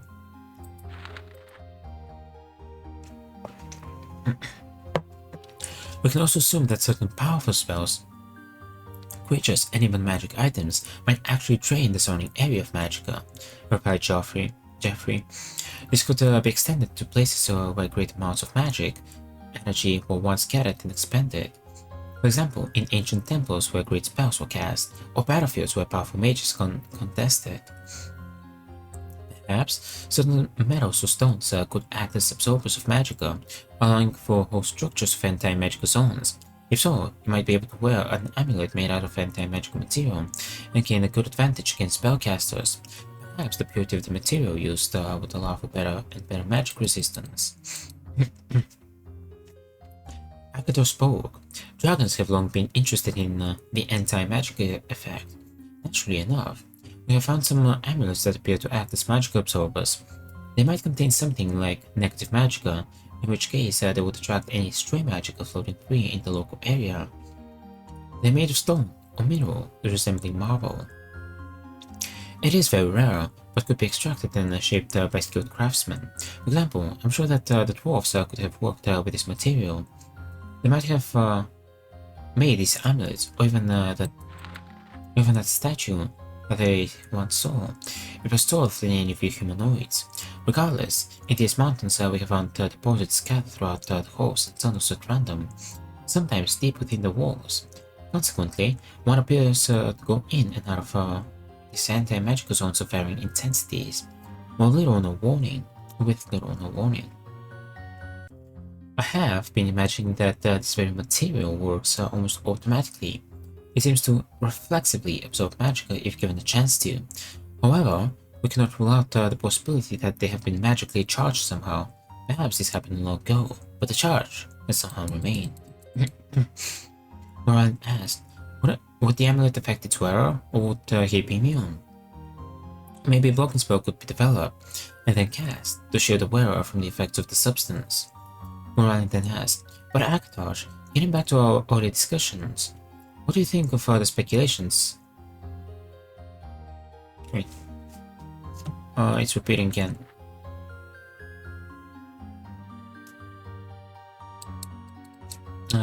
Okay, but Akatosh, getting back to our earlier discussions, what do you think of the speculations concerning the connections between the gods and goddesses, Daedra and Magica? Akatosh replied, I think that there are many truths that we do not know, and perhaps there are some truths that we are not meant to know.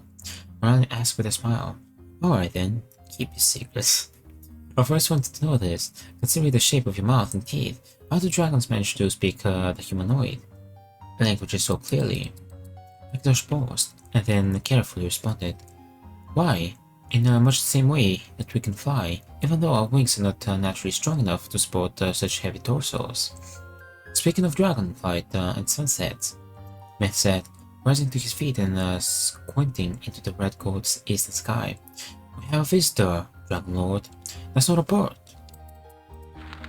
Akatosh's head came up and he too scanned the sky. Tension grew in him, and one by one the companions rose, watching as the distant dart grew nearer and resolved itself into the largest dragon they'd seen yet. Matilda! Akatosh exclaimed. She deigns to bestow her presence to us. His wings lifted and unfurled, and the companions broke and ran for cover as he took flight. The two dragons wheeled through the sky, spouting great clouds of flame against the open sky. They're fighting, Edward cried. What does it mean? Where's Matilda? I don't know who she is, son, Moran replied, but they do not fight. You behold the dragon greeting ceremony. The pair lit beyond the rock outcropping out of sight. Should we go greet the stranger too? Edward asked. Nay, Myth said. Let us know if our presence is wanted. Look, even the other dragons stay away. It was true. Dragon heads had walked from the caverns to witness the event, but none of them had taken wing, and now they were retreating to their hordes within. The companions ambled back into the meadow together and built a fire as a chill wind had sprung up. The elves sang an evening hymn to the stars, deftly weaving the dark elf version with the wood elf form. Valeria added her voice to theirs, but Mads and Edward and Silk and Saz sat listening silent. They couldn't manage elven music of this kind. Jeffrey had a particularly clear, sweet voice, Edward thought. Akatosh, almost done with this. Akatosh returned presently, smiling in satisfaction. But he was going to join us here, at least for a while, he said. It was actually glowing in the dusk. Each scale giving off a golden radiance. Is she a queen? Edward asked, feeling very small and human. She just is. Maybe she won't meet you someday. I hope so. Until then, well, I don't talk about other dragons, you know. To which Edward blinked in surprise, and then surmised, and the discussion dissolved into jokes and songs for the remainder of that clear and beautiful evening. You know, that did not feel like a conclusion, to be fair. Part 12. Yep, that was the last part of Oh! Be gone, you filthy casuals! Ooh. Awesome.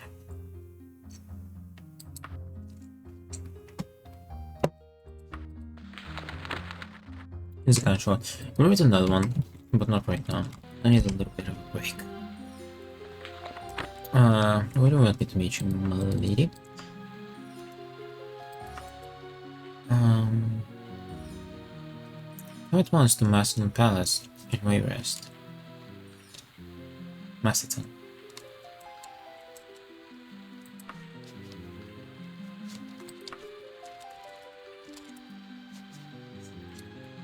This is an old one as well?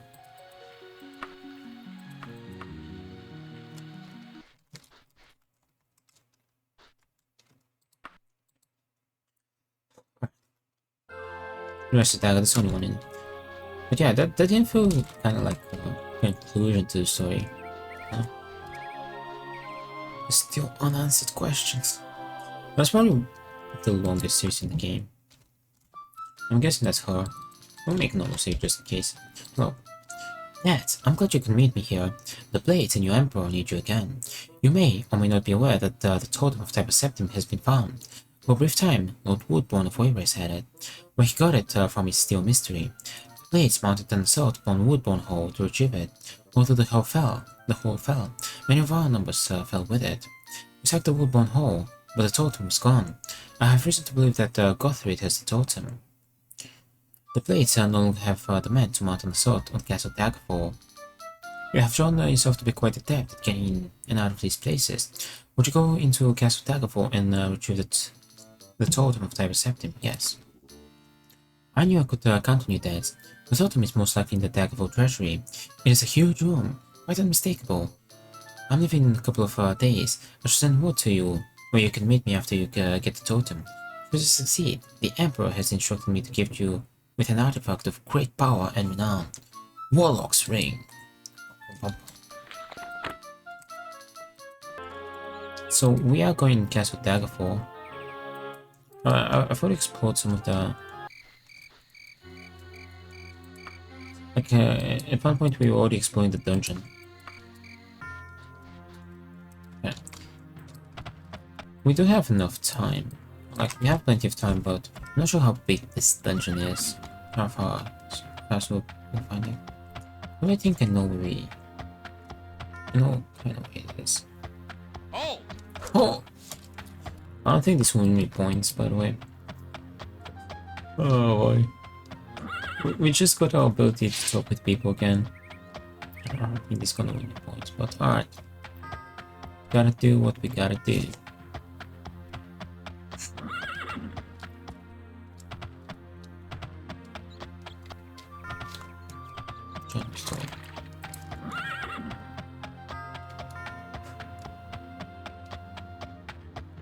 We probably won't read the next Burnside book, by the way. See, we'll leave that for next time.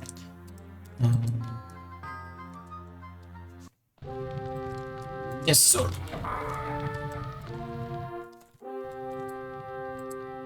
I've heard nothing good of you, peasant. My cousin, Gonfo Goham, has appeared to me for aid.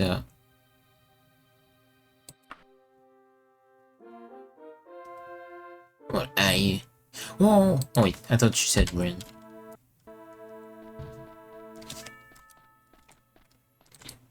Yeah, she doesn't have it anymore.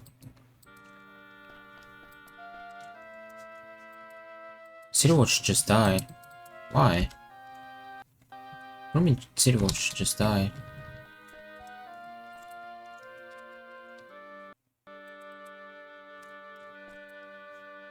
Greetings. Oh, hell yeah. There you go. Insult to my abilities. We have a safe right outside. It's really good. So it begins. It's getting dark and darker. Oh, let's hit. Oops, I did not mean to jump! Oh boy. Yeah.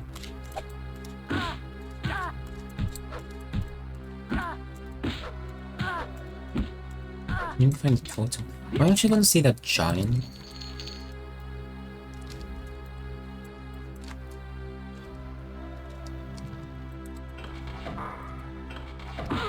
Wait.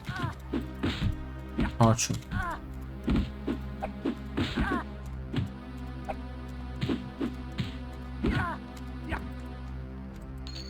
You know, quests without time would definitely feel more chill. I don't know if we have like plenty of time.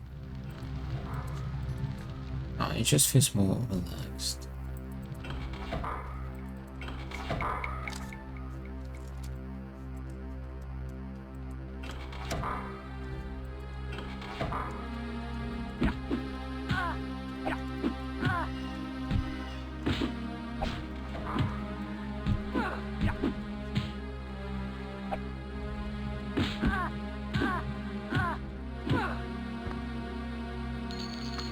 Badge with battle axe. I don't know, let's keep going this way.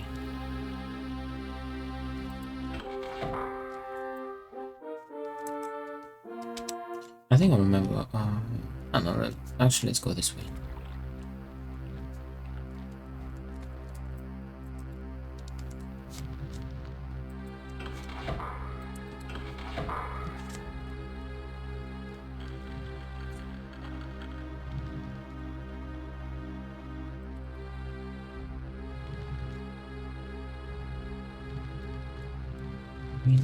Well, let's go this way. Beyond my ability to I don't think so. What's my lock picking? Wait, my pick? Oh yeah, I probably trained. I was training pickpocketing, right? Yeah. Max time is 50. Lock picking is 24. Lock is 7. I feel like it'd be extremely difficult to like 100% skill, like skills for races. Oh, like it seems like you get them kind of rarely.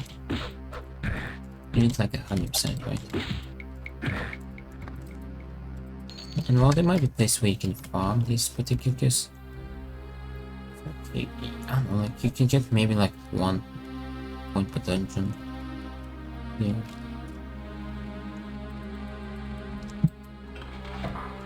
I think the higher higher skill the harder it is. Maybe. Not entirely sure though.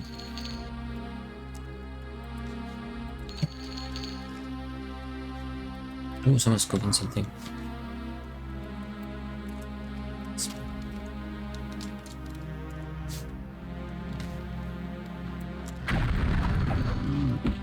So we need to go through the trash we find. Oh, I think the king didn't want to speak with me, right? Maybe that's go through it, go here. Whatever. G-man.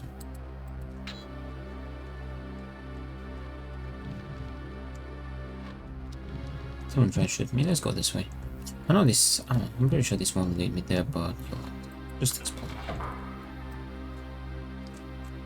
Wait. This will bring me to an area we've all been to. But let's go down here. It's gonna be there. Yeah. Alright, let's explore.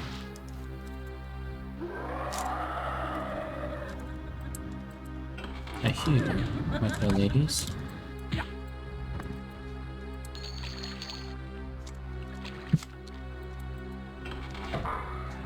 Oh, ghost. One shot. Okay.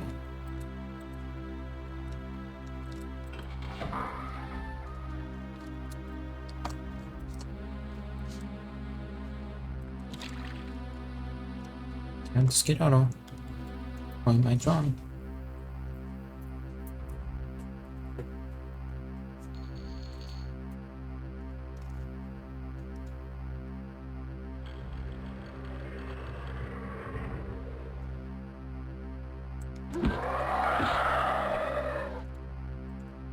Come here, rascal.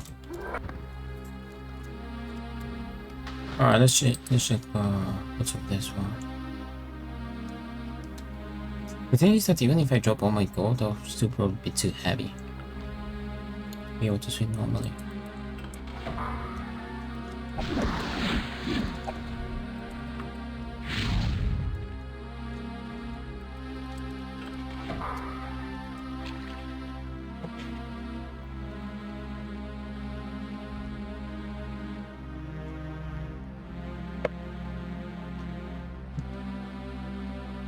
Not very wise to drink water underwater. Alright, well, let's explore this way as well.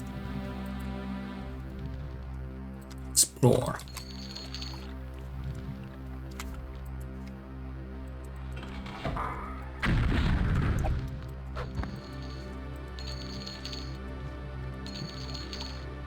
Let's actually rest here. Yeah, that's a dead end. I figured so. We can just get out of the way. Okay. Time to go back. Go back.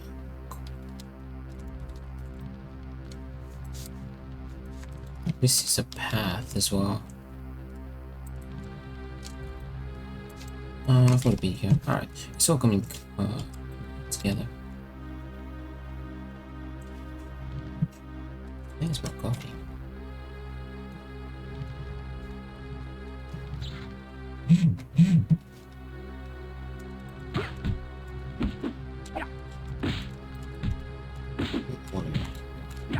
Ouch.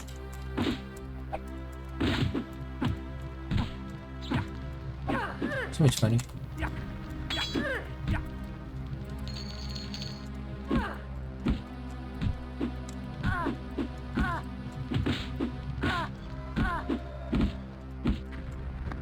There's a lot of fish. Fish, that's water. They're fighting in the water area. Swimming and shore. Wait, hips. Both looks good. Nice.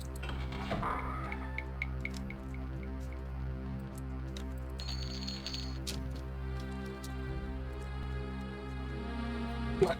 Oops, I tripped. I slipped.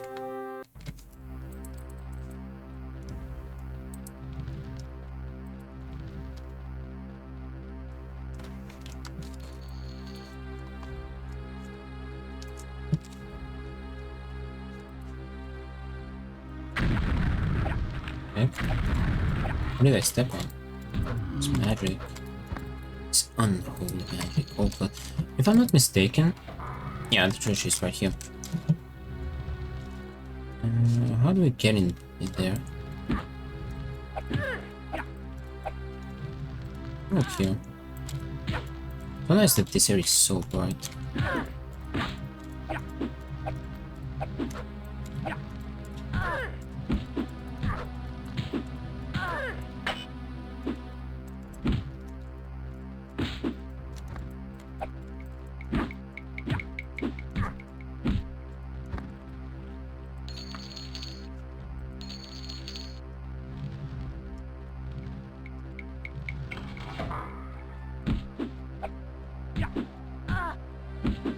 Last time we kinda...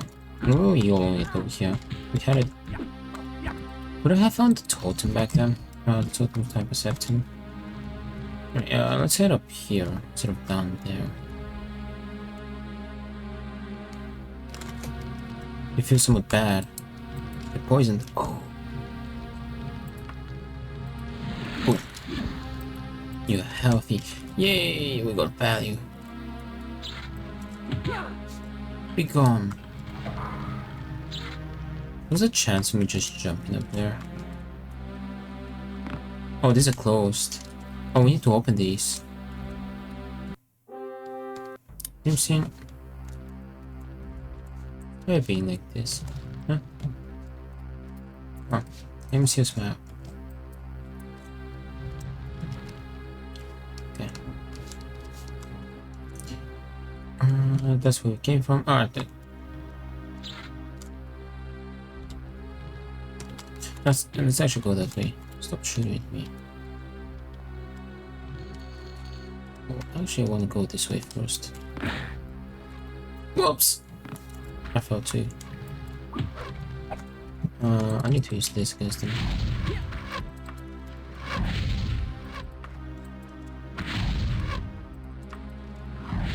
Wait, are you a mage? You are.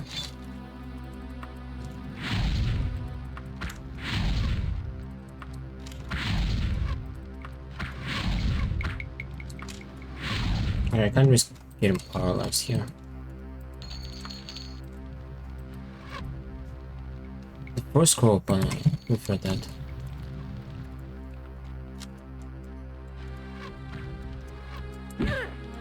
Not.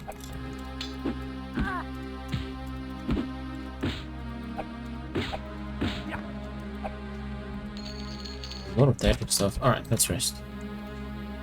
Rest and digest.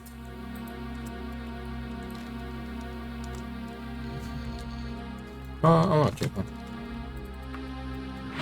Oops, I missed. And that's a spell sword. Should we jump down here? Oh, that's where the fish died. I hear more stuff. Yeah, we can always climb out. Okay. It's a trap. It's a trap!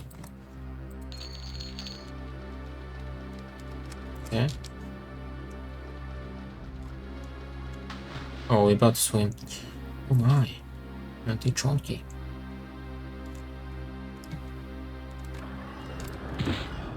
Oh, that's really good.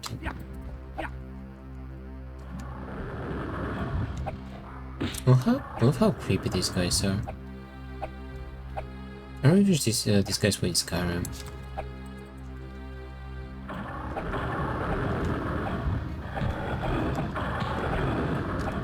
Come here. Let's go.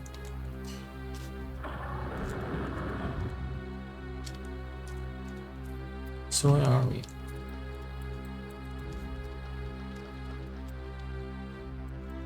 Okay. They are connected. Let's look up. Oh, wait.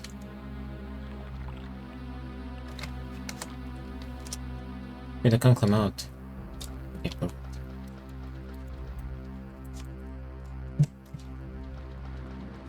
Another one.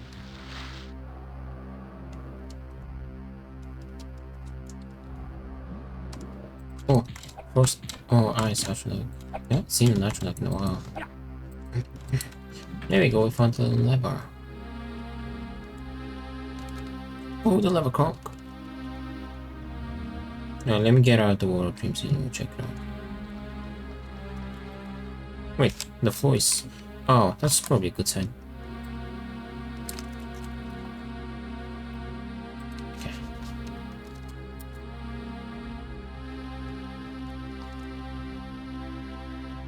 Returning is 2004.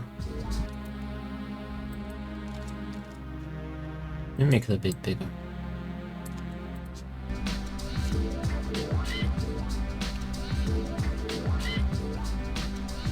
Yo, I remember these screens. My granddad used to have one. Make it full screen. Okay.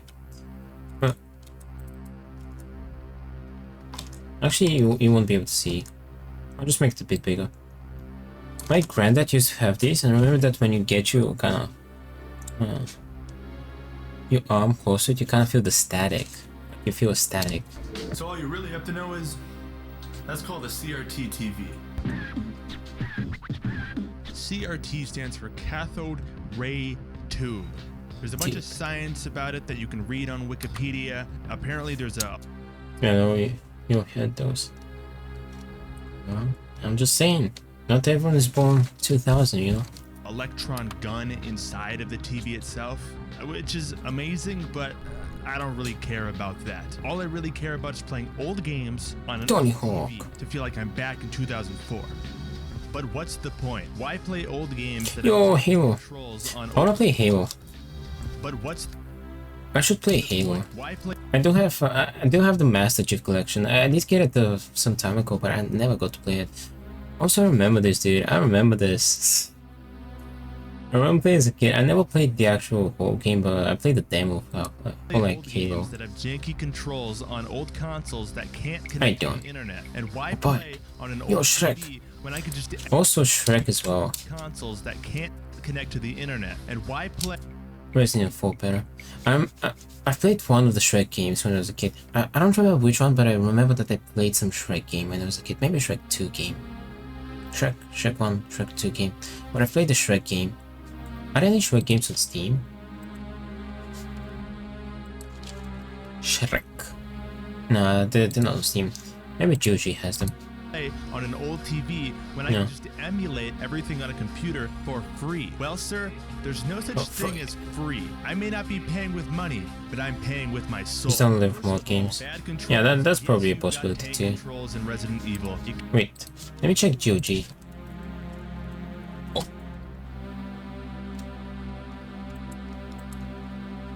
Shrek. Nah, they don't have it either. Oh, GOG has some older games as well. Yeah, GOG does have some older games. can't Well, we're gonna watch the dude, calm down. strafe and I'm Metroid. commentating on the video. Cameras are too scary, and the weapon swap button in Call of Duty Finest Hour is on the D-pad. What the fuck is going on? But you play for 10 minutes and you're used to it. God. It's weird, but I swear it feels fine if you keep playing and you'll I've never actually played a start COD game to like it. These fully. midi controls change how you I mean, the approach the storyline. game and will give you an experience you've never had before. Second of all, no internet connection? Yes, I get it. Not having access to Bing on your PS2 can be very stressful. No X videos on GameCube sucks, and you can't play Halo 2 online anymore. But no internet means no ads on the dashboard, no battle pass, no day one updates, no Hell yeah. DRM, no subscriptions, and no FOMO because you see all your friends are online and no one told you to hop on. No internet is sounding pretty good right now. Third of all, why play on an old TV when I could just emulate everything for free? Emulation? You meet an app on your computer that impersonates an old console so you can play illegally distributed game files you download from the dark web? I don't think so, buddy. A lot of people have nice things to say about emulation. I don't. Have you ever actually felt a CRT TV? It's all fuzzy and sentient. Yeah, that's what I was talking about. It is too. Yo, I think whatever Shrek. game I'm playing is happening inside the TV, since I know it's big enough to fit a whole Halo ring inside itself. This old hardware may be primitive, but there's a texture to it that isn't there with digital games on a flat screen TV or HD monitor. Games from this era were specifically designed for CRTs. Developers like Bungie didn't have OLED 8K 1 billion inch screens to design for back then. Bungie. All they had were these boxy motherfuckers. A developer's vision in the 90s and early 2000s was limited to these small, not so pixel-dense screens on consoles that probably couldn't even run Doodle Jump. And that's what I love about this era of gaming. It I love memories, but nothing comes close to the OG experience. all seems so impossible. You look That's into true. the hardware of any of these consoles and you think there's no way they can make a Do you, video. wait, do you mean the original experience, like playing it on, like how he's doing it, or like playing it for the first time? And that, but they do, and they did it lots of times. Wait, let me check the game. Games. Yo, Harry Potter. I've never played the Prisoner. I mean, CRT TV and console. Well, you can still get a.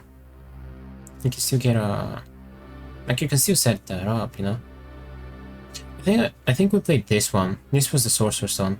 Let's play the shit out of GTA. On PS2 plus CRT. Do it then.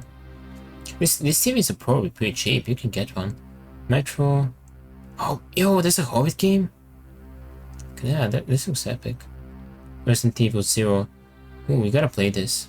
I actually got it. Inspiring to me. The boundaries Shrek. that were pushed inside Need the for Speed as well. timelines of early Halo 2000s 2. hardware would make you think there were Silent no Hill. limitations at all because these games are just so Destroy goddamn All Humans. beautiful and are large enough to Destroy All count Humans titles is on on games 20 years PC. later. Playing Or these like on games Steam. in their original context seems like the best way for me to celebrate and really understand this era. Yo, this is so.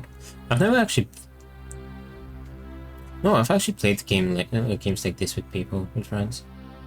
But I played a racing game like this.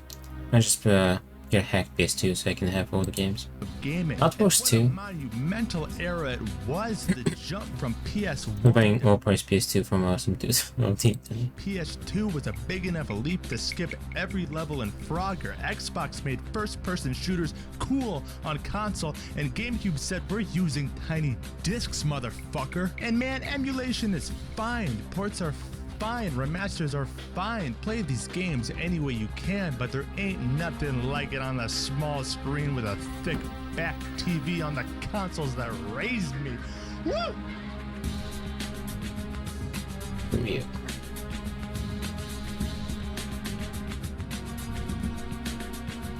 Well, to be fair, I prefer my monitor. I don't have the best monitor, but I still prefer my monitor. Because I never had a console. I never had a console growing up, so every time I played on PC.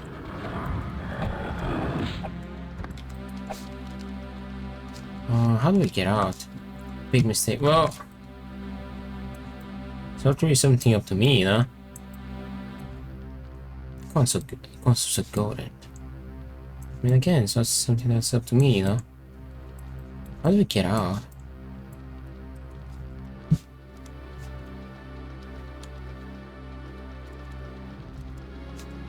Actually, technically the first computer I had, like the first device that you can play games on.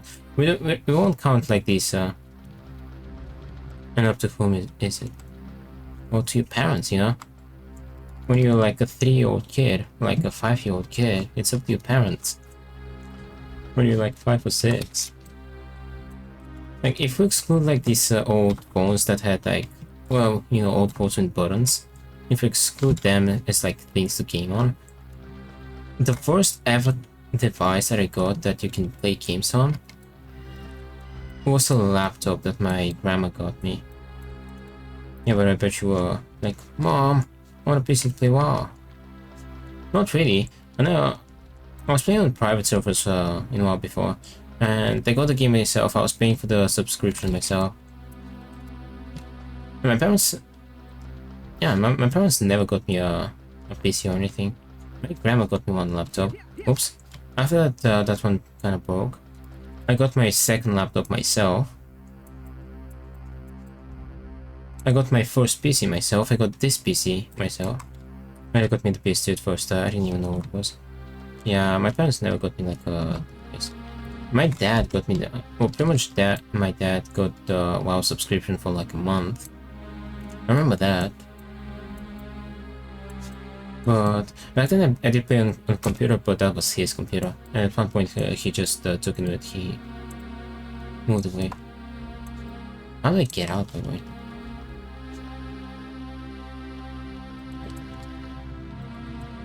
Yeah.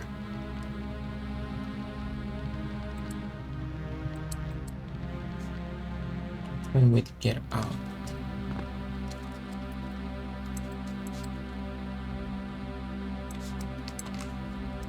In purpose, you got them all ads here, TTVs. And you find a new PS2. My granddad used to have one, but he passed away like 2017, I think. And I think I don't think well, when I went to visit my grandparents this summer, I don't think the TV was there, so I don't know what's happened to it. But they're probably pretty cheap. You can find one.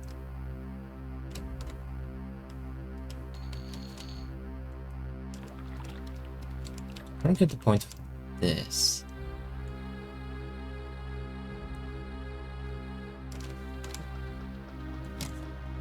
Yeah, so PS2 for 50 though. That's pretty good. That's actually pretty cheap.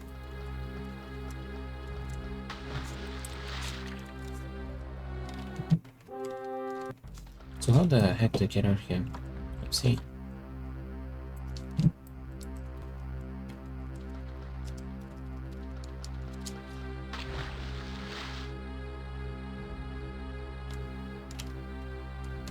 You need a way to get out.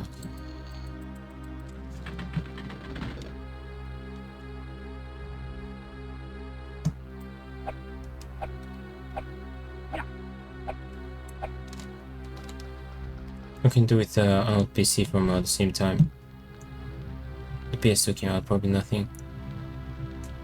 Oh, you can play old games. How am I supposed to get through once we've taken it down? You can play Daggerfall. You can play old games.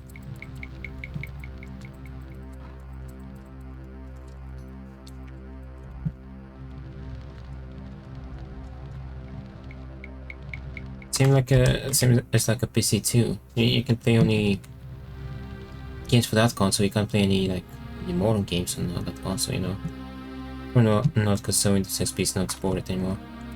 No Windows 10 is still working that. I'm pretty sure on GOG you can find a bunch of games. GOG has a lot of like old games. Like it's preserved GOG does preserve a lot of old games and it makes sure that they run fine. And GOG is actually really good for like preserving gaming. Because they do try to save some games so they're not lost to time. Oh, you can download the launcher. Also, I'm not sure whether we need it. It's an early 2000 PC, right? Let me check something. I'll just open it, so... Yeah, let me check something.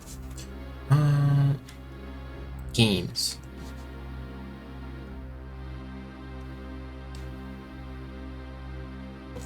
These are my games, right?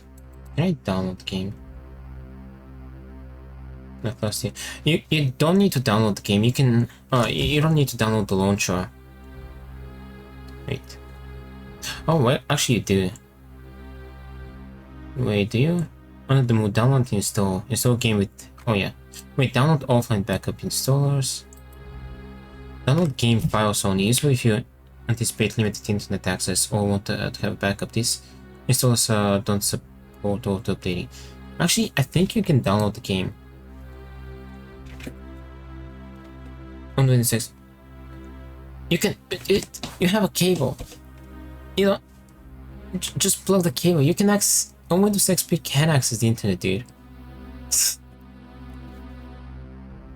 Of course, you can access the internet. Dude. This game is like a. Wait, let me find some old game. Okay, what browser I'm gonna use? I don't know. You find some. You'll be able to. I feel like I kind of underestimate. Internet Explorer. Wait, it's gone. Wait. This is like a megabyte. Actually, it's 2 parts. It's a gigabyte and a half. You can probably. You can most likely do it.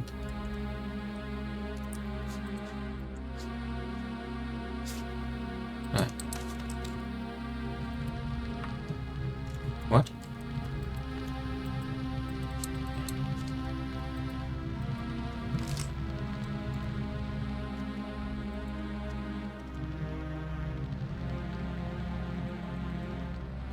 It's closed.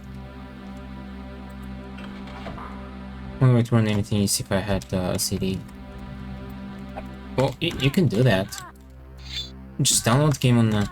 Download the game files. Like GOG lets you download the game files. Just download the game files, put it on the CD, then you can just run it on your old PC.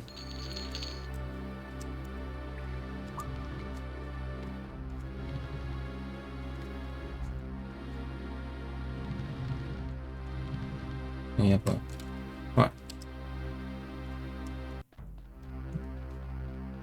What's the point to play it? Wasn't like the hope. Wasn't the whole point to play on an old rig?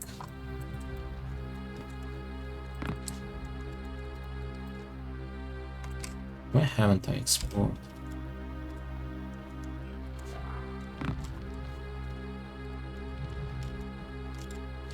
How the heck do I get out of there if... What? How do I get out of there?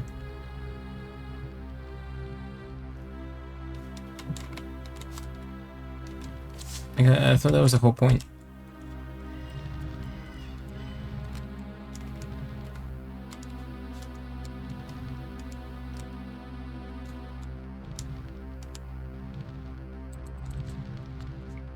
Wait, some of these files might interact.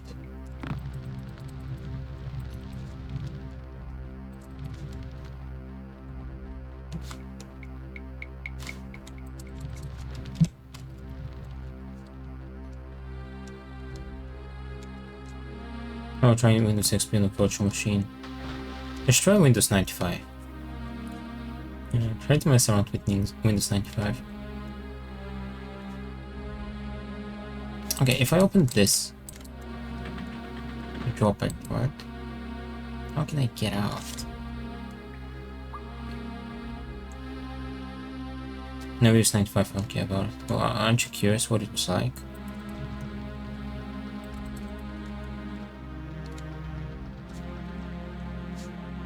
Yeah, I'm kind of new. I'm kind of curious. It'd be if I had like a pretty good PC that could easily run any virtual machine. It'd be pretty interesting to try like all the virtual machines. Oh yeah, you do need the file, right? You need the operating system. Oh, that's how you get out. Oops. I'm headed at work. When use it to drone paint. I've kind of seen them from this guy. You know this guy that that scams scammers. The Boga. I don't remember his name. Yeah, which one though? Oh yeah, Kid Boga. That guy exactly. I know him. Whoops. Oh. He does use like a virtual machine a lot, and he's done some like videos with old Windows. I think he's done 95 as well. Map. The House of Baron Garulaus. Is that a baby?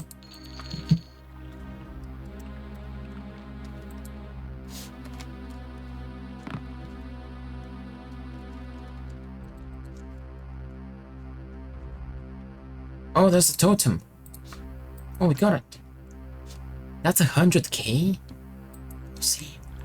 Remember GT never used to work on PCs, it should.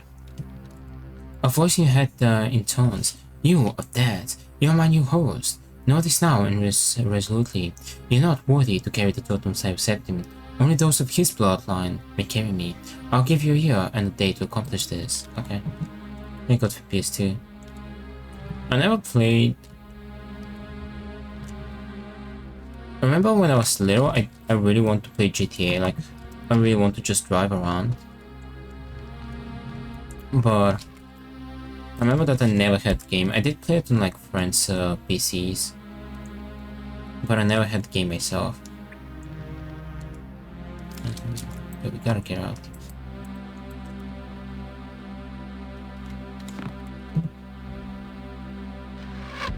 Oops. It shows. Well, actually, pretty much all the games I've discovered, I've kind of discovered on my own.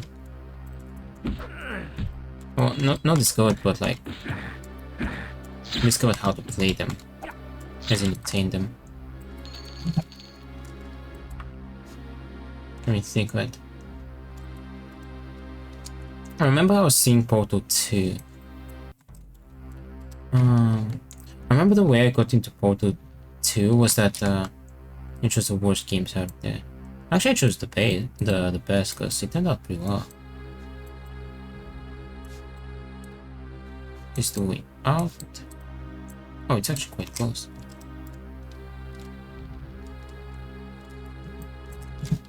Yeah, I honestly can't imagine how people do without WoW being their main game. Like, honestly can't.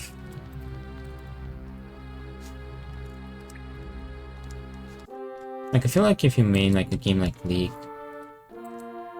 I see you have come to your senses. I should have you slain, but I have more honor than that. Instead, I shall reward you. Here, take 10,000 gold pieces of your turnaround loyalty. Deliver them and tell it to me.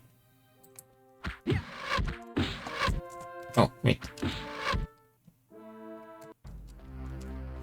Like, I feel like if you main like game like League or something like that, it'd be kinda, I don't know. These are like very repetitive games. They don't have like a whole world to them.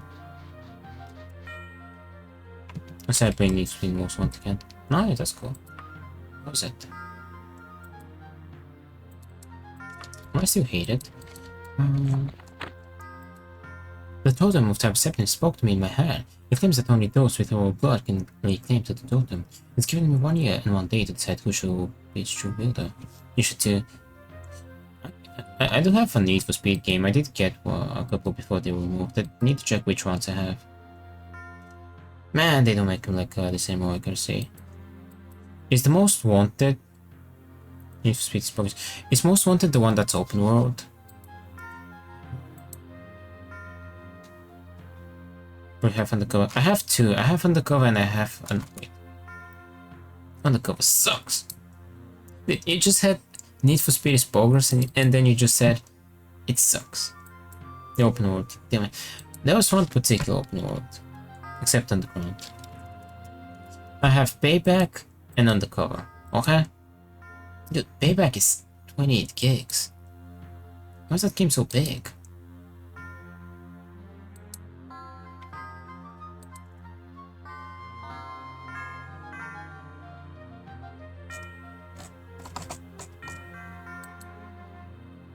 You literally have the two worst ones.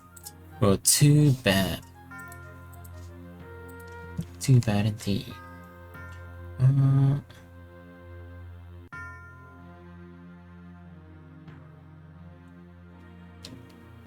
And send me a letter with being going well about Spanish. Okay. Payback is fine though. Think you can enjoy it. You must have bad dealings with Wayras. Let's send us to murder you and bring back the totem. I don't know, I don't think I would really dislike Undercover. I don't know. I don't have bad expectations. We'll see. Oh damn, it's almost 7 PM. Holy pickles.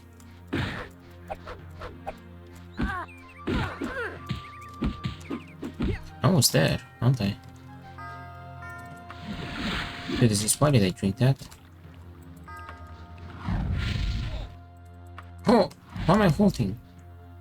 You start with Underground 1. Feel free now. Oh, where can I get them? Yo, that's a lot. Look at all these guards. I can essentially. Alright. Are they on Origin?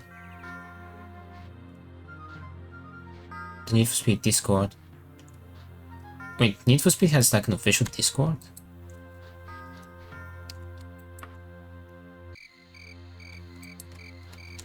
Do some there. Damn, you poison. I have been message that leads to Google Drive. Wait, it does? Wait, like the actual developers have made a Discord and they've made a Google Drive with the old games?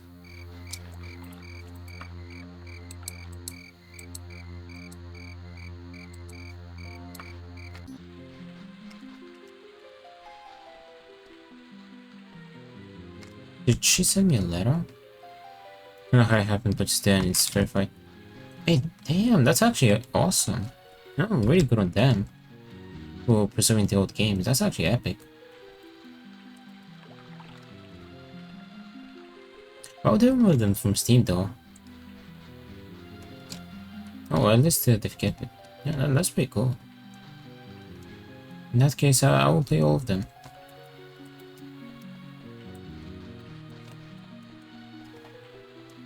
Okay, now we need to wait for a letter from her. Dehds. Yeah, essentially right. Alright, I appreciate that. Well, I was kind of bummed that they removed a bunch of them from Steam. Because I did want to go through all of them. Even the bad ones. Alright, I'll join the link in a few minutes after we end. Alright. We have the can I use that? No. The Ebon Arm. Let's read the Ebon Arm. Alright, let's go. The Ebon Arm. The ground shakes. The great armies continue to wage their unrelenting battle. The battlefield is red. The rivers flow crimson. The sky reflects a deep pink. In the distance, lightning flashes and thunder sounds. Two huge ravens begin circling the field. Their blackness is vibrant against the various shades of red in this vista of death and suffering. The bright flashes of light and rumbling begin to increase. The redness surrounding the battlefield begins giving way to a golden glow from the east, almost like a summer setting sun. Finally, you're gonna see why Need for Speed is my favorite franchise. I thought it was GTA. From the forced sunset, a massive golden stallion and single rider approach. All becomes suddenly still on the field of battle as both sides recognize Raymond Ebon Arm, God of War, and the companion and the protector of all warriors, also known as the Black Knight, and his mighty steed, War Master. Both Need for Speed more, though. That's fair. That is fair. He rides into the middle of the blood-soaked field and dismounts. Actually, flip a coin on the side. Flip a coin to the side. He's a very imposing figure. His very tall and heavily muscled body is encased in ebony armor. His ebony helmet does not hide the flowing reddish blonde hair and beard, which appear almost a shimmering gold, nor does it show the steel blue eyes that seem to pierce all they fall upon. In his left hand, he carries a massive ebony tower shield, on which is emblazoned the fiery red rose. As he raises his right arm, all see an arm and a magnificent ebony blade, which are extensions of each other. The fused arm and sword are a resultant symbol of the wounds suffered by this god during titanic battles in the youth of this world. The ravens come to rest on his shoulders, and as the point of the ebony blade seemingly touches the sky, the lightning flashes, thunder roars. Then total quiet descends and a shudder rolls through both armies. The leaders of both armies approach Raymond Ebenarm and kneel. In turn, they tell their reasons for this war. Each asks for the favor of the Black Knight for their cause.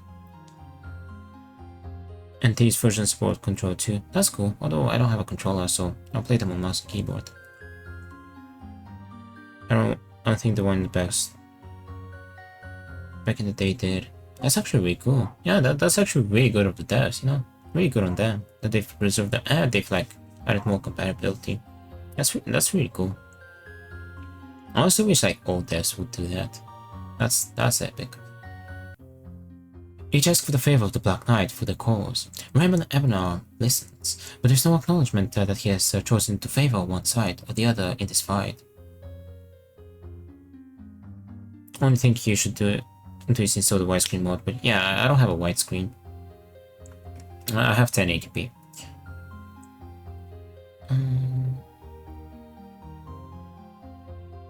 You do? What? I mean, I don't have a widescreen as yours. Yeah. Oh, it's 69, not 40. Oh, that's what you mean, okay. I thought you meant a screen like yours, monitor like yours.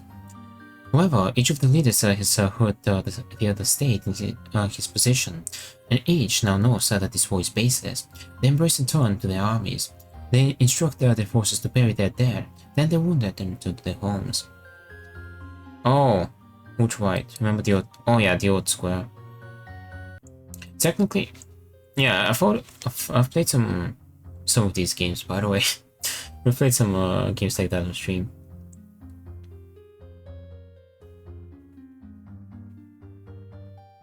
We'll see about mod. We'll see how it is without mod, and yeah. If it's something without the mod, we will do it without. Raymond Ebenarm mounts his great golden stallion, Warmaster, and again raises the ebony blade skyward, and extends the huge roses and places an ebony shield to both armies. A massive chorus of cheers rises from the armies. The ravens again take to the air. Lightning and thunder follow him as he rides into the sunset, followed by the two birds. The armies do as they have been bidden. They care for their wounded and bury their dead. As they retreat towards their homes, each warrior is sure that the great god Raymond Ebenarm, the Black Knight, has responded to their individual prayers for intervention. Each side has won, either has lost. As the armies depart the field, the rivers begin to run clear, and a single red rose begins to bloom near the grave of a fallen hero. Then when you decide to install any, you're gonna need a tutorial. Alright. Well, I don't think it's gonna be soon, because... Well, next we're gonna play Bioshock. After that, I said that I'm gonna play Life is Strange. The Ebenarm is this one, right? I do wanna play Dark Souls 2 as well. Switch Life is Strange with Need for Speed. How long is Need for Speed? Ebenarm. Let's go. Nice. Alright, let me reset this. Make a save. Alright. Well, we'll wrap up here for today. I don't think anyone's on.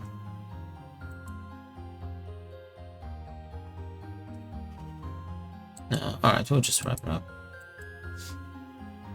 Wait, the Ebenarm. Let's mark if this is red. It should be with E. The Ebenarm. We're almost there with the box. We won't finish them tomorrow, but we're actually getting there. We have only a handful left. Alright. Wait, tomorrow is Wednesday. Tomorrow I'm gonna be taking a day off, and we'll be back with Daggerfall on Thursday. Yeah. So we have like 3 streams left for the end of the week, and I honestly think we'll be able to finish by then. The books, like, I don't know, they take a stream max, probably less. Join Discord. I'll join the Discord. I'll join the Discord as soon as I wrap it up now. Alright. This is my Discord. I'll keep you a bit there, and yeah. Yeah, no one is on, so alright, let's just wrap it up. No! Alright, in a second, I need to open Discord on my PC. Alright, I appreciate you being here today, keeping company, looking, chatting, so I hang out and watch the stream. I'll join the Discord in the second stream soon. Yeah, I'll see you all on Thursday with more Daggerfall. Maybe see you joining. You see me in the welcoming. Go to the welcoming page and you'll see me join in a second. Alright, I appreciate you again, so yeah, have a good one, take care, and I'll see you all on Thursday. Alright, bye!